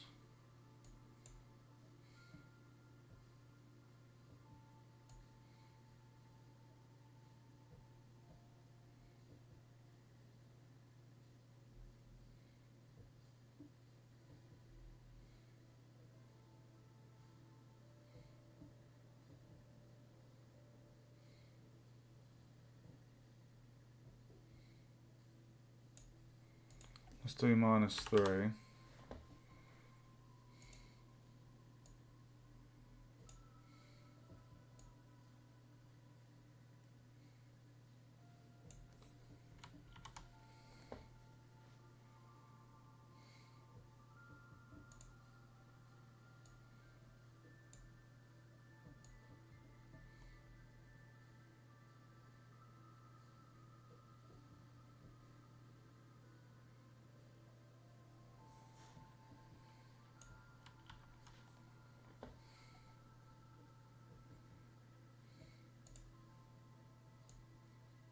Okay. So what we're trying to do here is just add something to just kind of like a little, almost like a bubbly effect. If we could have circles instead of squares, that'd be really good.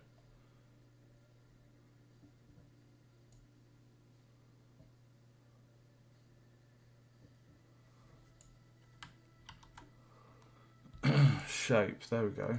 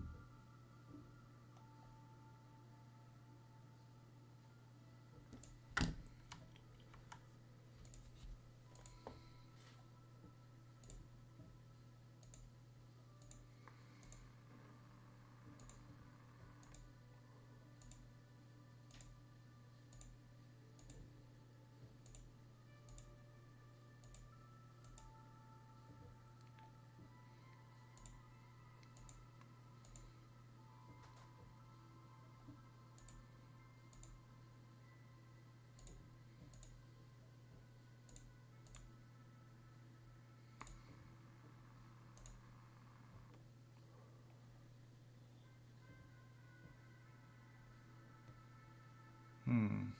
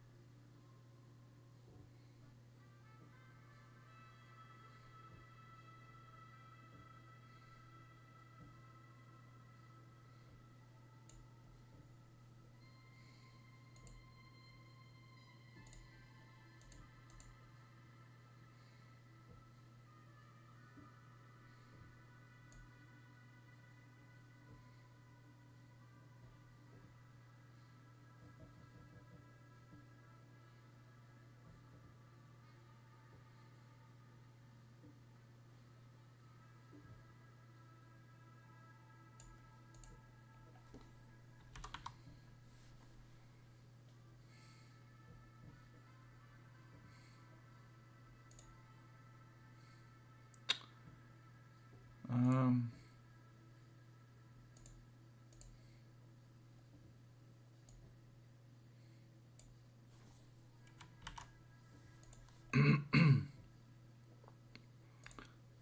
Force over lifetime.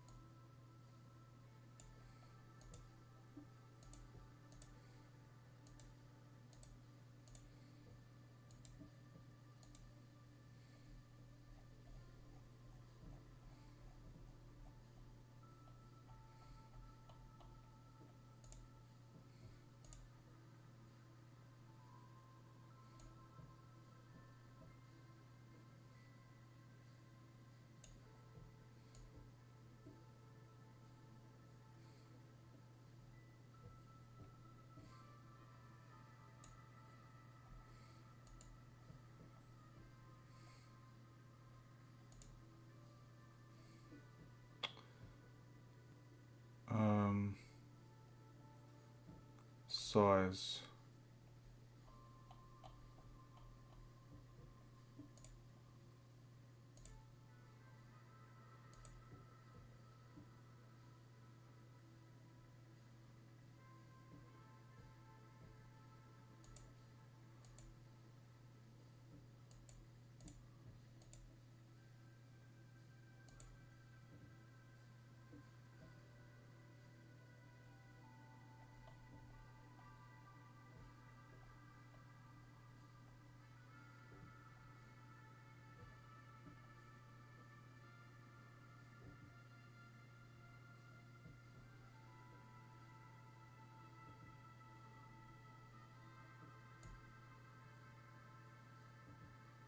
Oh, that's cool.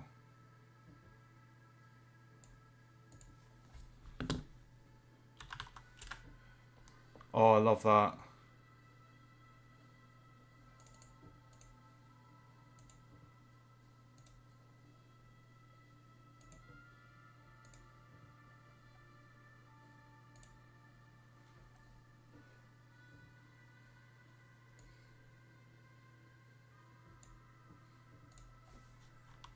Let's do 0.2.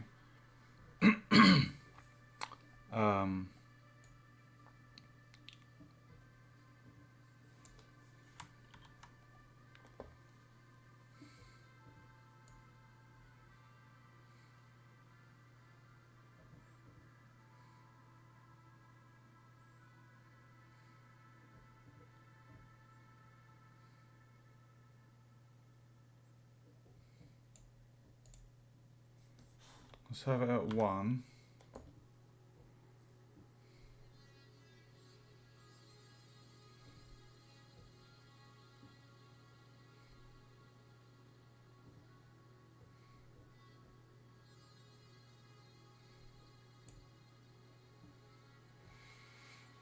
Hmm.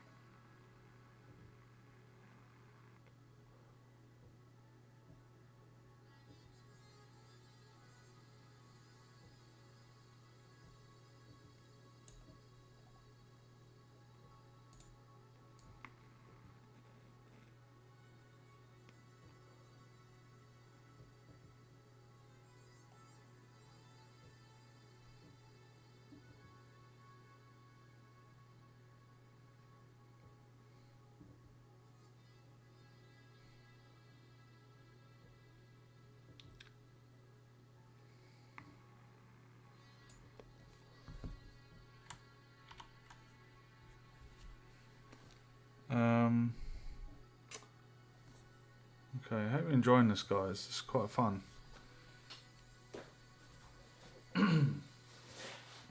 So I've already got my variables to set up the feather fall. We're just fine tuning the particles. I want the particles to be circles, not squares.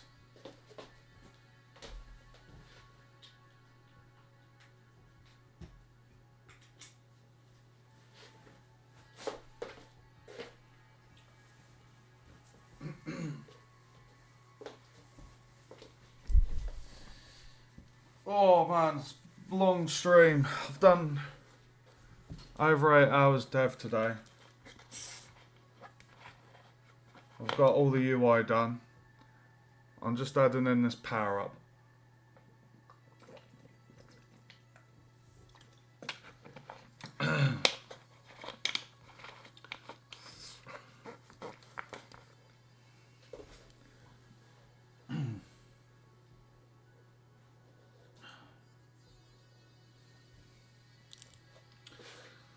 Right. We've still got a fair few more options to go through here.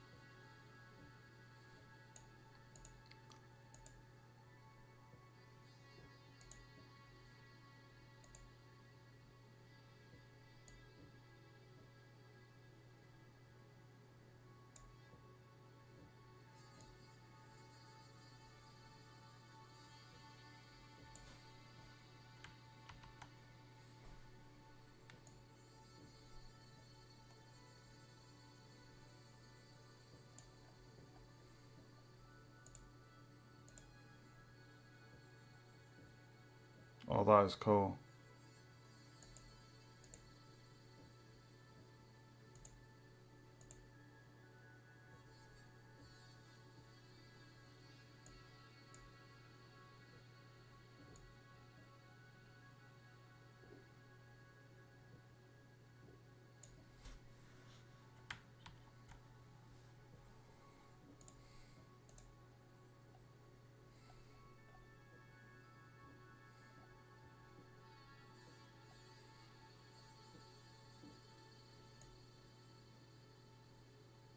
Well, let's move that up.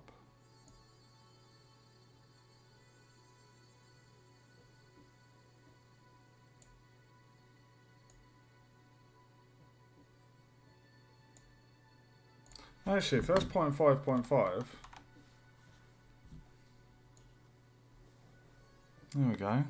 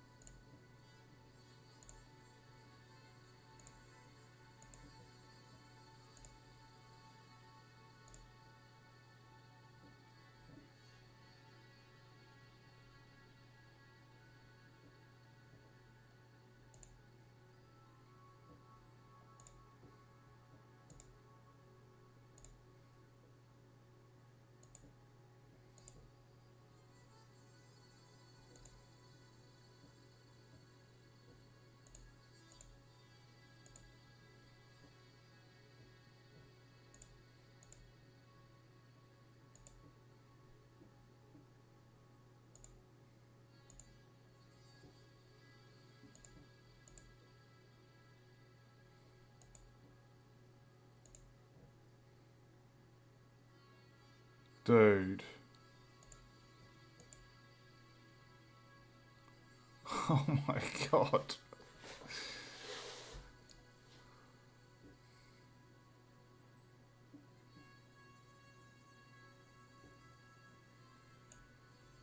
That is cool.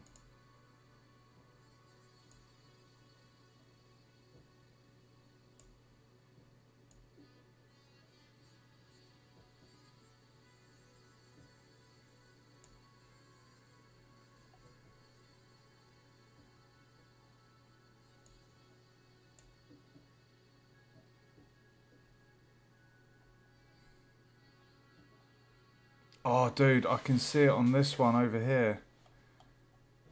Without the orange. Dude.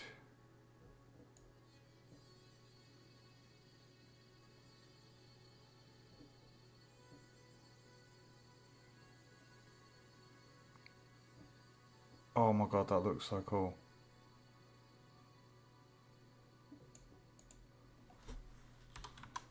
Dude, this looks so cool. Alright, the ratio.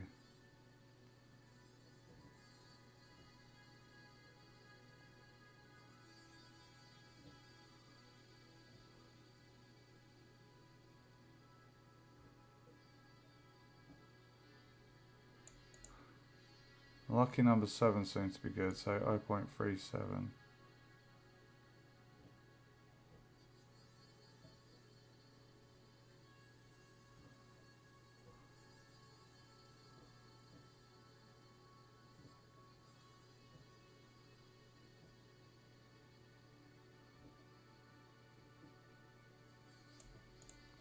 Let's go 0.3.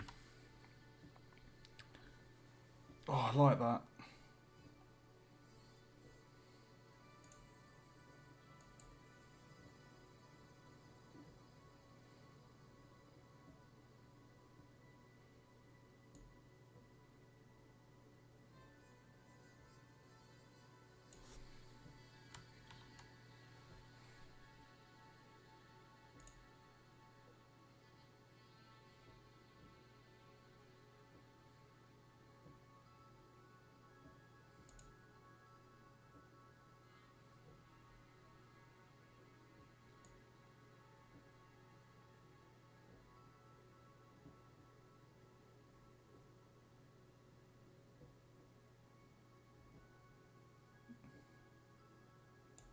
Oh my god, this is so much fun.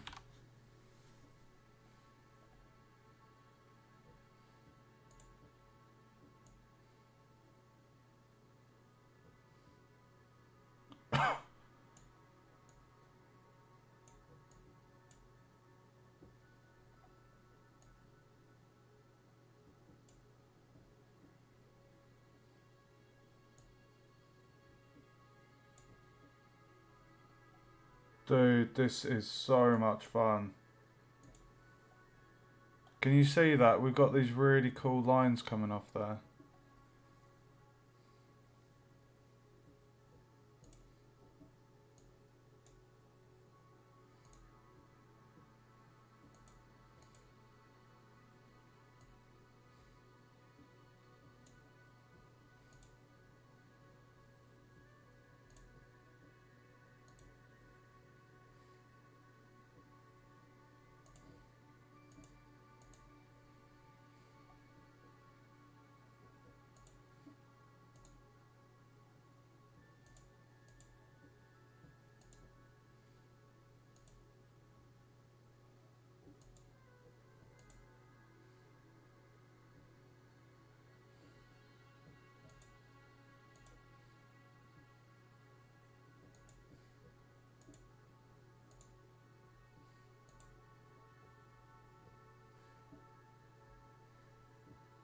Hmm.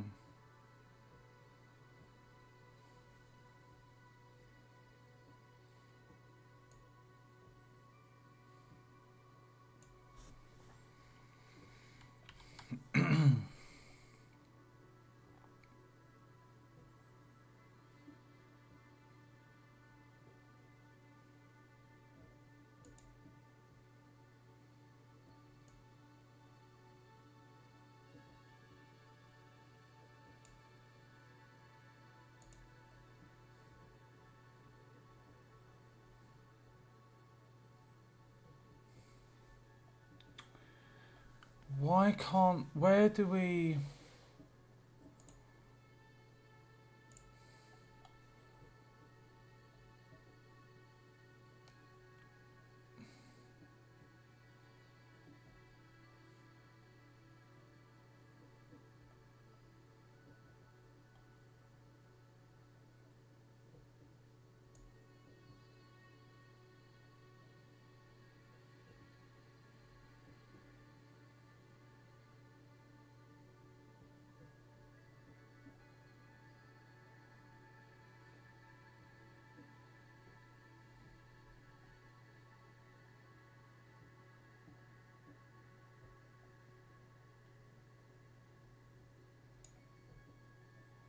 Let's make that 50.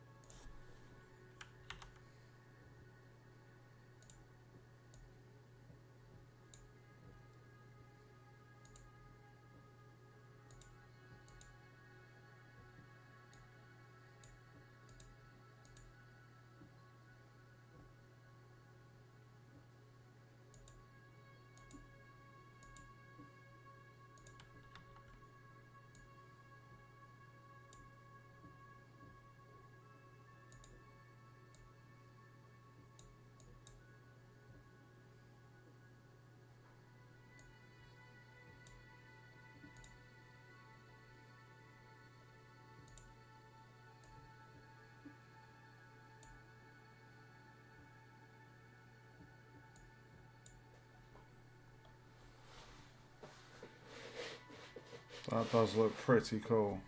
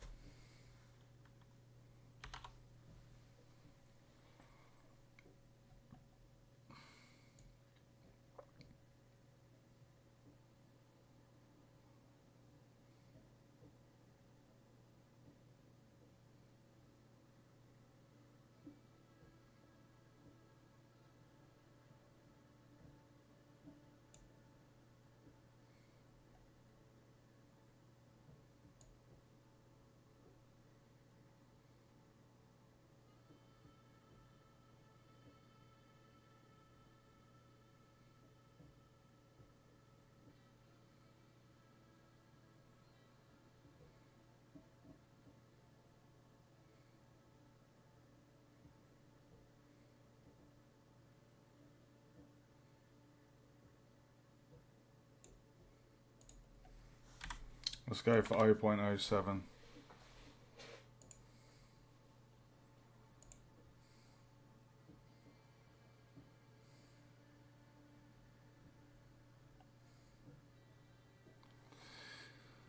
Why can't we change the shape? Like, I know in here we've got this, but it's kind of like it's emitting squares. Like, is there any way we can open editor? Oh my god.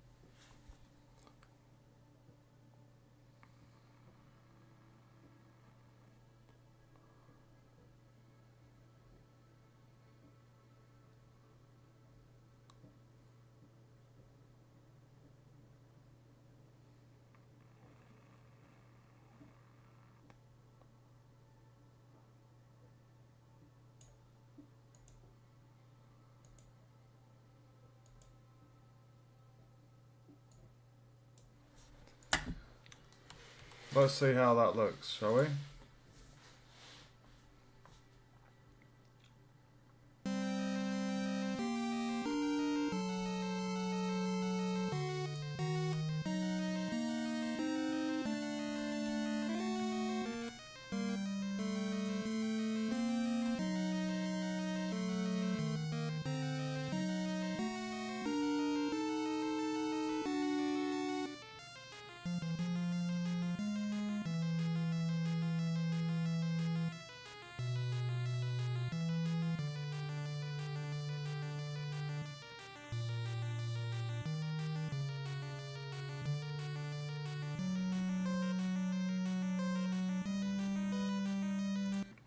Let's see.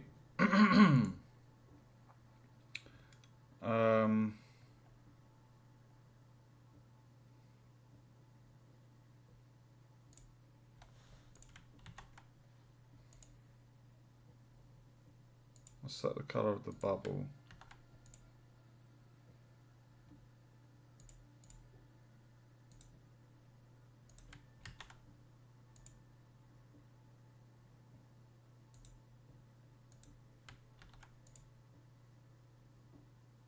That looks awesome.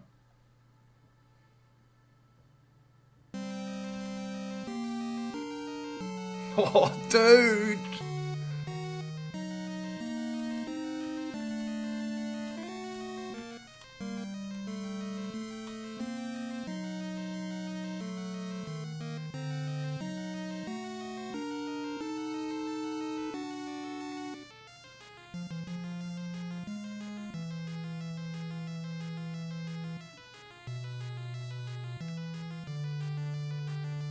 What I might do, I might move that particle system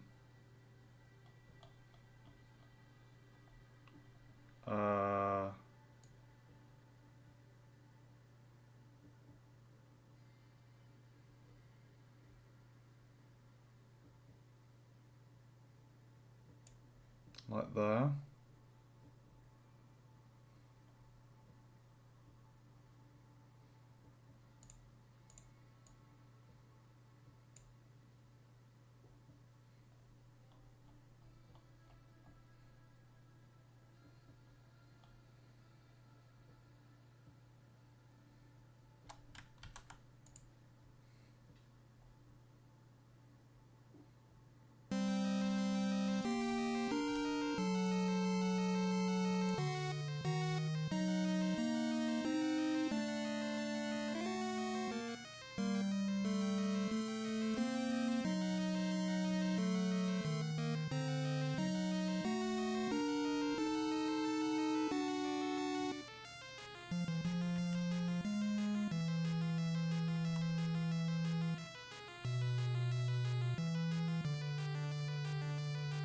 That is so cool.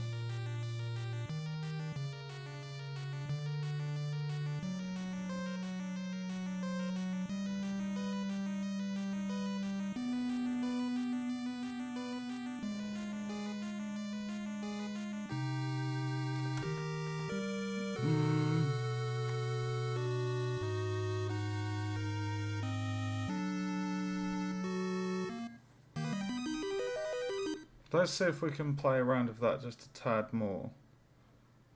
I'm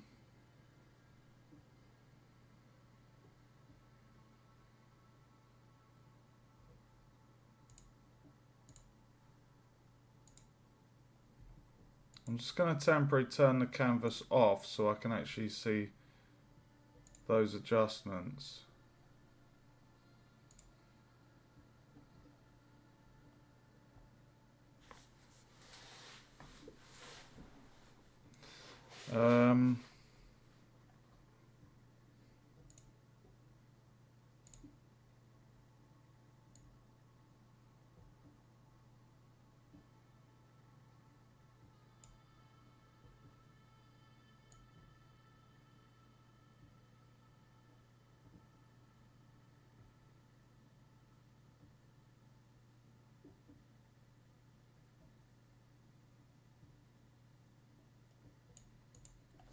Let's do 1.1.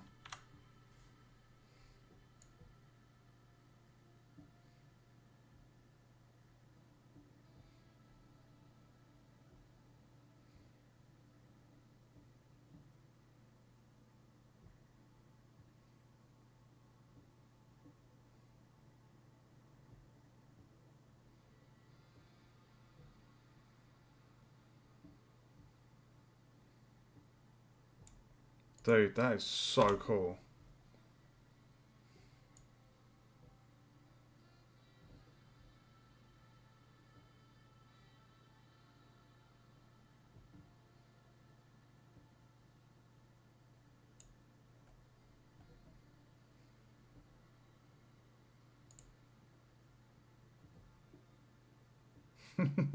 What? Oh my god.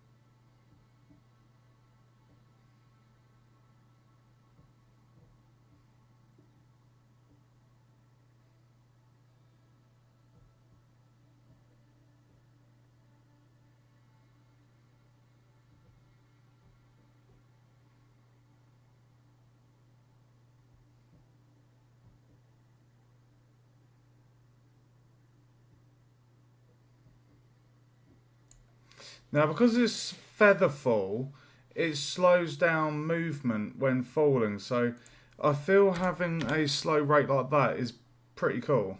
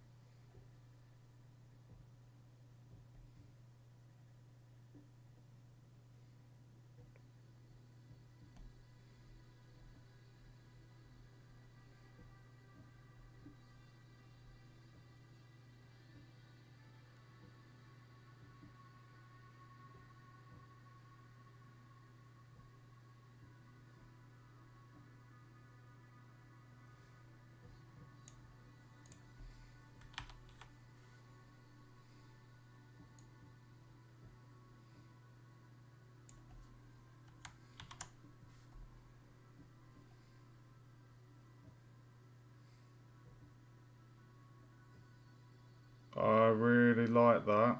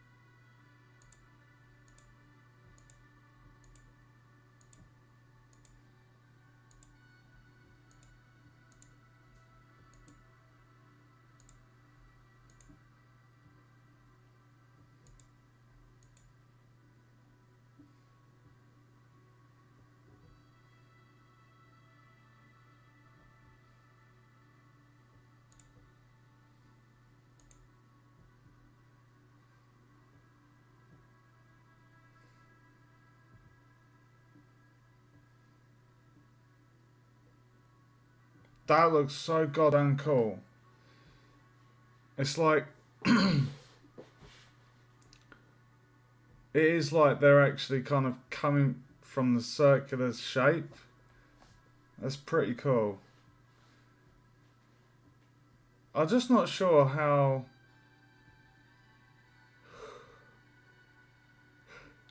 It makes me wonder. Like, I haven't seen anywhere in all of these options about changing the shape itself because it's square. The particles are square.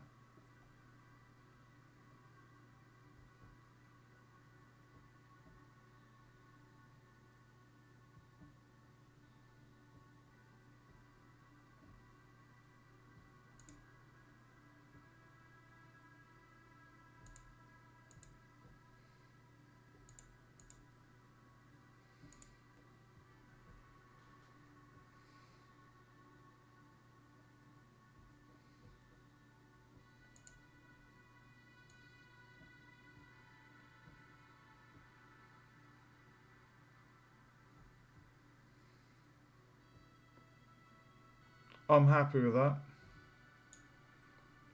Really cool.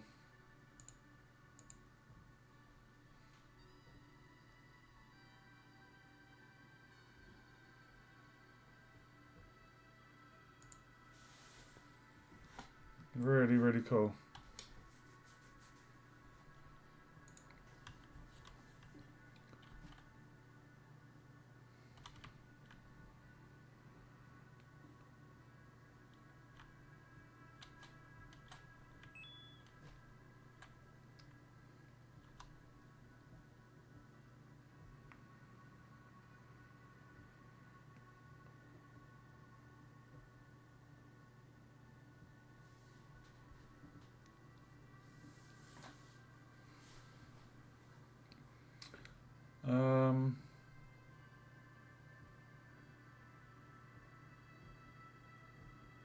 I feel like I want to give that the movement. I feel like it needs the levitation movement. Hey, Vice, welcome to the stream, dude. Sorry, I'm lagging a little bit. I've this stream's 5 hours. I've already done 4 hours earlier. So I'm very tired, but I'm just wrapping up. I'm adding in this power up to my game.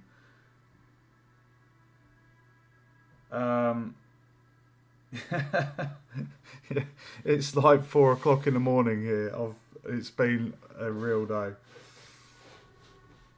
Okay, right. Let's get this. Where was the particle system? Right. We're going to copy the movement from our other coins.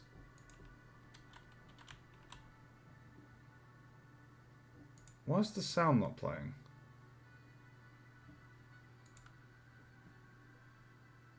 Hold on a second. Oh, really?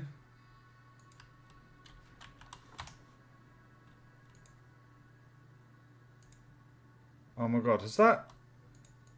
One sec.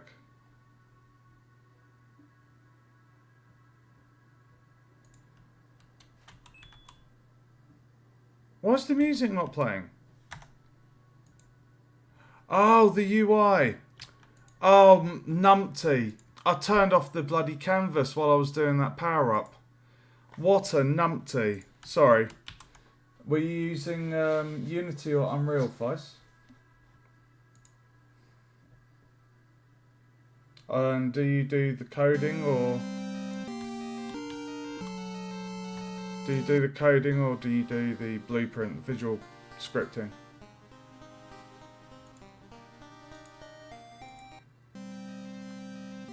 Yeah, I'm so grateful to all the asset creators because there is some amazing stuff people make and put up there for free. Oh, nice, dude.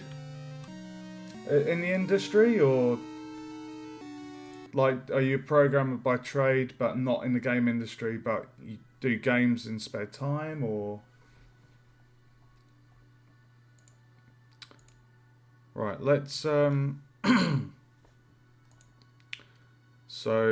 we've got the bubble, we've got the sprite, we've got the particles. We need to add script machina, and oh, nice, dude.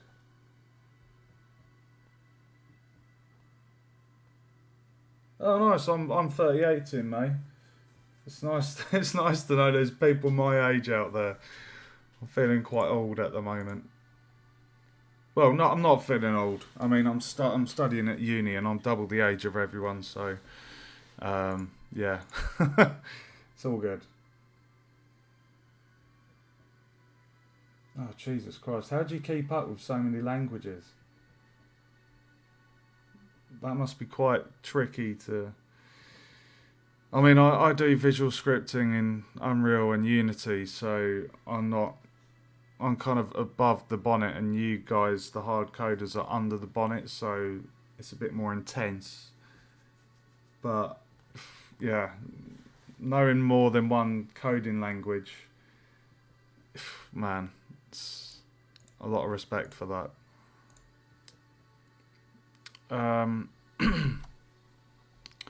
Right, I'm going to copy the code. I'm just going to give this a new thingy, and we're going to call this Featherfall.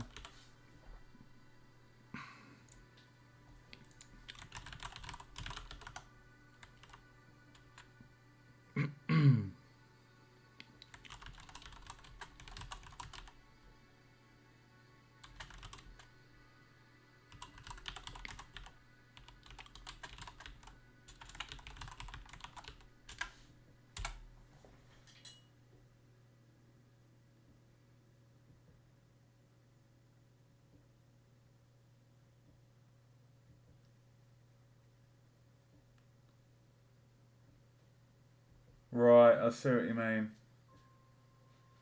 That's kind of the same for me, having learnt Unreal last trimester and now working with Unity.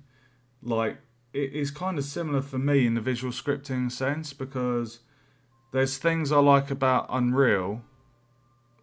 There's things I dislike. There's small things just with the way things function. But then in Unity, there's things I really like in here that Unreal doesn't have. But then there's also some negatives to the visual scripting that Unreal has. So they've both got their pros and cons.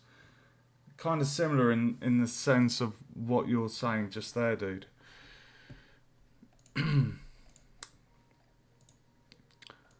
Okay, so what we're going to do here, we're going to copy the movement of the coins so we can make this levitate, which is quite cool because it's a featherfall power up. So I've just created the particle system and a little simple bubble. The only thing that I didn't make was the feather inside. Prefabs, pickups, coin, and go into the script graph. Okay. So what do we have? We have speed, we have the game object.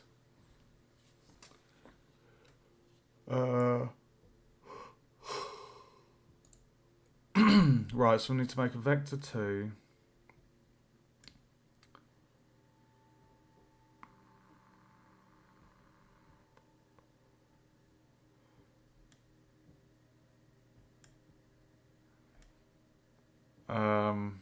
Oh my god.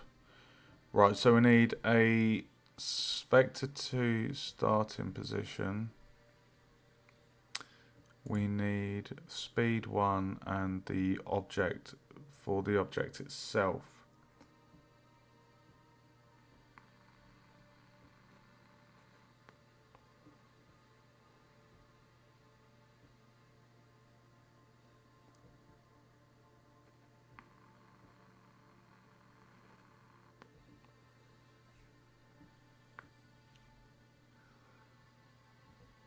Why did I make a variable? Why didn't I just do this?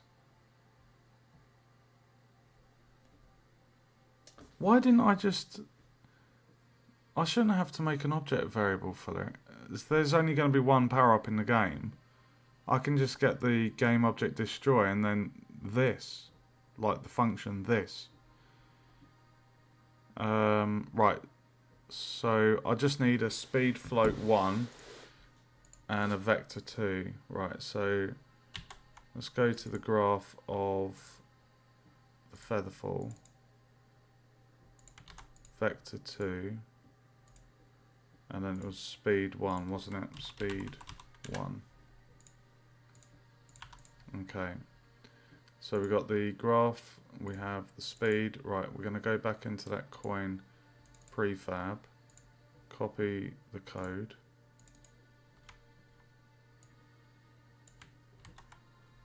And then on the coin, we've got the audio source. So we need to give the sound effects.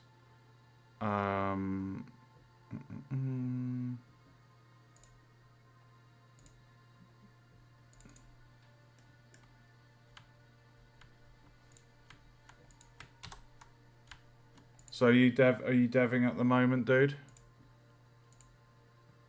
Are you heavy in engine?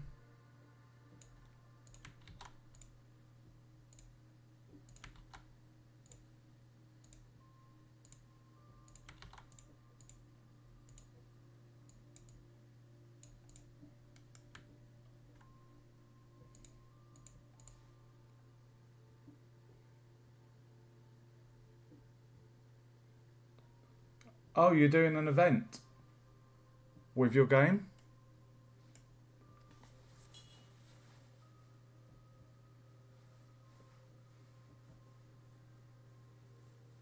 Is it Oh my god, sorry dude, I'm so tired. It's like 4 in the morning. Are you doing 3D or 2D game? What's like the rough, in short, if you could describe it in like a couple of sentences, what would you say the game's about?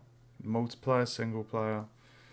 Um, like what genre? Easy, difficult? Give me deets. I want details.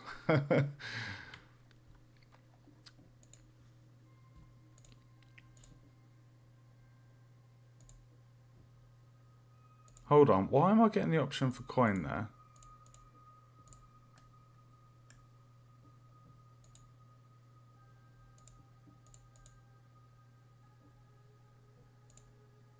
I'll tell you what I'm going to do. Because I've copied this from another one, I'm just going to, just to be on the safe side.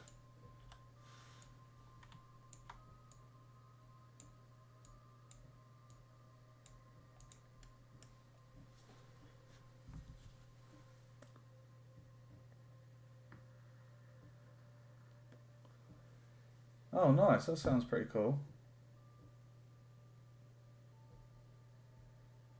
Was that one life as in one hit, or one life as in you have a health bar and then when it's gone, game over? Or was it like a kind of one hit and you're gone?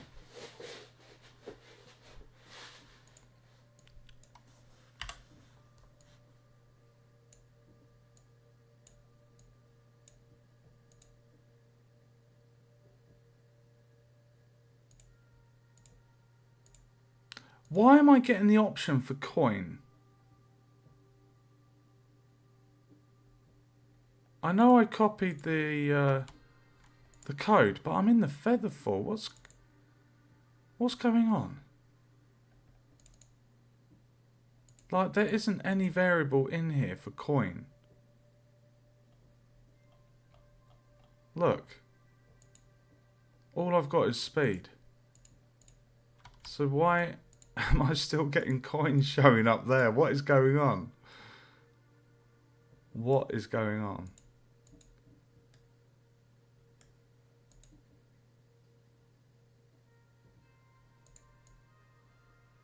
Okay.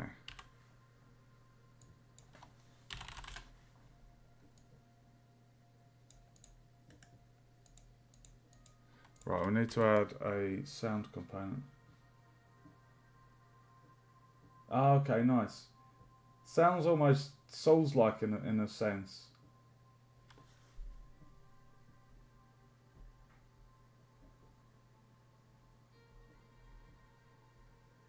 So what's the one you're working on at the moment about? Like what kind of... Is it similar? Oh my god. That sounds pretty insane.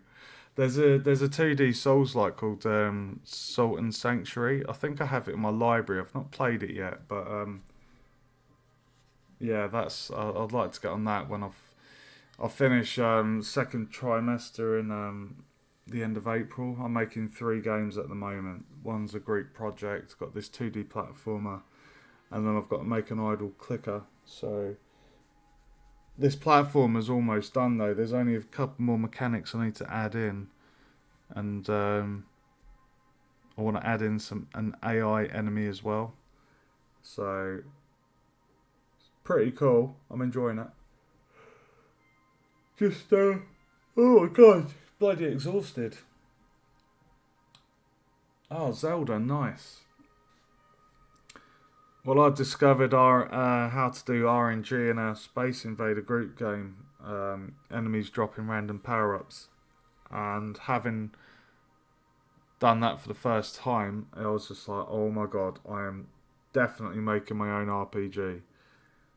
Just have like an amazing drop system and set the rates of how much money drops, how often it drops. Drop tables, like, oh my god, I would be in my element with that. Right, I need to get this done. Right, let me just add the sound component. And I made a sound effects, which is audio.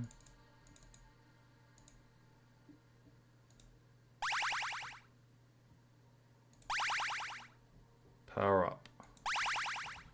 I think I did have a different sound in here.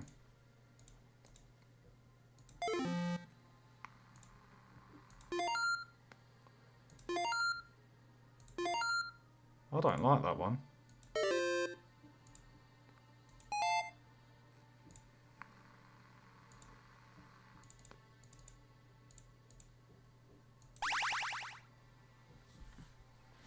Right, let's plug that sound into the Featherfall. So that goes in there, and it's going to be sound effects.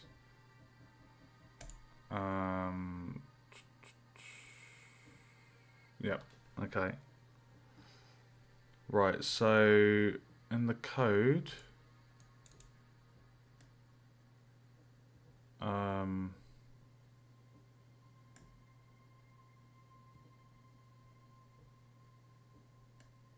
destroy that.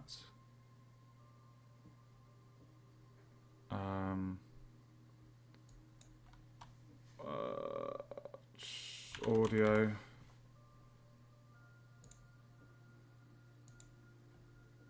Audio source play. There we go. So if I just unplug that and that, if I just move that off, that should play that automatically. So let's just test that. So no. String equals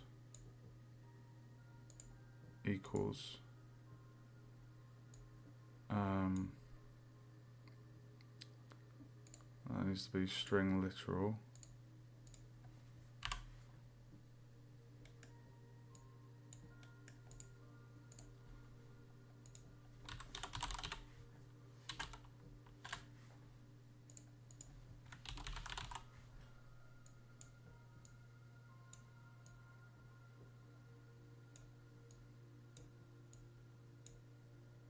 Ugh.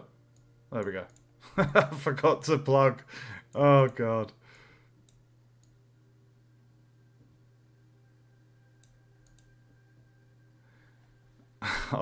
I hate how these lines don't straighten up.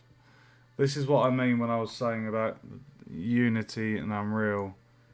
The visual scripting, like, it winds me up. You can see that line is not straight. It's so frustrating, dude. Right, let's just test that when we enter the trigger. Oh, we don't have a trigger on it yet. Let's add the trigger. Trigger.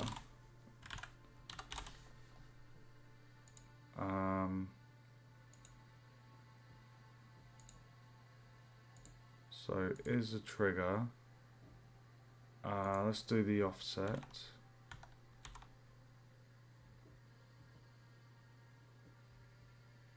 Perfect.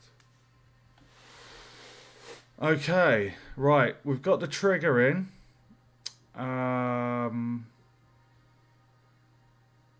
So if we enter that, what we're hoping will happen is it will get destroyed and then it will play the sound. So let's just give that a test quickly.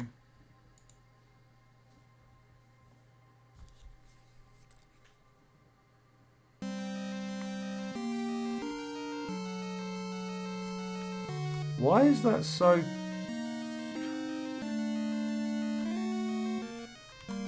Could not play a disabled audio source. Ah.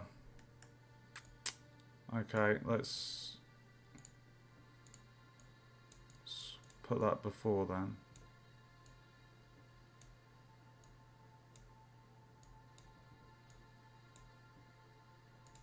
Let's see if that works now.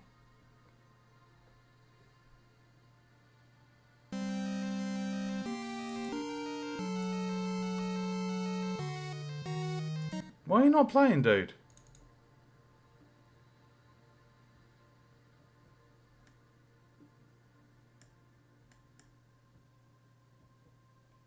On trigger,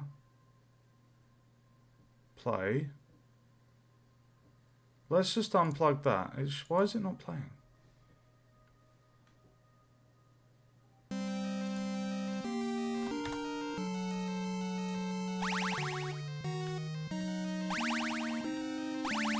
because it's getting destroyed. Why is that so transparent as well? It's so ethereal. In here,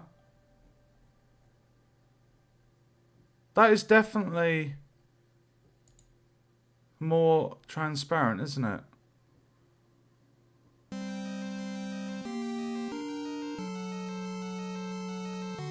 Ah, I bet that's to do with the layering.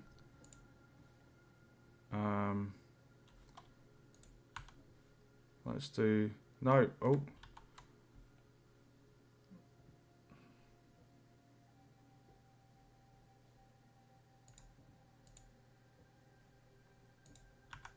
There we go.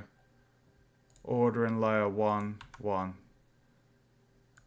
Okay, I think that was the order in the layer. Let's try that again.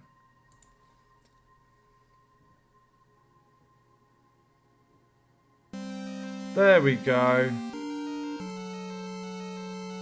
Oh dude, that looks so cool. I'm actually going to raise it up just a smidgen.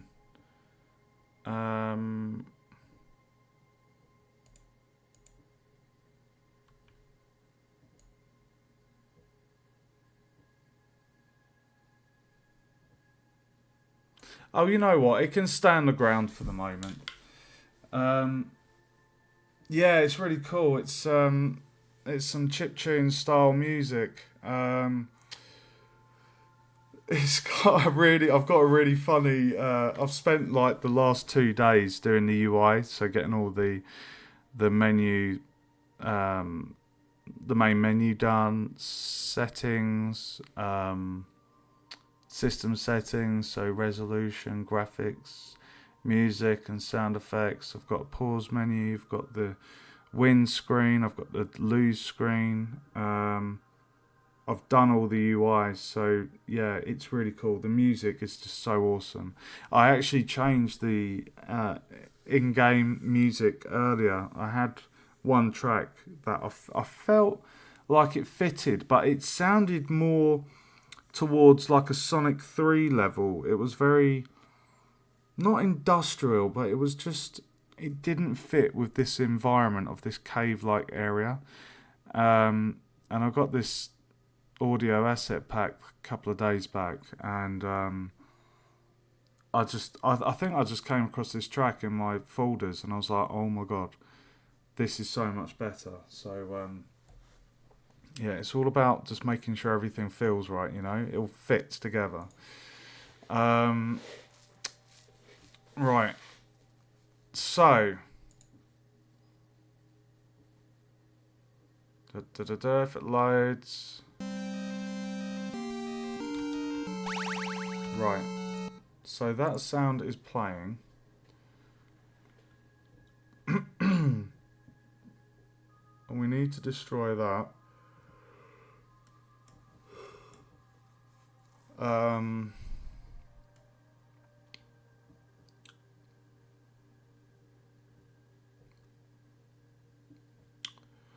That's really annoying, that is, because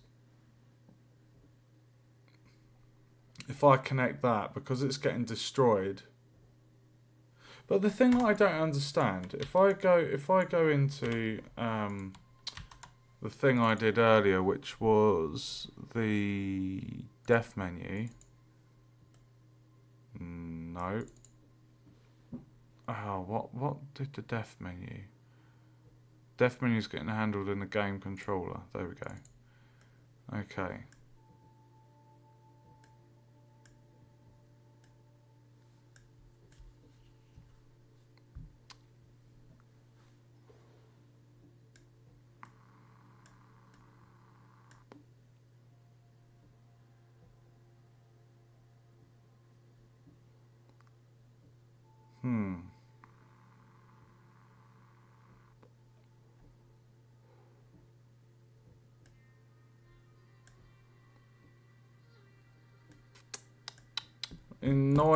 Annoying.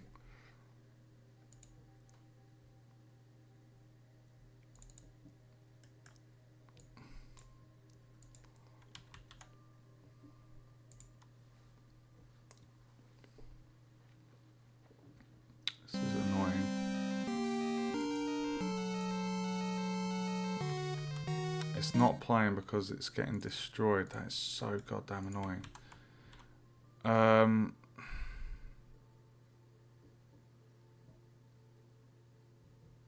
I mean, I could just get the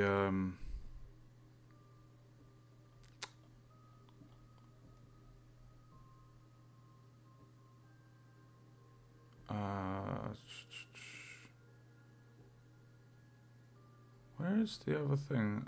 Game controller. We don't want to play it from the game controller.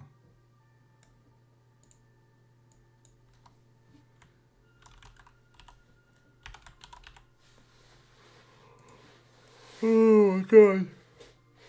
Ugh. Right. That handles the levitation. I mean, I could piggyback off of another Game Objects audio source.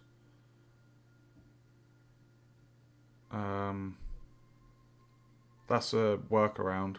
Because the object's getting destroyed, it's a workaround. The only problem,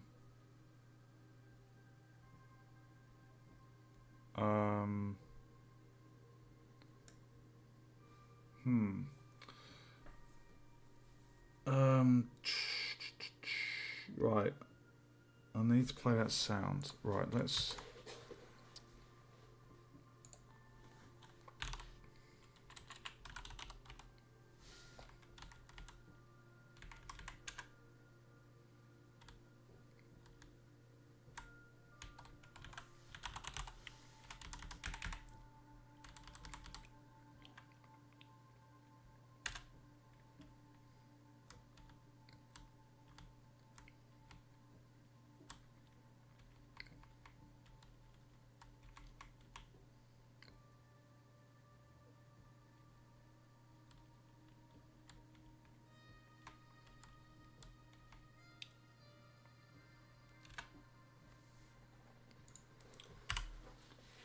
It needs to destroy. I mean, what we could do.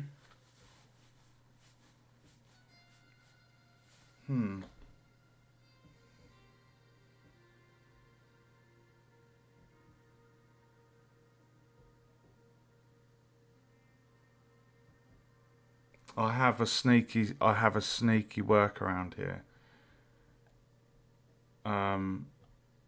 It's a bit sneaky. I've got two options here. I can play the sound through the audio source of. Oh, sod it. Let's just do it through the player.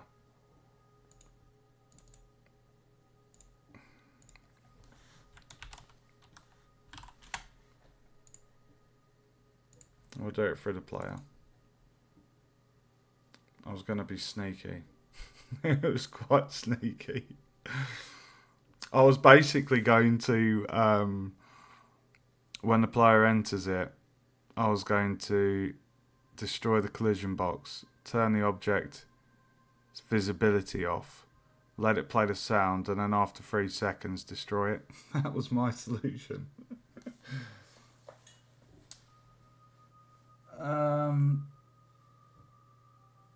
I have no idea, dude. I don't do C# coding. I don't do any hard coding. The only coding I do is visual scripting. So yeah, I can't answer any questions on C#.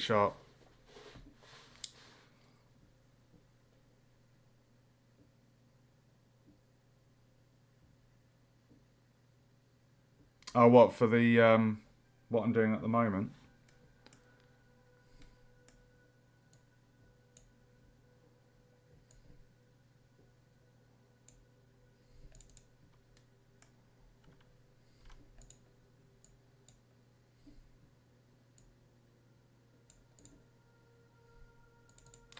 Hold on, if I remove the audio source from there.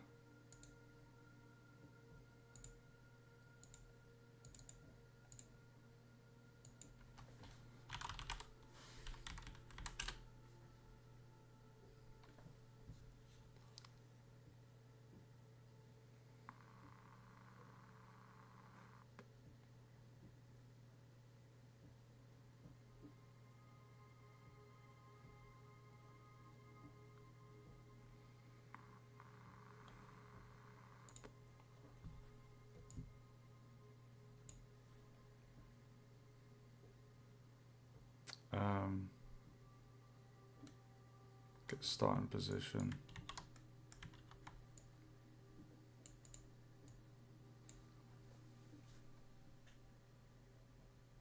Oh, let me just read what you've put, dude.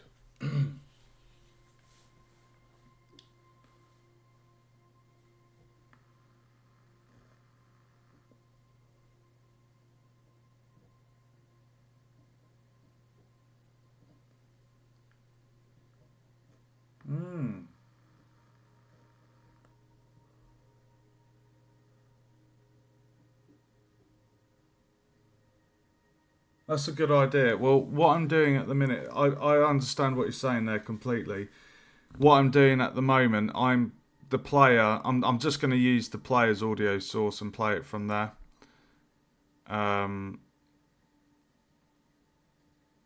So hold on.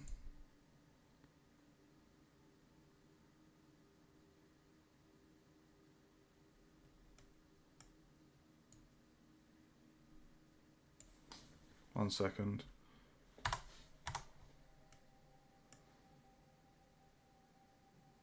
Yeah, I know. I hear what you're saying, dude.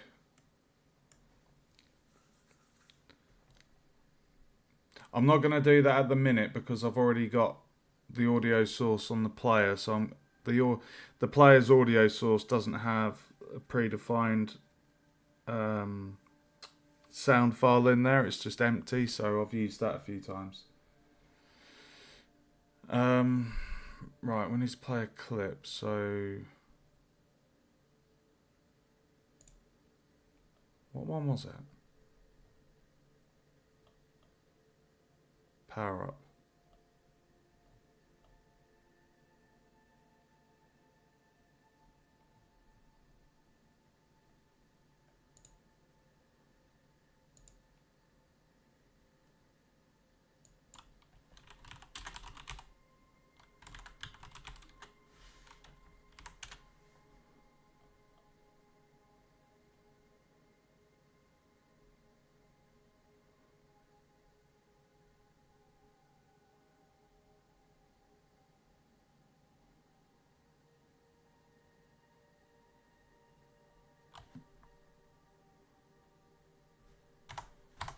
Hold on a second.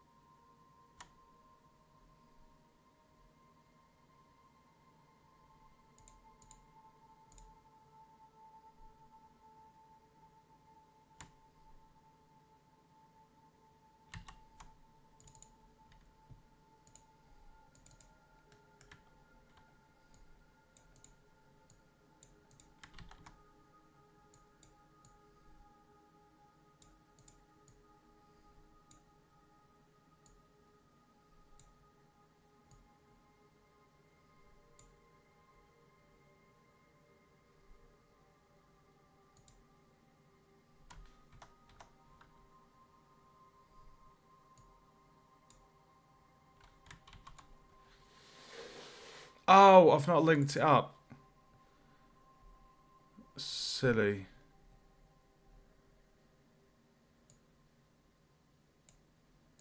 There we go.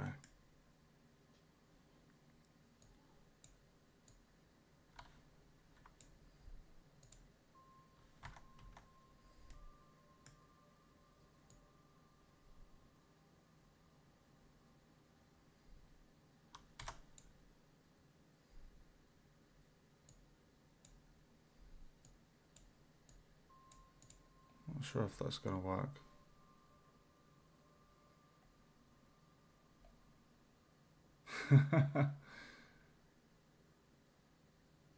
You've never used Visual Script, really?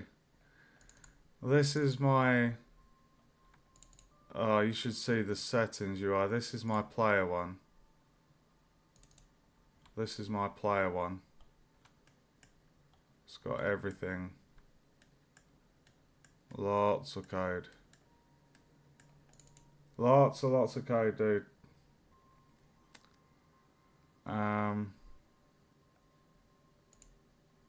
Right, let's test this, see if this works.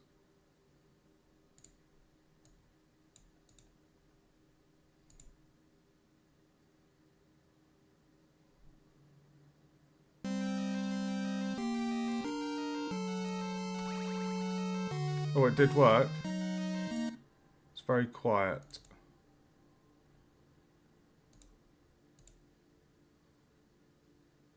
Very quiet. So...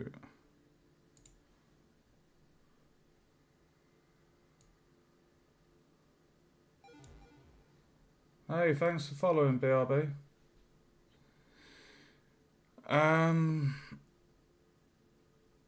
It's really winding me up. There's one thing. I'm not sure... Is that native or do you buy that Scriptgraph stuff? Sorry, what do you mean by the Scriptgraph stuff? I don't pay for the code, if that's what you mean. This is all code I've done myself. I've not used that many tutorials at all for this project. There's only been a couple of things I've found. The tab I'm looking at. Are you on about? Yeah, Scriptgraph. It's the visual scripting thing within Unity. You don't pay for it.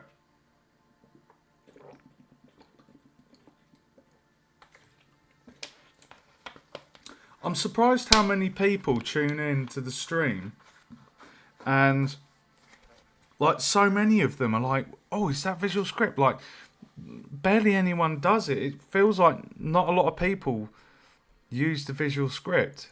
It's really surprising. Like,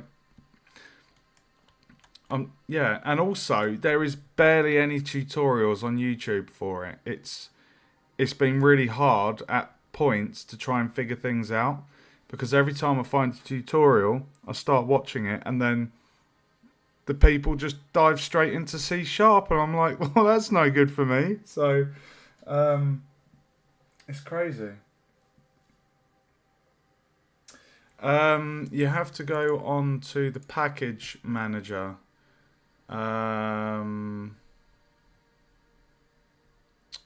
Visual scripting, right there.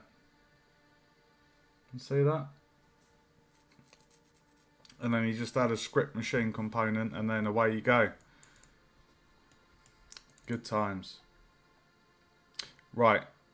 I do have... I do have that sound playing. The power up is playing, but it's quiet. So... let's just straighten that up. Okay. Okay, so next up we need to do some a boolean in here. I'm quite excited for this. This power up, guys, is going to be Featherfall, and it's so cool. I've tested the variables. It is amazing. It's so cool. Yeah, honestly, dude, it's really good. For like, I'm studying video game design at university, and we're required to learn visual scripting. So I know visual scripting in the Unreal Engine and Unity. So it's so that we can prototype our ideas, and then we can hand that to the programmers and say, it works, can you make it better, and fine tune the code.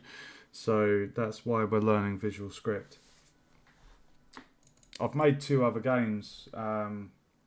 I need to get a website up. I've got a website for my photography that I do self-employed, but I need to get my own website just for the game design stuff and the projects I've done so far.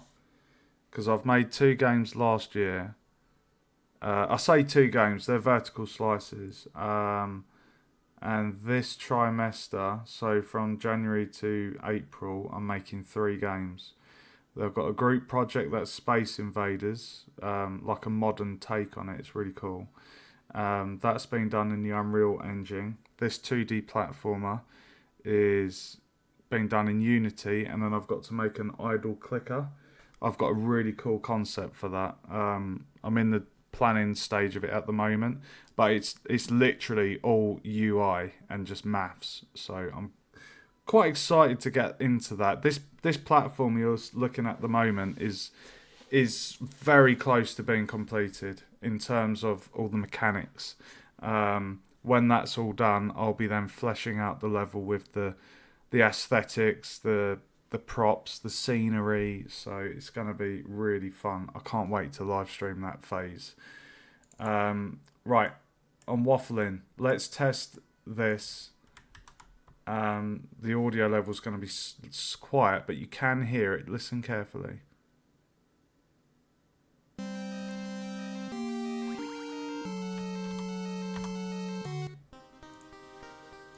I'm going to lower the music volume.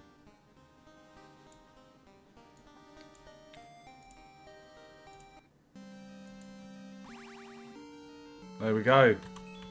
It's working. Awesome sauce!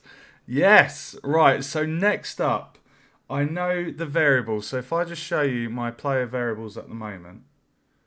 So, at the moment, I've got these variables that handle the player control, like the player movement. Okay, so those are my default values. Why is the jump strength at 15? I thought I set that at 13.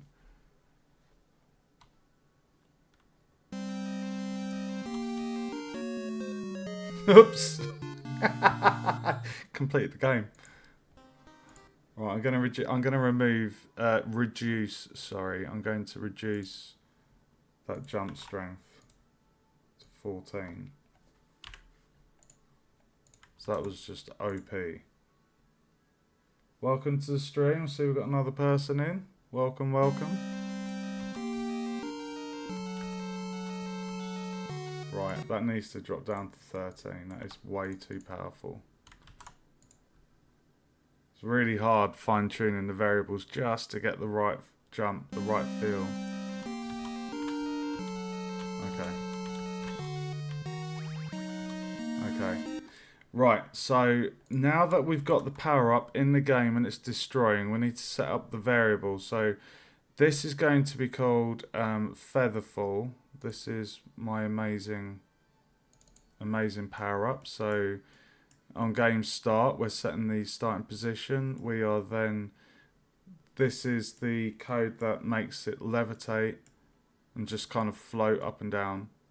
And then this section here destroys the, it destroys the pickup, the power-up basically. So what I can do is, if I have custom code in the player, then I can just trigger that custom event from here. So if I go into my player graph,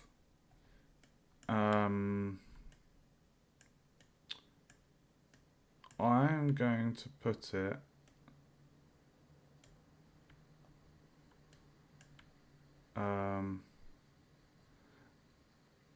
where am I going to put it? I really hate that blue. That is such a horrible blue. I've got to change that. It's making me feel sick looking at that. It's a horrible shade of blue. It's like the deep ocean blue. It's just too blue. Right, so I've got that code in there. This one needs... I think the reason I haven't commented on this section of code here is because this is the lava damage. I've got a burn damage as well. So when the player enters lava, they take a burn tick over time. So I think that's because there's one or two things I need to fine tune with that mechanic. Right, I'm going to do the feather fall here. So we're going to custom event, and this is going to be called Power Up. Altered Beast reference there. We'll just call it Featherfall. Okay. So Featherfall, and we're going to They're going to be scene variables or object. They may as well be object variables, to be fair.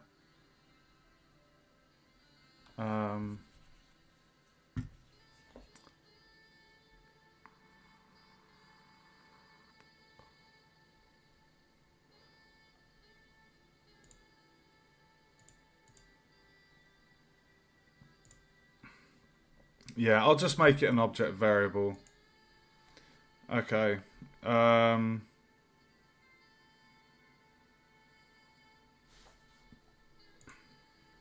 Okay. So we're going to say featherfall active.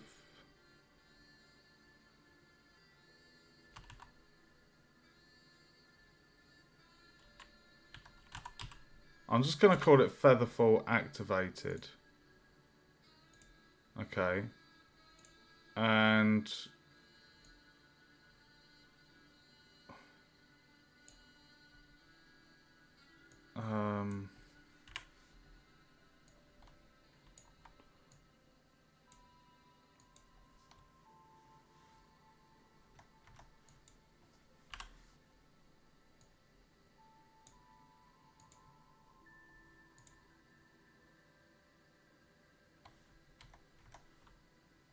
I did set that as a Boolean.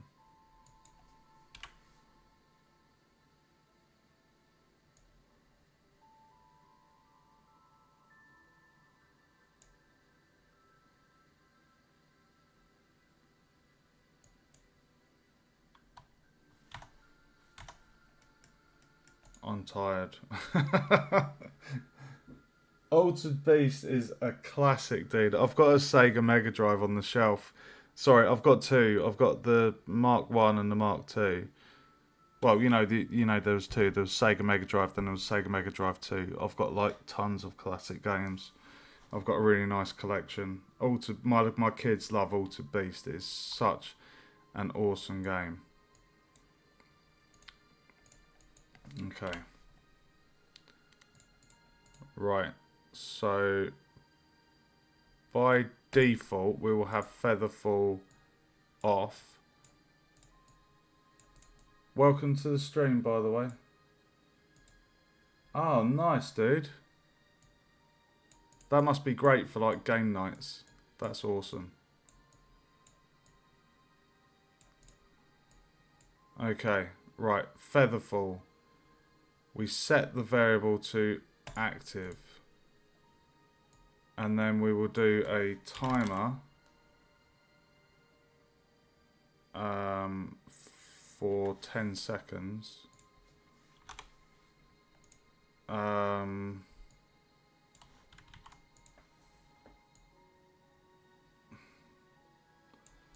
So we're going to be triggering this from within here.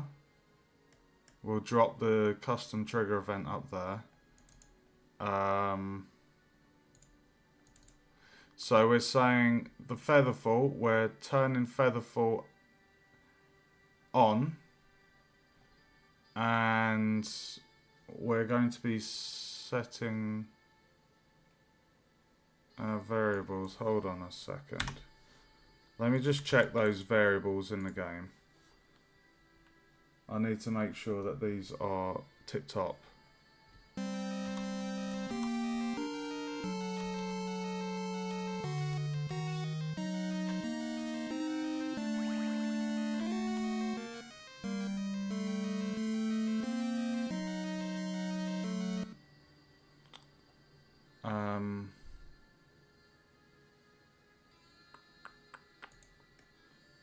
Okay, right. So 10, 13, 4.5, 4, 15. Oh, guys, this is going to be so fun. This is going to be so fun. Oh, my God. Power up. Okay, so we're going to be on start. We're going to have a sequence coming off of that for 1, 2, 3, 4, 5, 6. 1, 2, 3, 4, 5, 6. And we're going to be setting the variables. Oh my god. We need room. Make room. Okay, so first off, oh, the max speed isn't actually getting changed. Oh, okay. So max speed is the same. So jump strength, set the jump strength.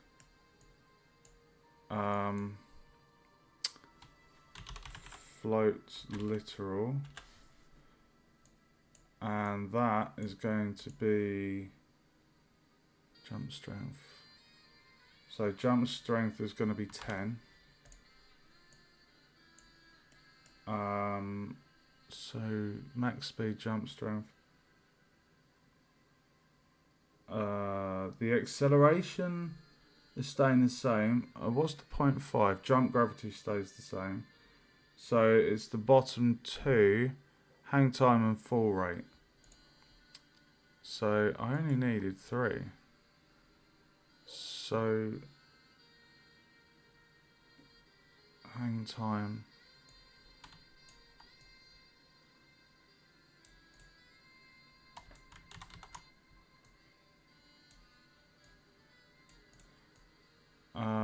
Hang time is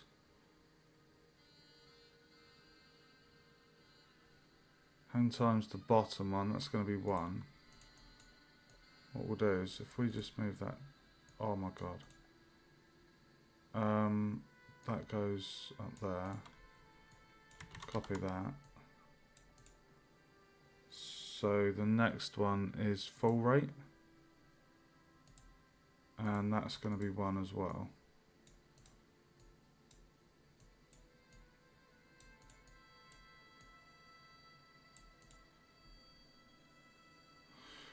Okay.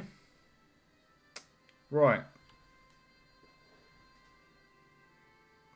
When we trigger that, we turn on Featherfall active. 10-second timer.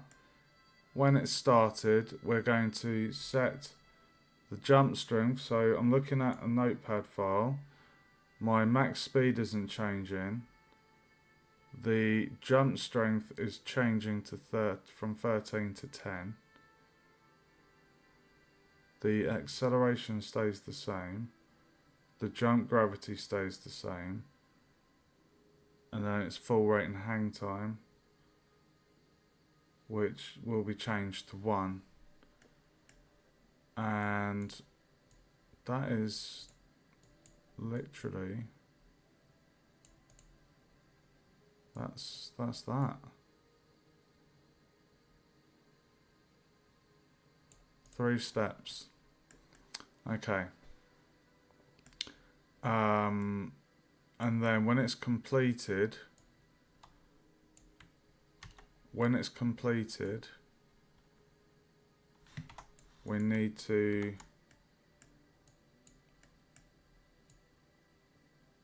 do this. So we turn it off.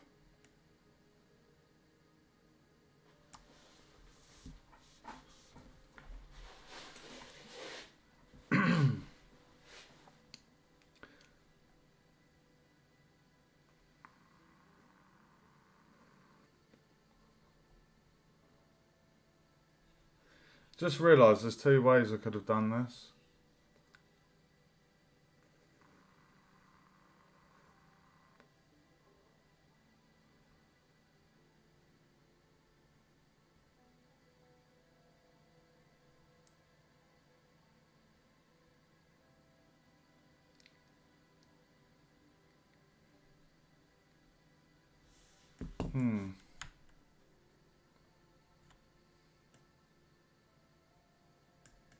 One second.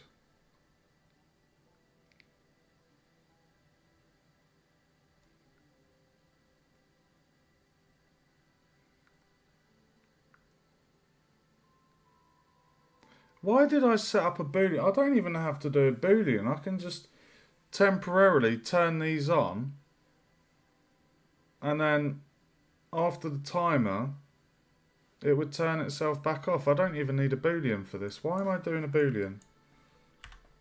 What a numpty.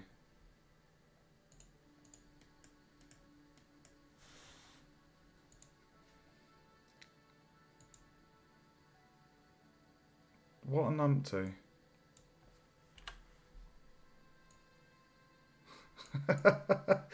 I must be tired. I must be tired.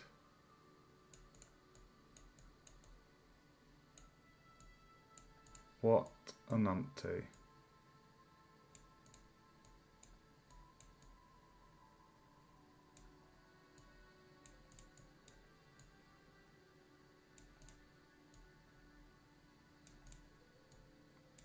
Right, feather fall, jump strength, fall rate, hang time, boom. Then we plug in the timer. Start a 10-second timer. And after that's complete,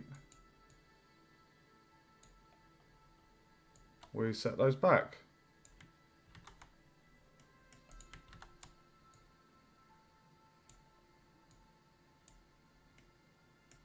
So that jump strength is going to be 13.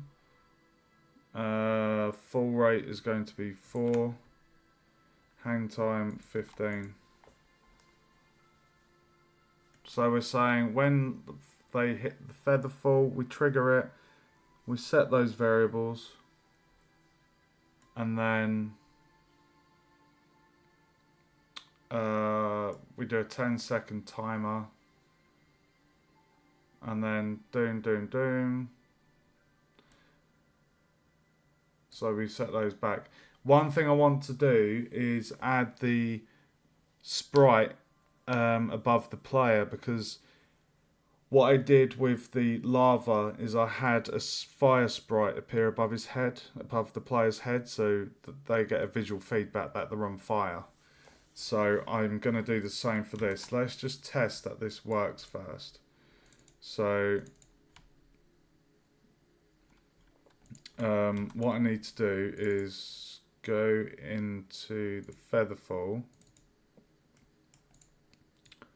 and we're going to, just before we destroy, we're going to trigger custom event, and it's going to be feather fall.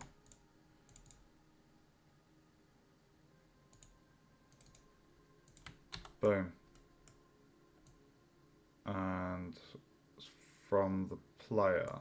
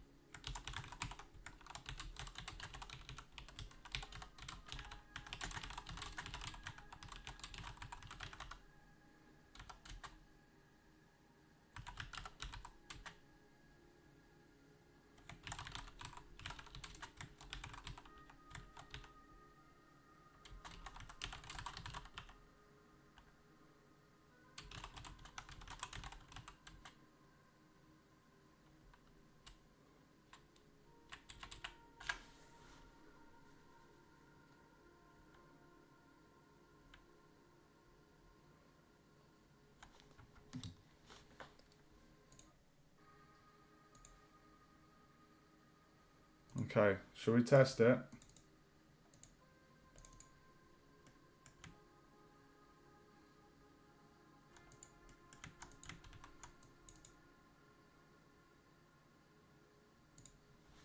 Let's test it, guys.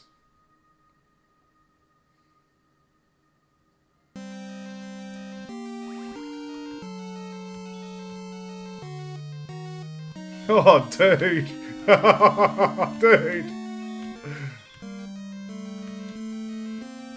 Oh, that is so cool. That's so cool. Spaceman.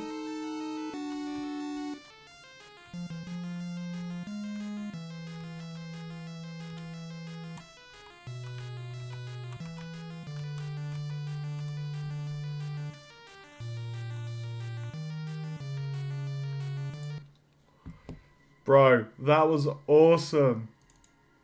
That was so cool. By the power of Grayskull. Right, so I can show you my fire sprite. I'll actually show you the burn damage that I've got in the game. I apologise if the music volume's too loud.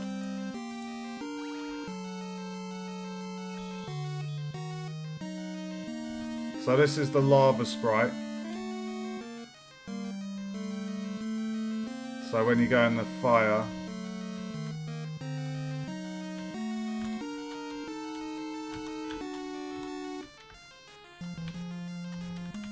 Oh shit, I can't jump out. Whoops.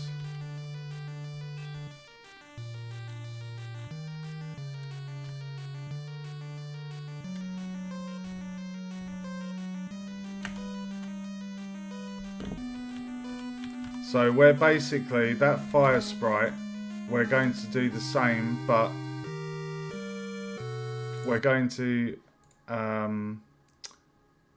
add the... Oh my god, I can't think. The oh my god, what is it? The feather. The feather. We're going to add the feather. Now, I'm not going to do I'm not going to do this as a prefab, the feather, because well, I'm just not. There's only one. There's no point doing a prefab. I'm not going to have more than one power up in the game. So, I'm happy with that. Right, so what that's done. So if I save the project, we're going to create a game object, just a folder basically, and we're going to call this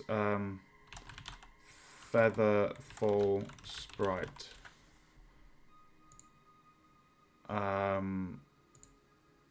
And if we add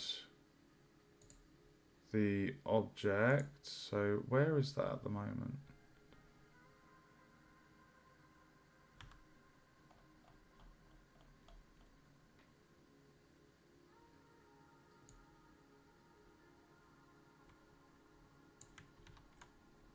Oh, it's actually, oh, okay.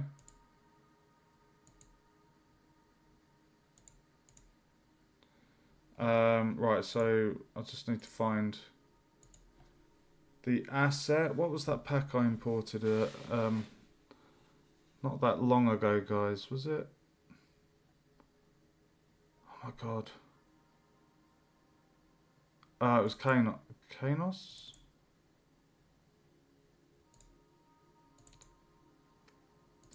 Monster part, there we go.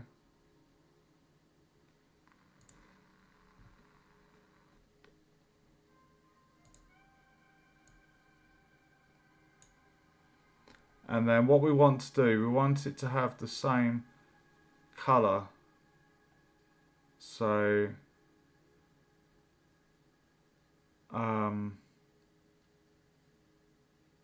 oh my god, how amazing would it be? Oh my god, you know how we've got the visual effects coming off of the power up when you collect it? It would be amazing to have that on the player. Oh my god. Can you imagine that? Jumping around and you've got all these sparkles coming off of you. That would be super cool. Not sure, like... That would be so cool, dude. Right, first off, what we need to do is we need to set the colour of that. So if I go on to pickups, power up, Featherfall, and get the sprite, we're going to copy that colour. And we're going to go on to, we'll just call that sprite. And I'm going to change the colour of that. We need to change the layer so it's 1. So if I move that up, and I'm just going to reduce the size of it because that's too big. Try 0.5.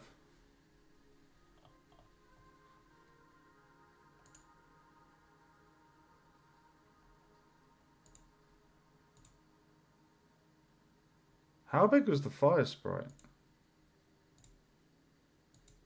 Oh, it's substantially bigger. Okay.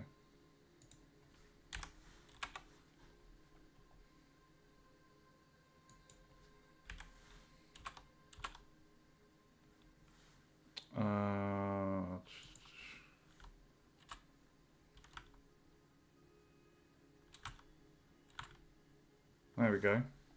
It's in the same position. If we turn off the sprite, and if we just move our character,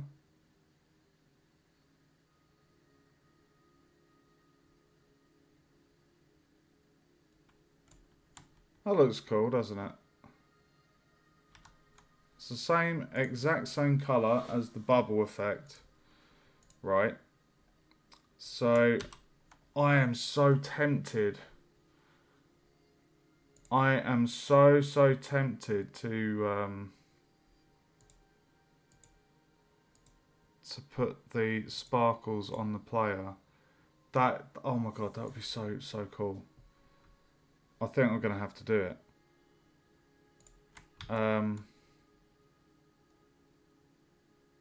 Oh, you know what? I'm doing it. I am doing it, guys. Right, let's copy that particle system and put it there.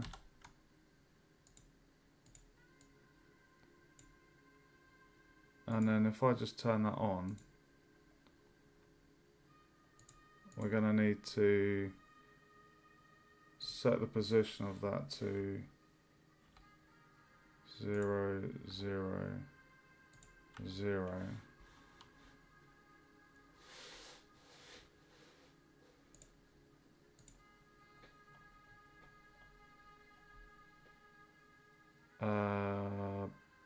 Particle system. And then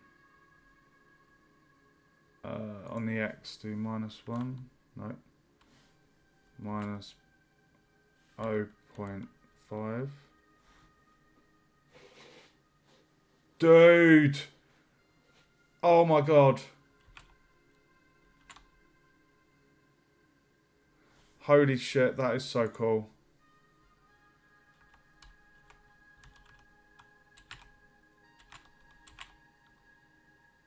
Dude, that is so cool.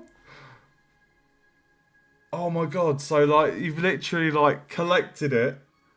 You've literally kind of taken the power from the power up and become the feather. Dude, that's so fucking awesome. Oh my god. Oh my god, I can't wait to try this. Oh my god, that's just gonna look so cool. And what I think will happen is, oh my god, this is so exciting. I'm sorry. Okay. Right, so we need to go into, let's turn the canvas back on.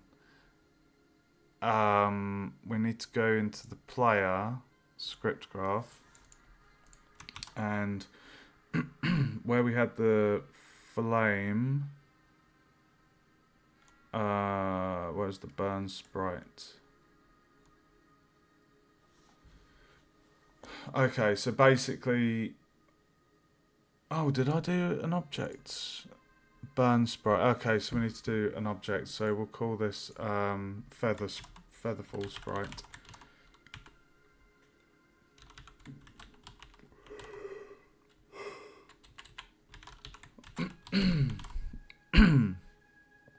Featherfall sprite. And it's going to be game object. So then we're just getting the sprite itself, which is that. I'll drag that over there. Okay. And then all we need to do is copy that tiny bit of code. And away we go. Right. I am excited. Make room. The code has arrived. Right, so get the Featherfall sprite.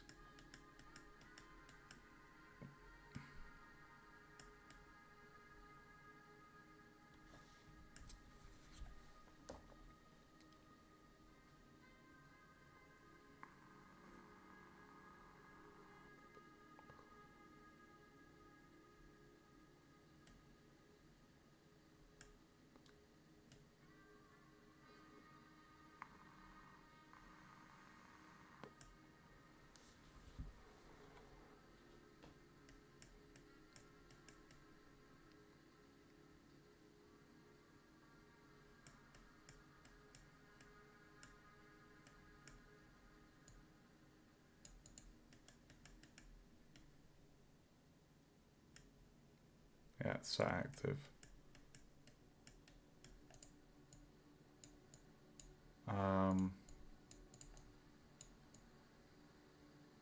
Oh, dude.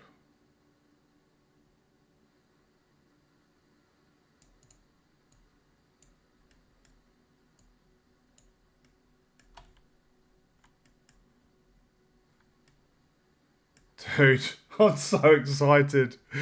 Oh my god. Oh my god, this is going to be so cool.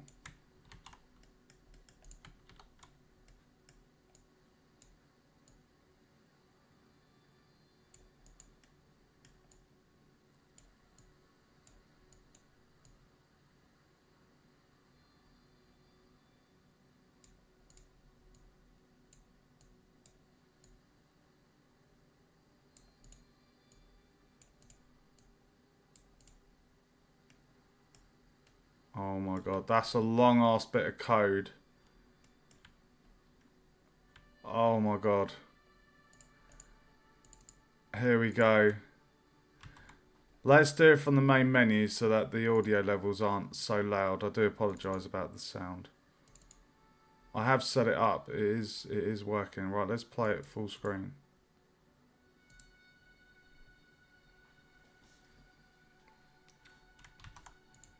Here we go. Here we go, baby. Oh, I need to add it in there, guys.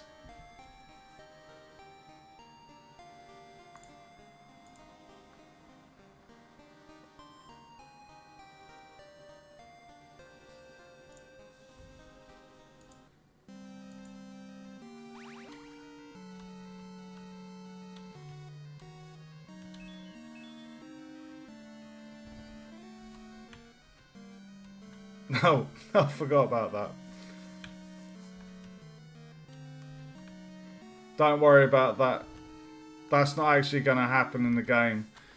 Where I'm placing the Featherfall, it's going to be nowhere near the lava, so...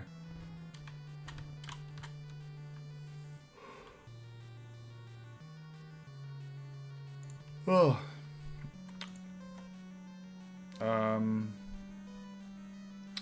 Let's retry that.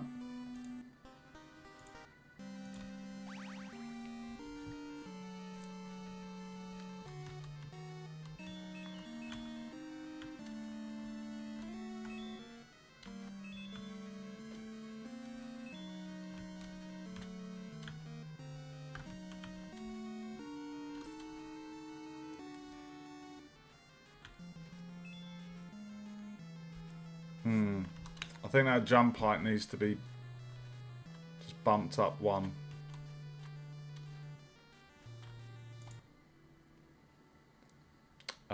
Let's go back to that.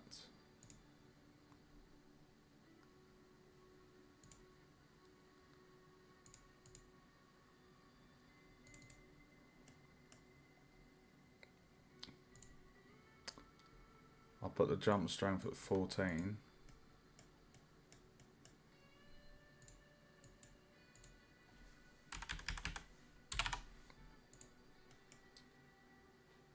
Right, so the particle effect is cool, but it's kind of like but if we look at the pickup on its own,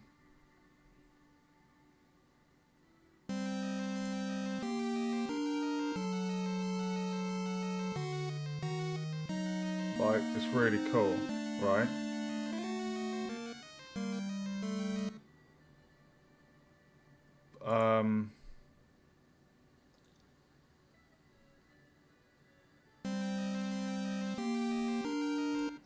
What we can do for the players one, because the player's substantially bigger than that, we can play around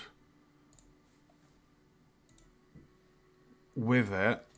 If I temporarily turn off the canvas so I can see.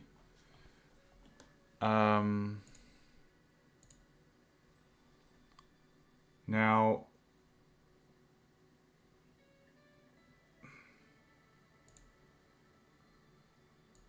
what would be really cool is if we could leave the trails behind as we're moving. So, if I did world,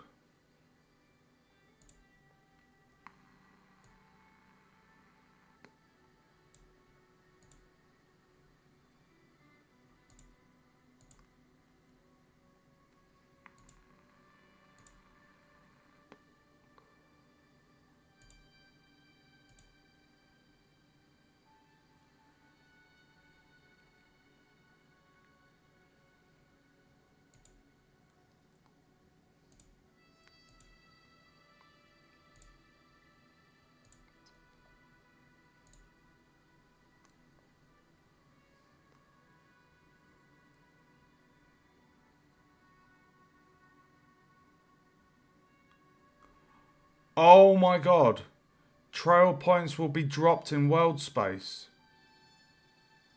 Does that mean as I move it should get left behind?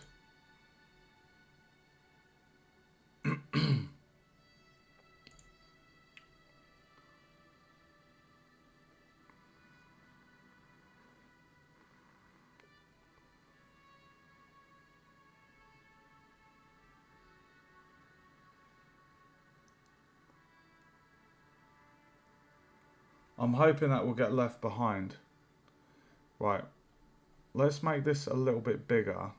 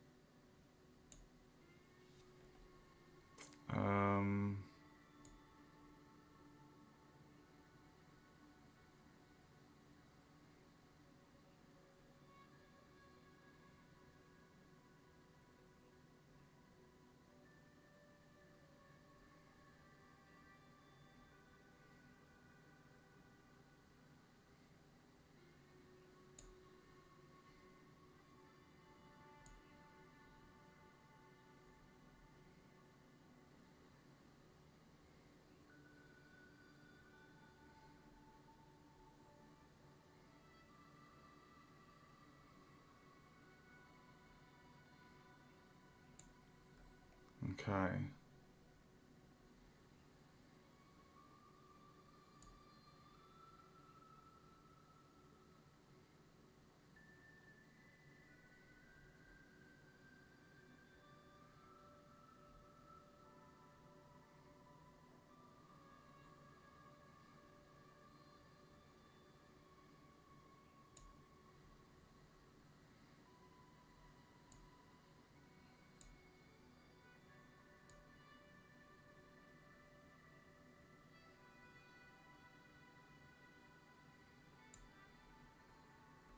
Okay.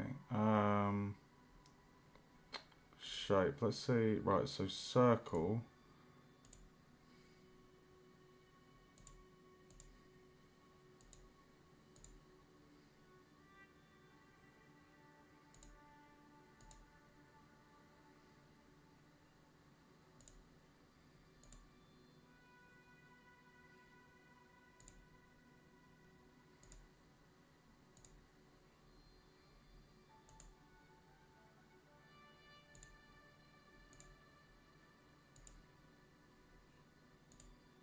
Let's just go for the same.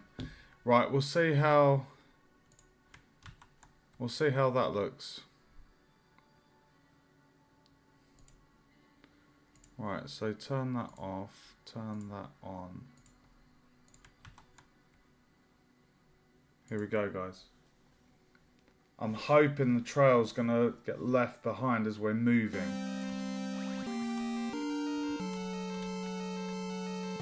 Oh my god, it does.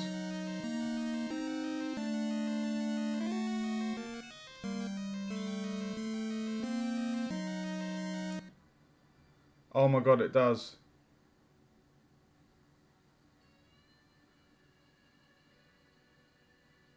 Wow.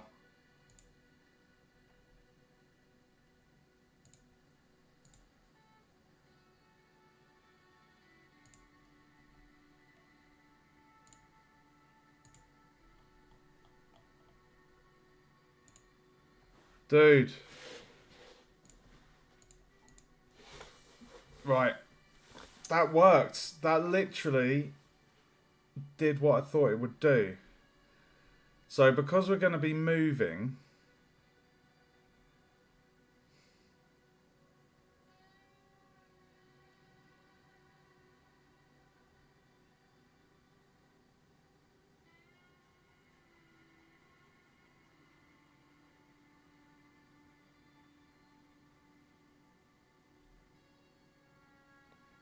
um,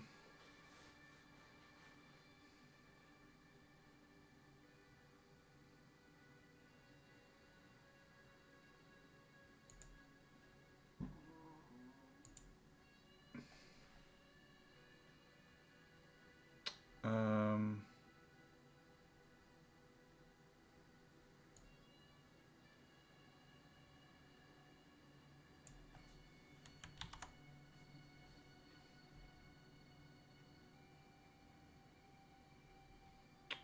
we want to do...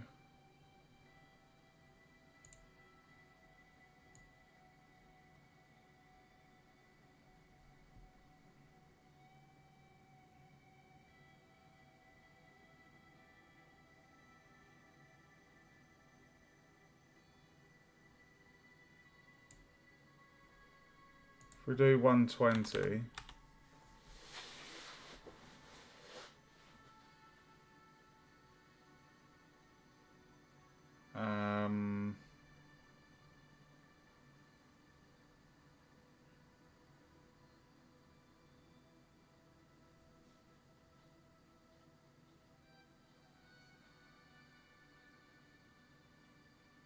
align to direction.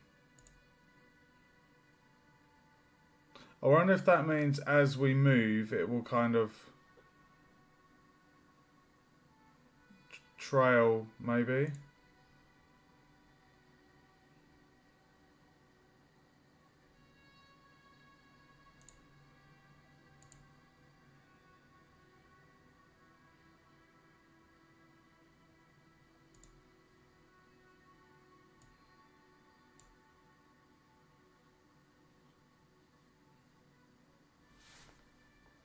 Let's give that a go.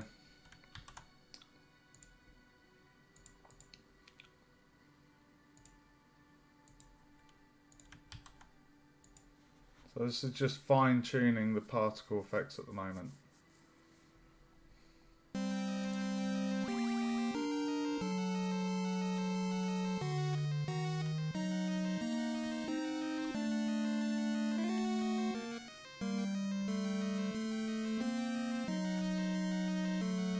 I'll tell you what, let's make that longer just for the testing so I can actually test it. We want to make sure this is awesome.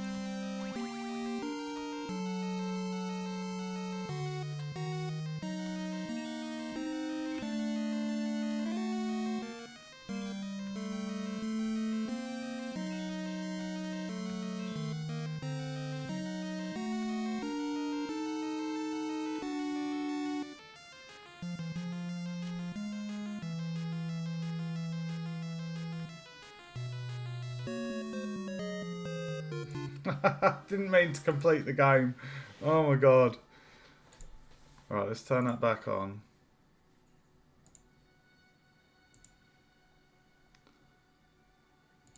Okay.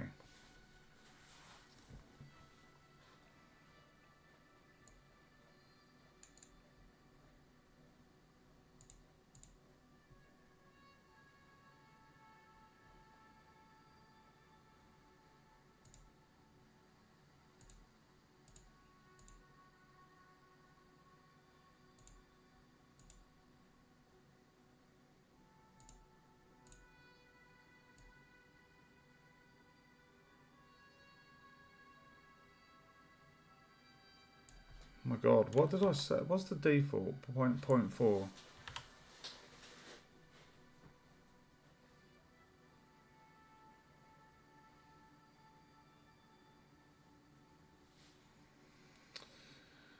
Um,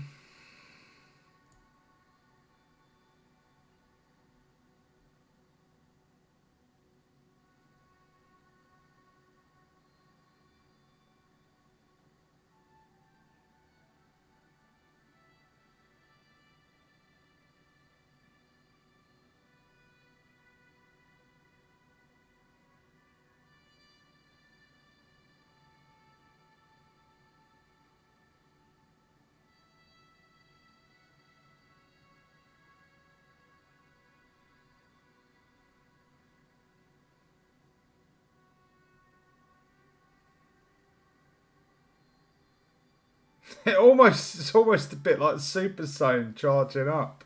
That's awesome.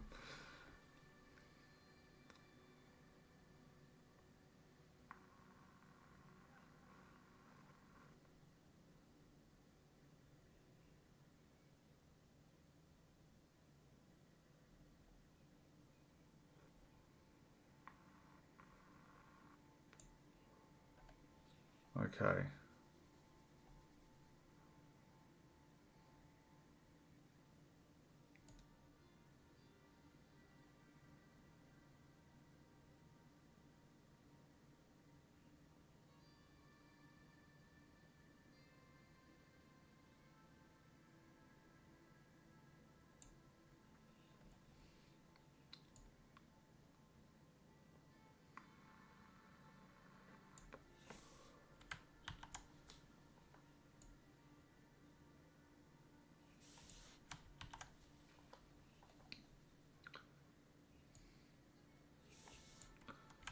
I'm just making sure that this...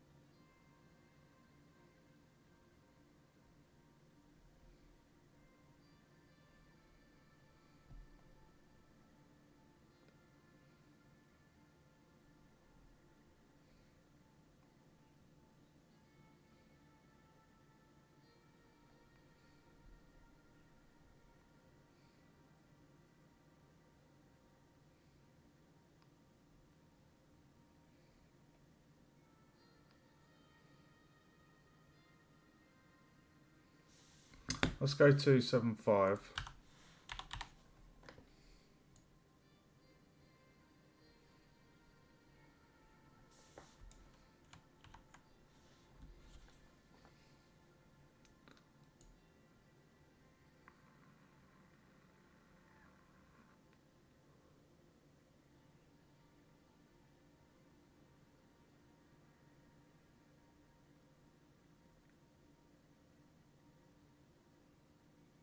That's cool.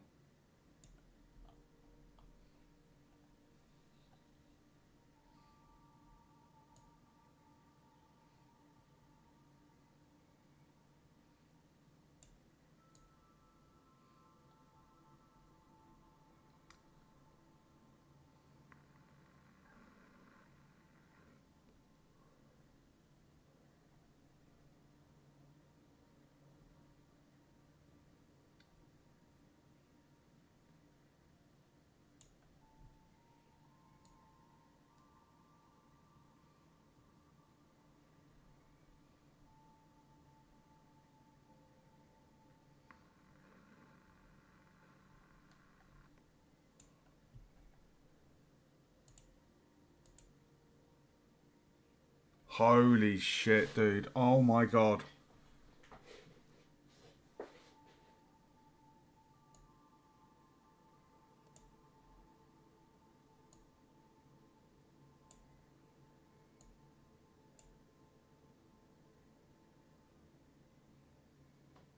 Dude.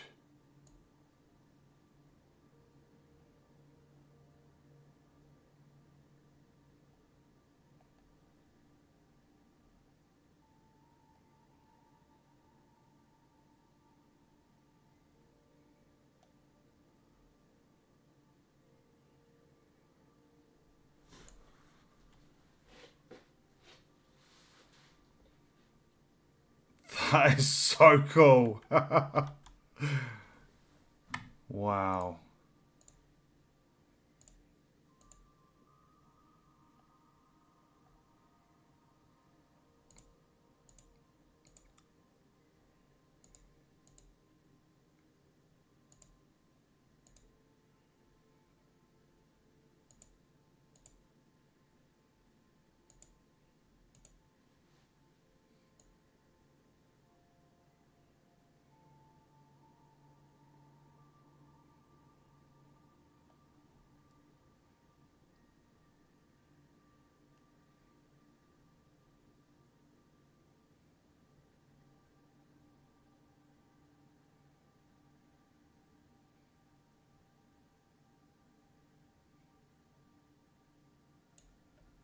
Oh my god, that's beautiful.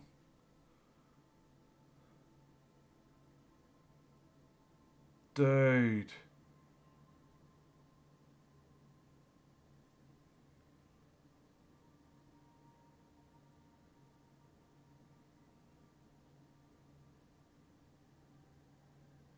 Oh my god, dude. What is going on?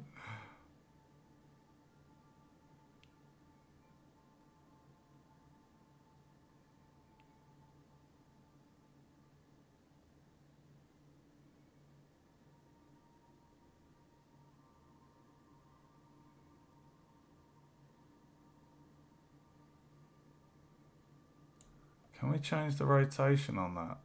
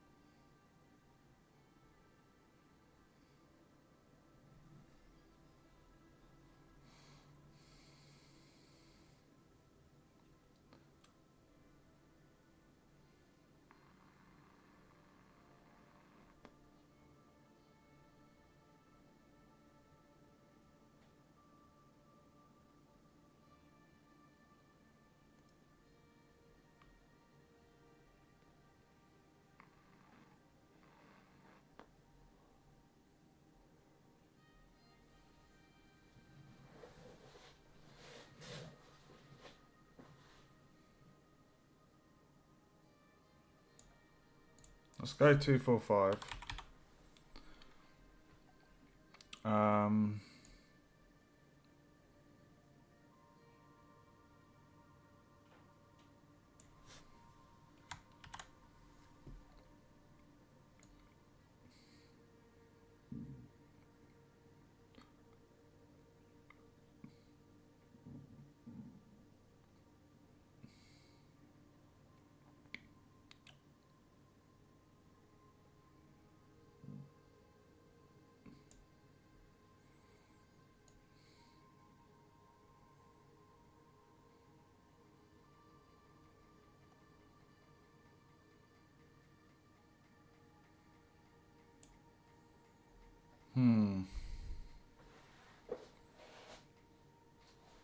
Let's just see how that looks. Oh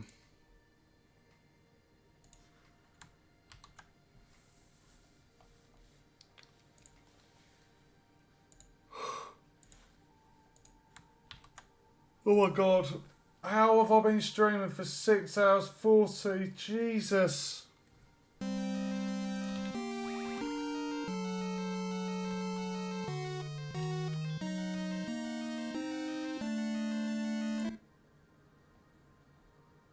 Oh my god, I've just realised what's happened.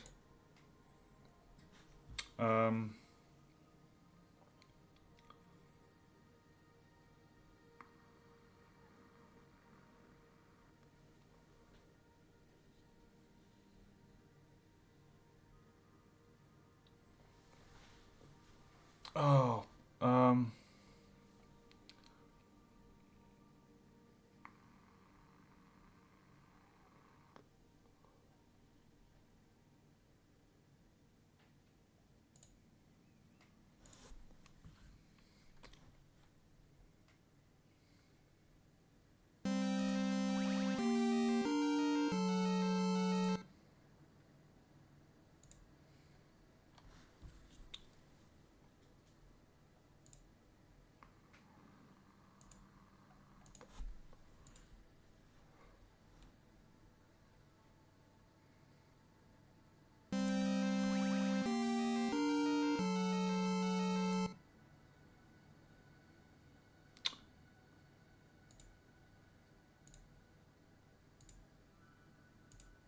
there we go.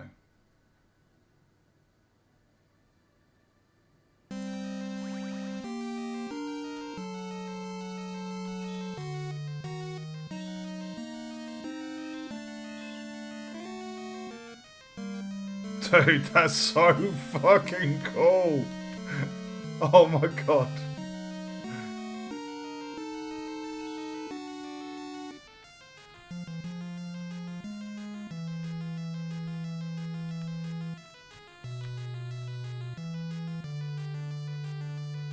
Oh my god, that is so awesome. Jesus. That's so cool.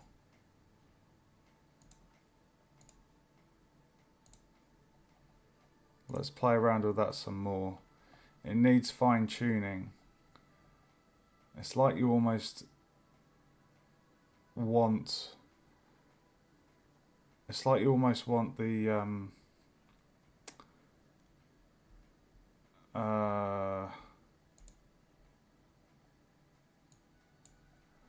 Right, let's play around with this.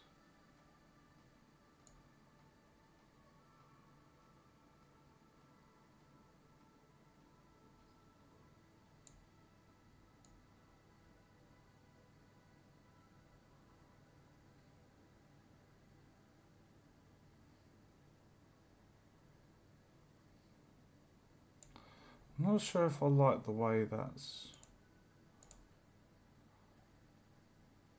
Sphere's kind of...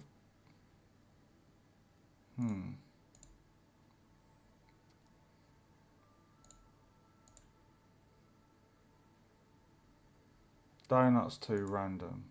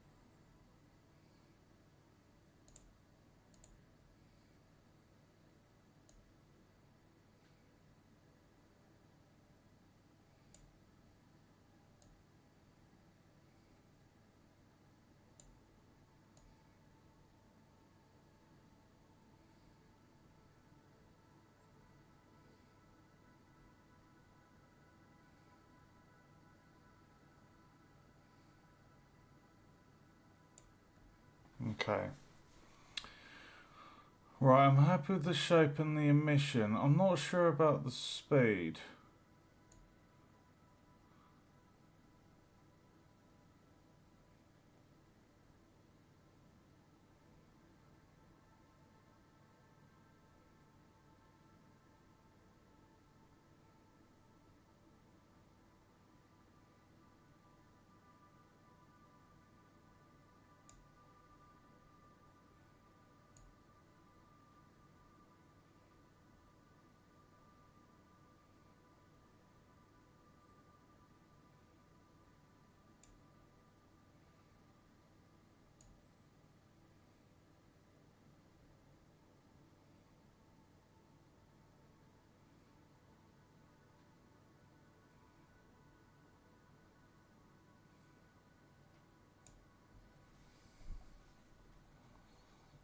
Um,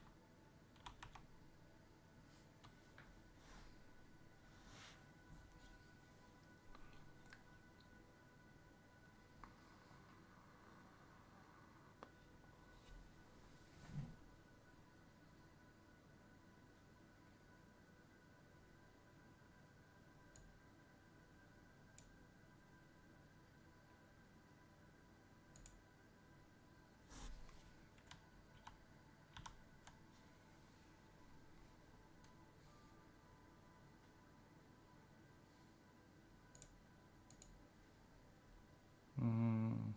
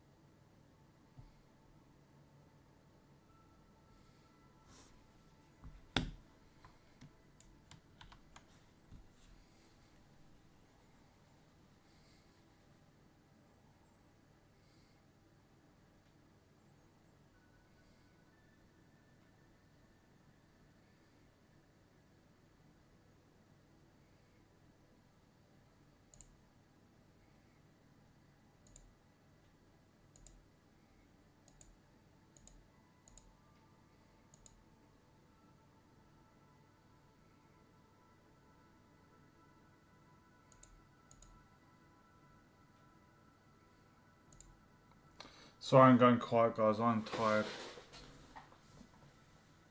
Oh my god, it's almost like 11 hours dev in one day. I just want to nail this emitter. I like that it's slower there. I didn't like it being too fast because it's featherfall. Featherfall slows movement. So I think it's quite cool that you'd have that kind of effect.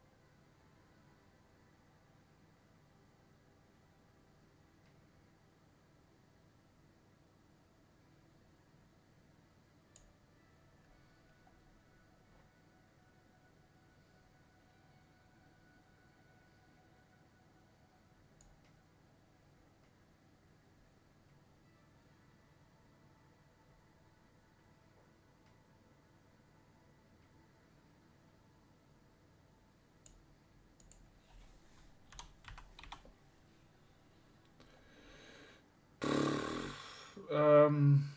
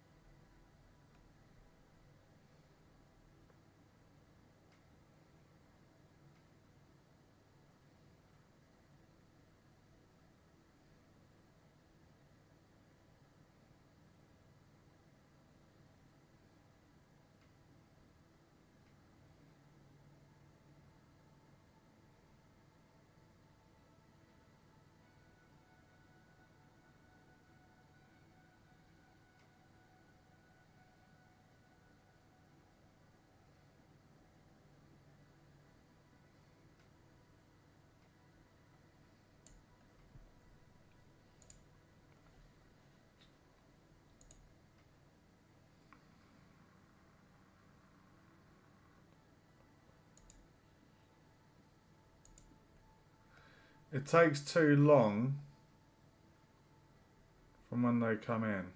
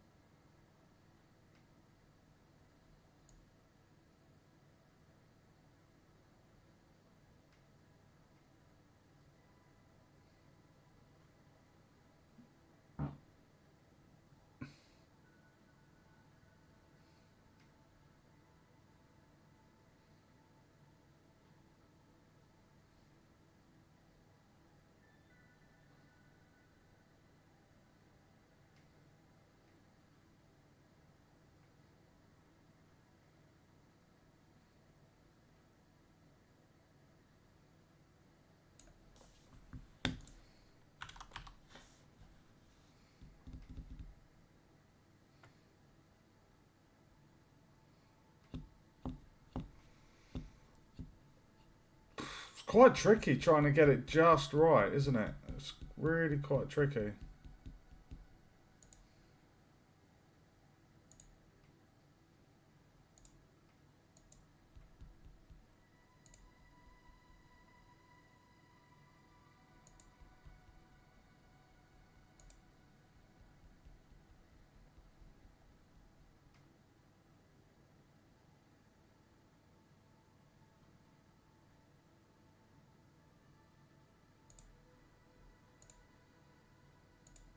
Oh, that's good. Pre-warm system. You see that? If I do it from scratch, it takes too long to come in. If I do the pre-warm, it's already kind of got a system.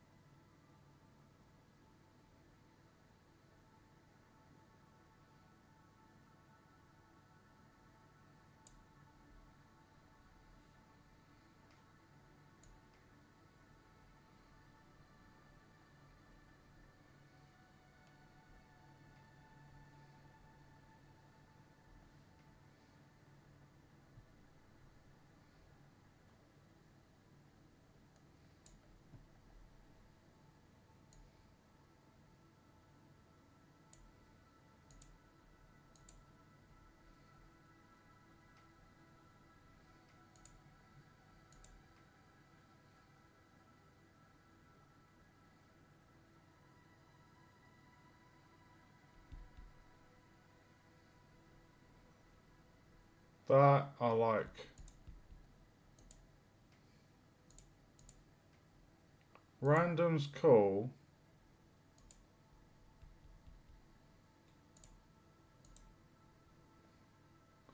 Ping pong, I like how there's a bit of a pattern going on. Like the lines, the ribbon trails are more straight. And the,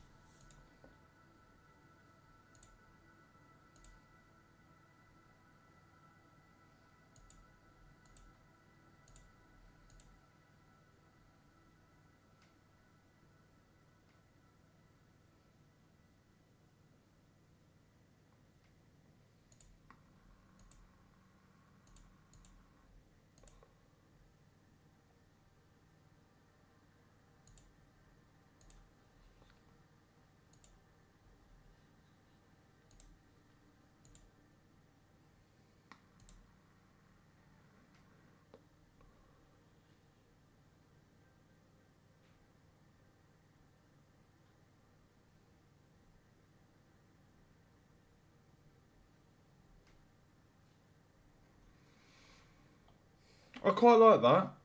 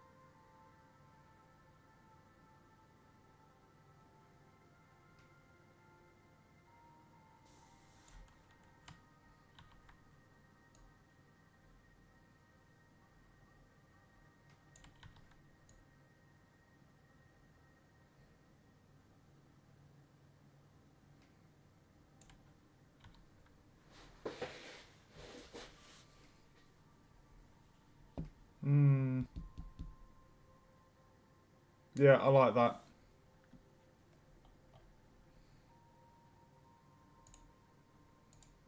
Let's give it a go.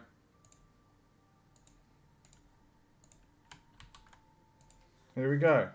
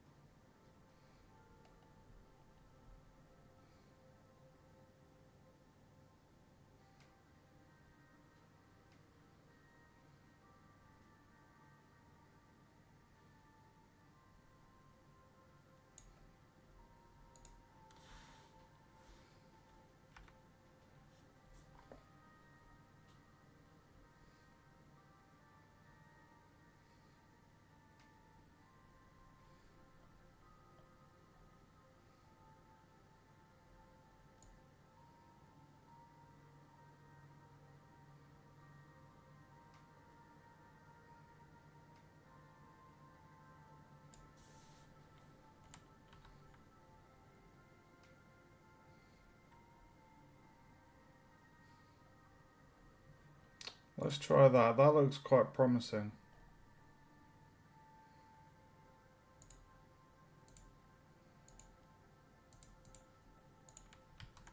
Here we go, guys.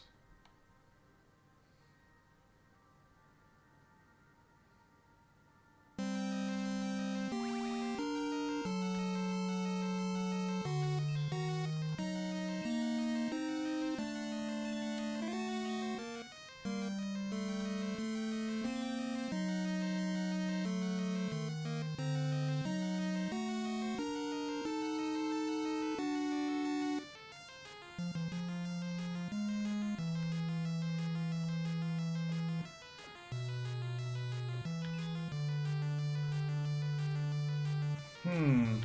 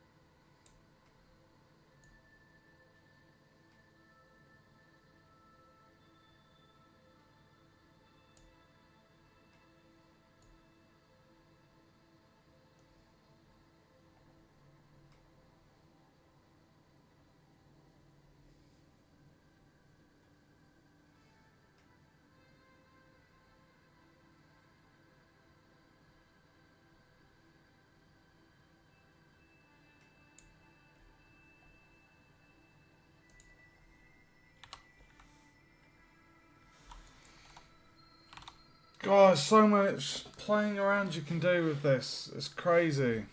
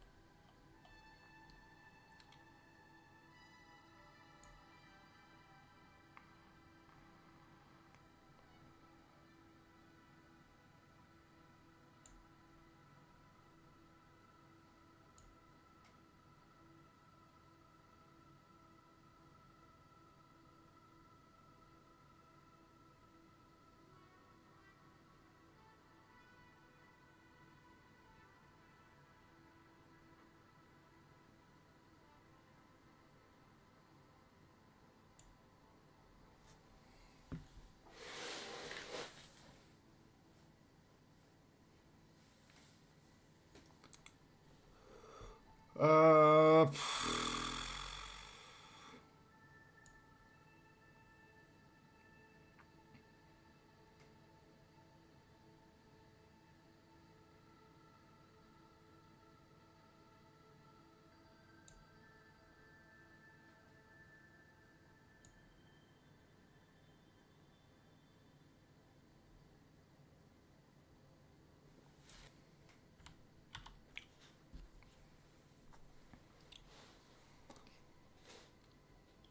hmm.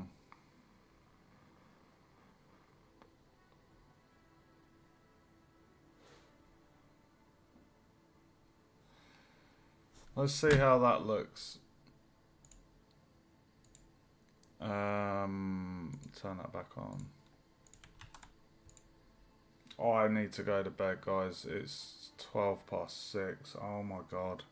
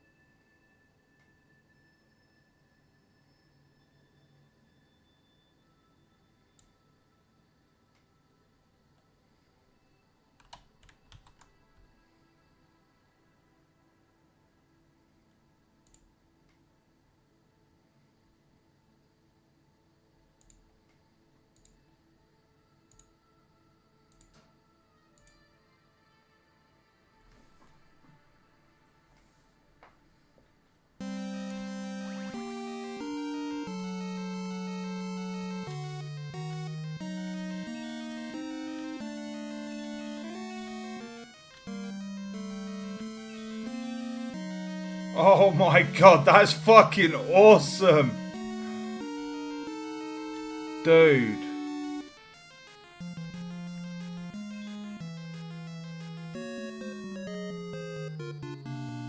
Holy shit, that looks so cool. Oh my god.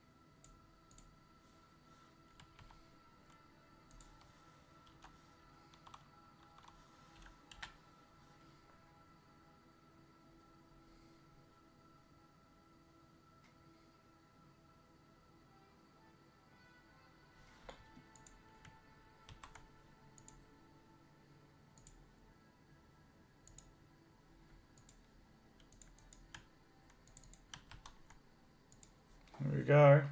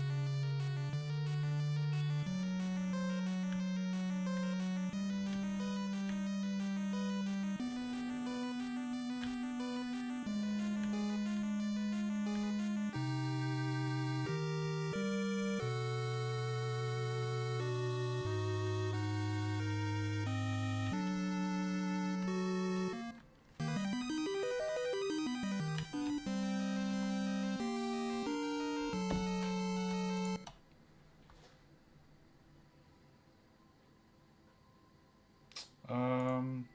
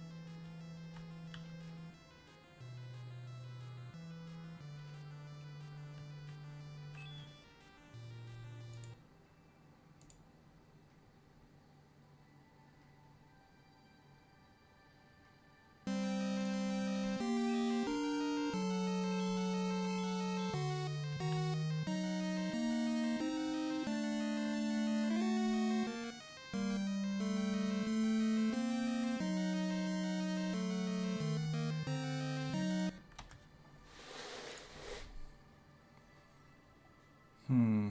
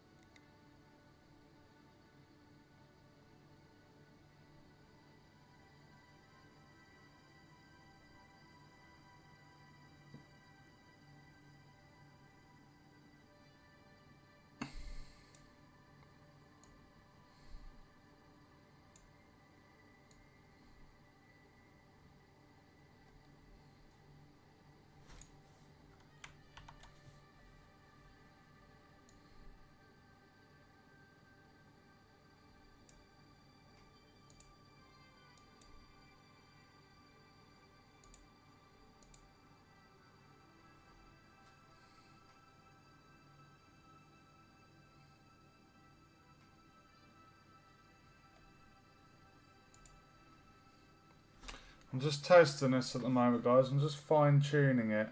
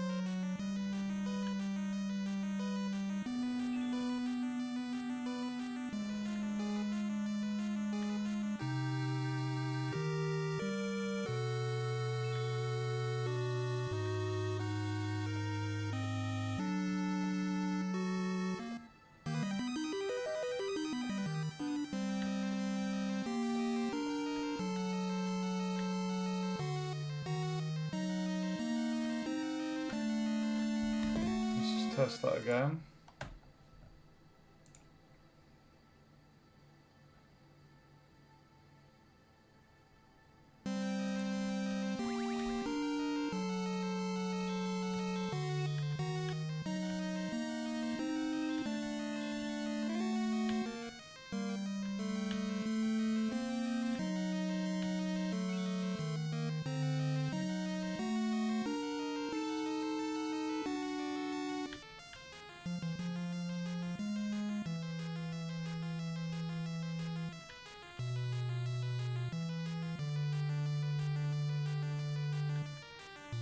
I'm happy with that.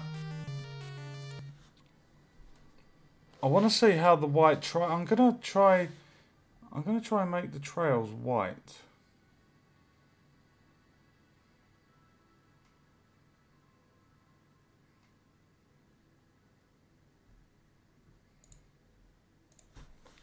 I'm gonna see how that looks.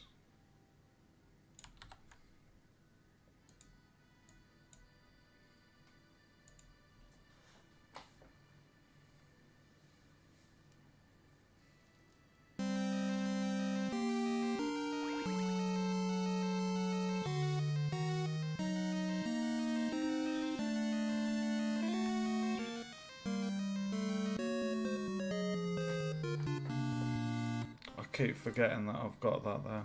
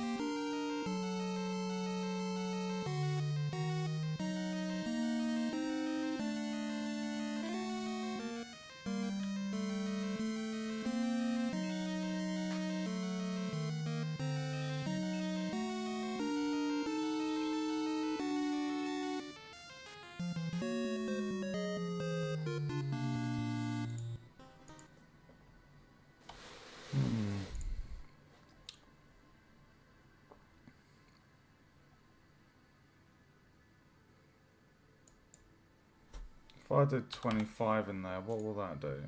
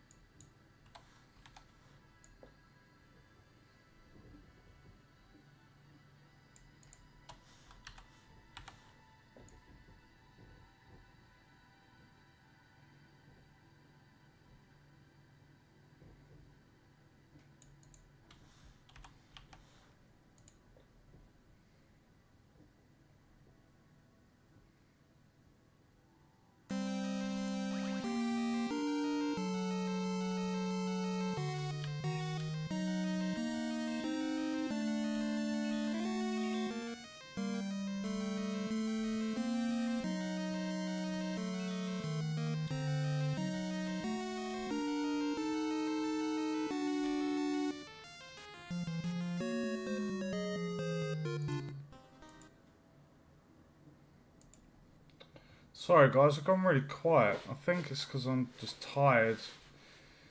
Really tired.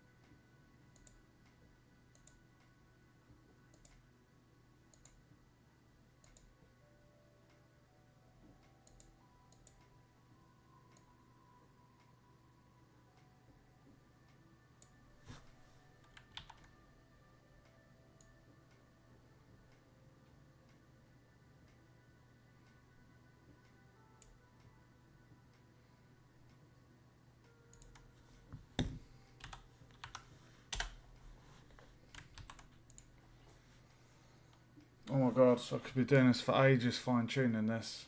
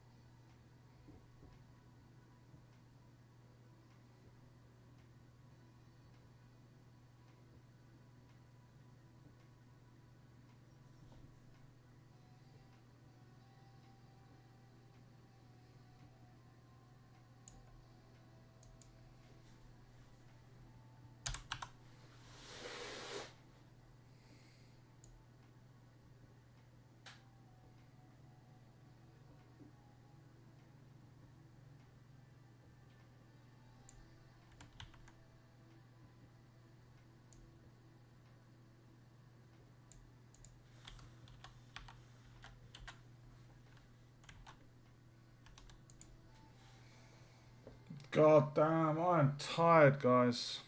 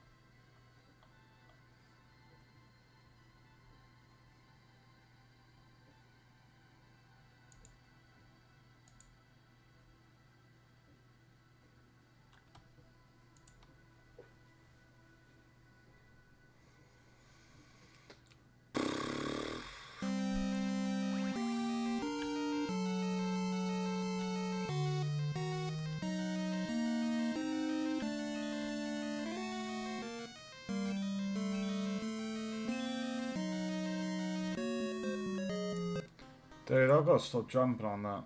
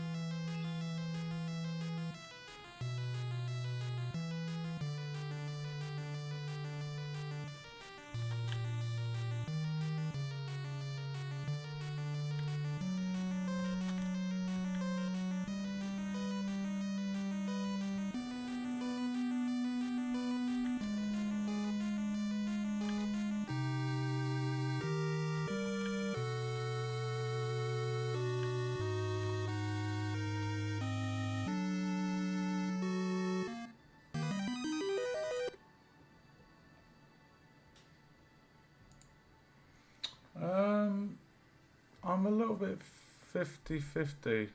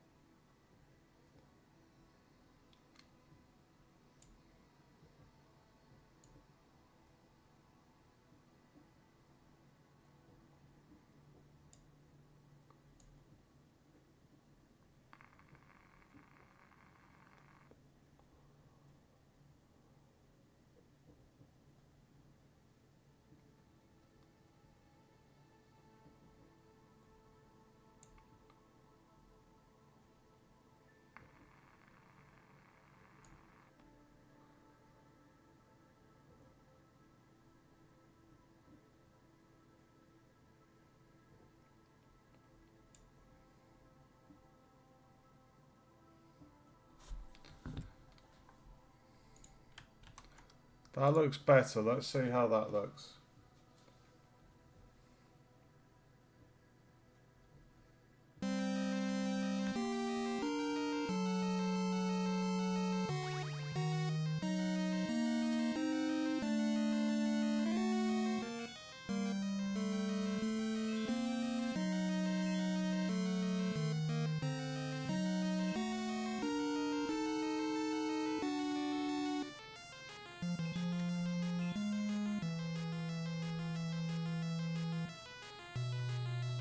I really like that one.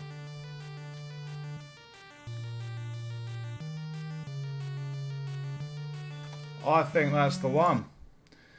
That took a lot of playing around, but we got there in the end.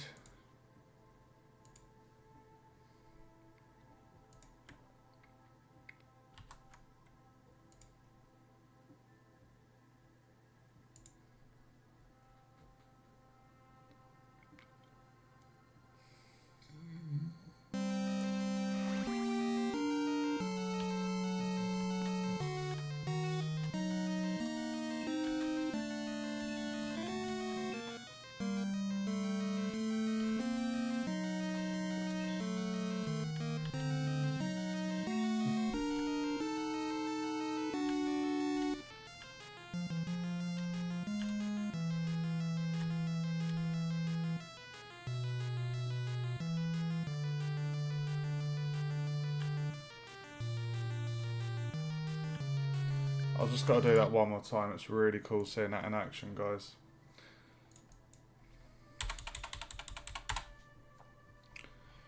It's really, really cool.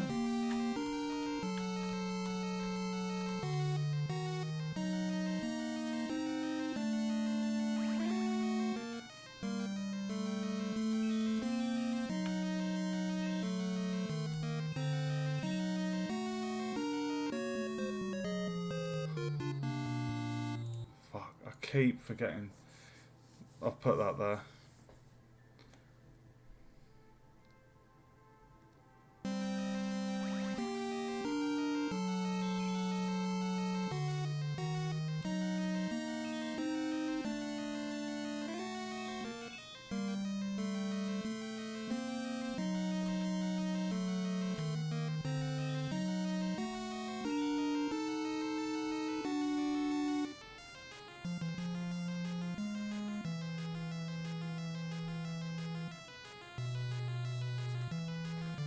I'm actually going to lower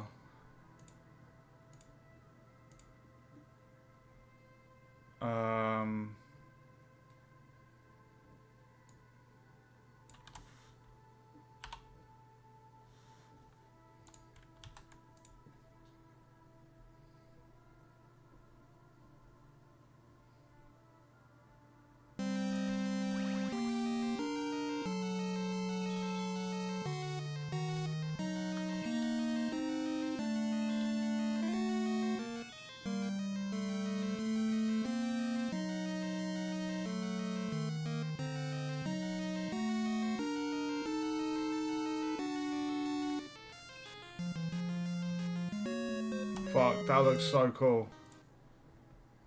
Oh my god, that looks so good.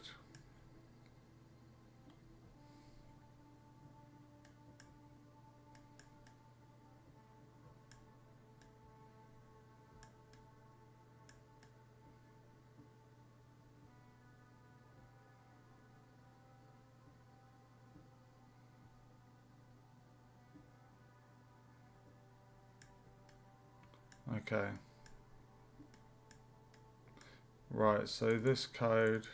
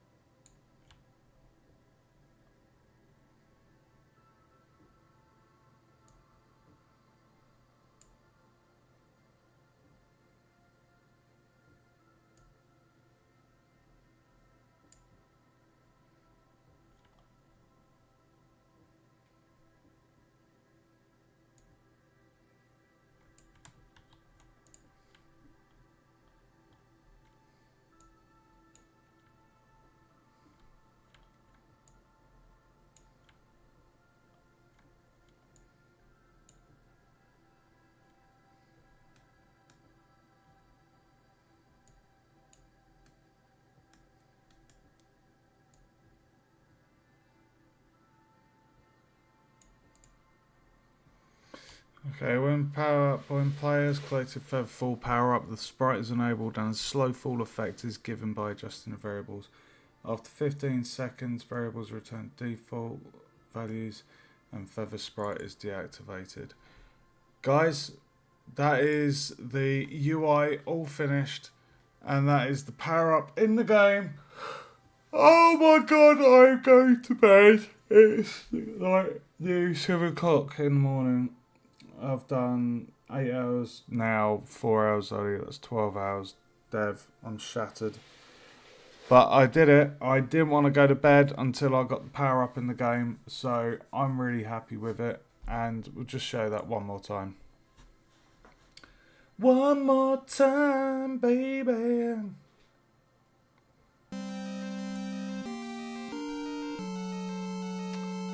So you got the power up.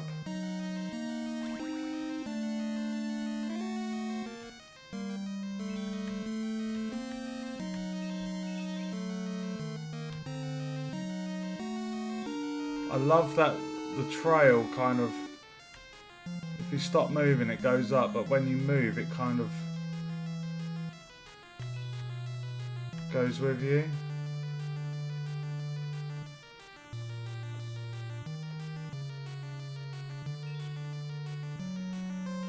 I love it.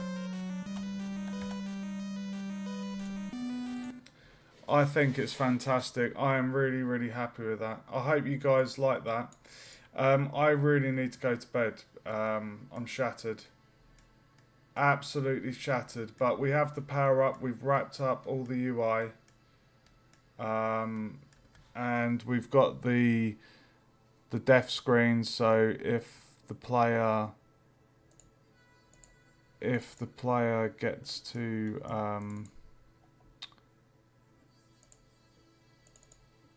4 minutes of game time and they've not completed it,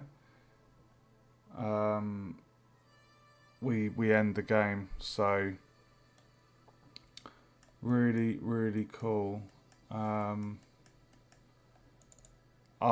so happy. So much work has gone into this,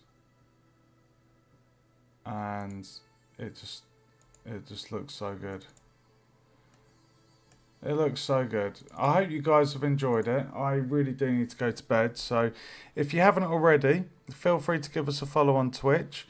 I stream quite regularly at the moment. Quite a lot of game dev as well. All of my game dev all of my game dev streams are always archived to my YouTube channel. So if there's anything you want to watch back, that you might have missed, or an area that you want to learn something about, feel free to check out the channel in the panel below and give it a subscribe if you want. Thanks for joining me today, guys. I hope you've enjoyed it. Thanks for watching as always, and for your comments and input and keeping me company tonight. So stay safe, and I will be back tomorrow, and I believe I'm going to be doing Unreal Engine group project. So I've got a few things to do in that. So make sure you tune in to watch that stream. That'll be quite a good one. Thanks for watching. Stay safe, and I'll see you in the next one, guys. Ciao, ciao.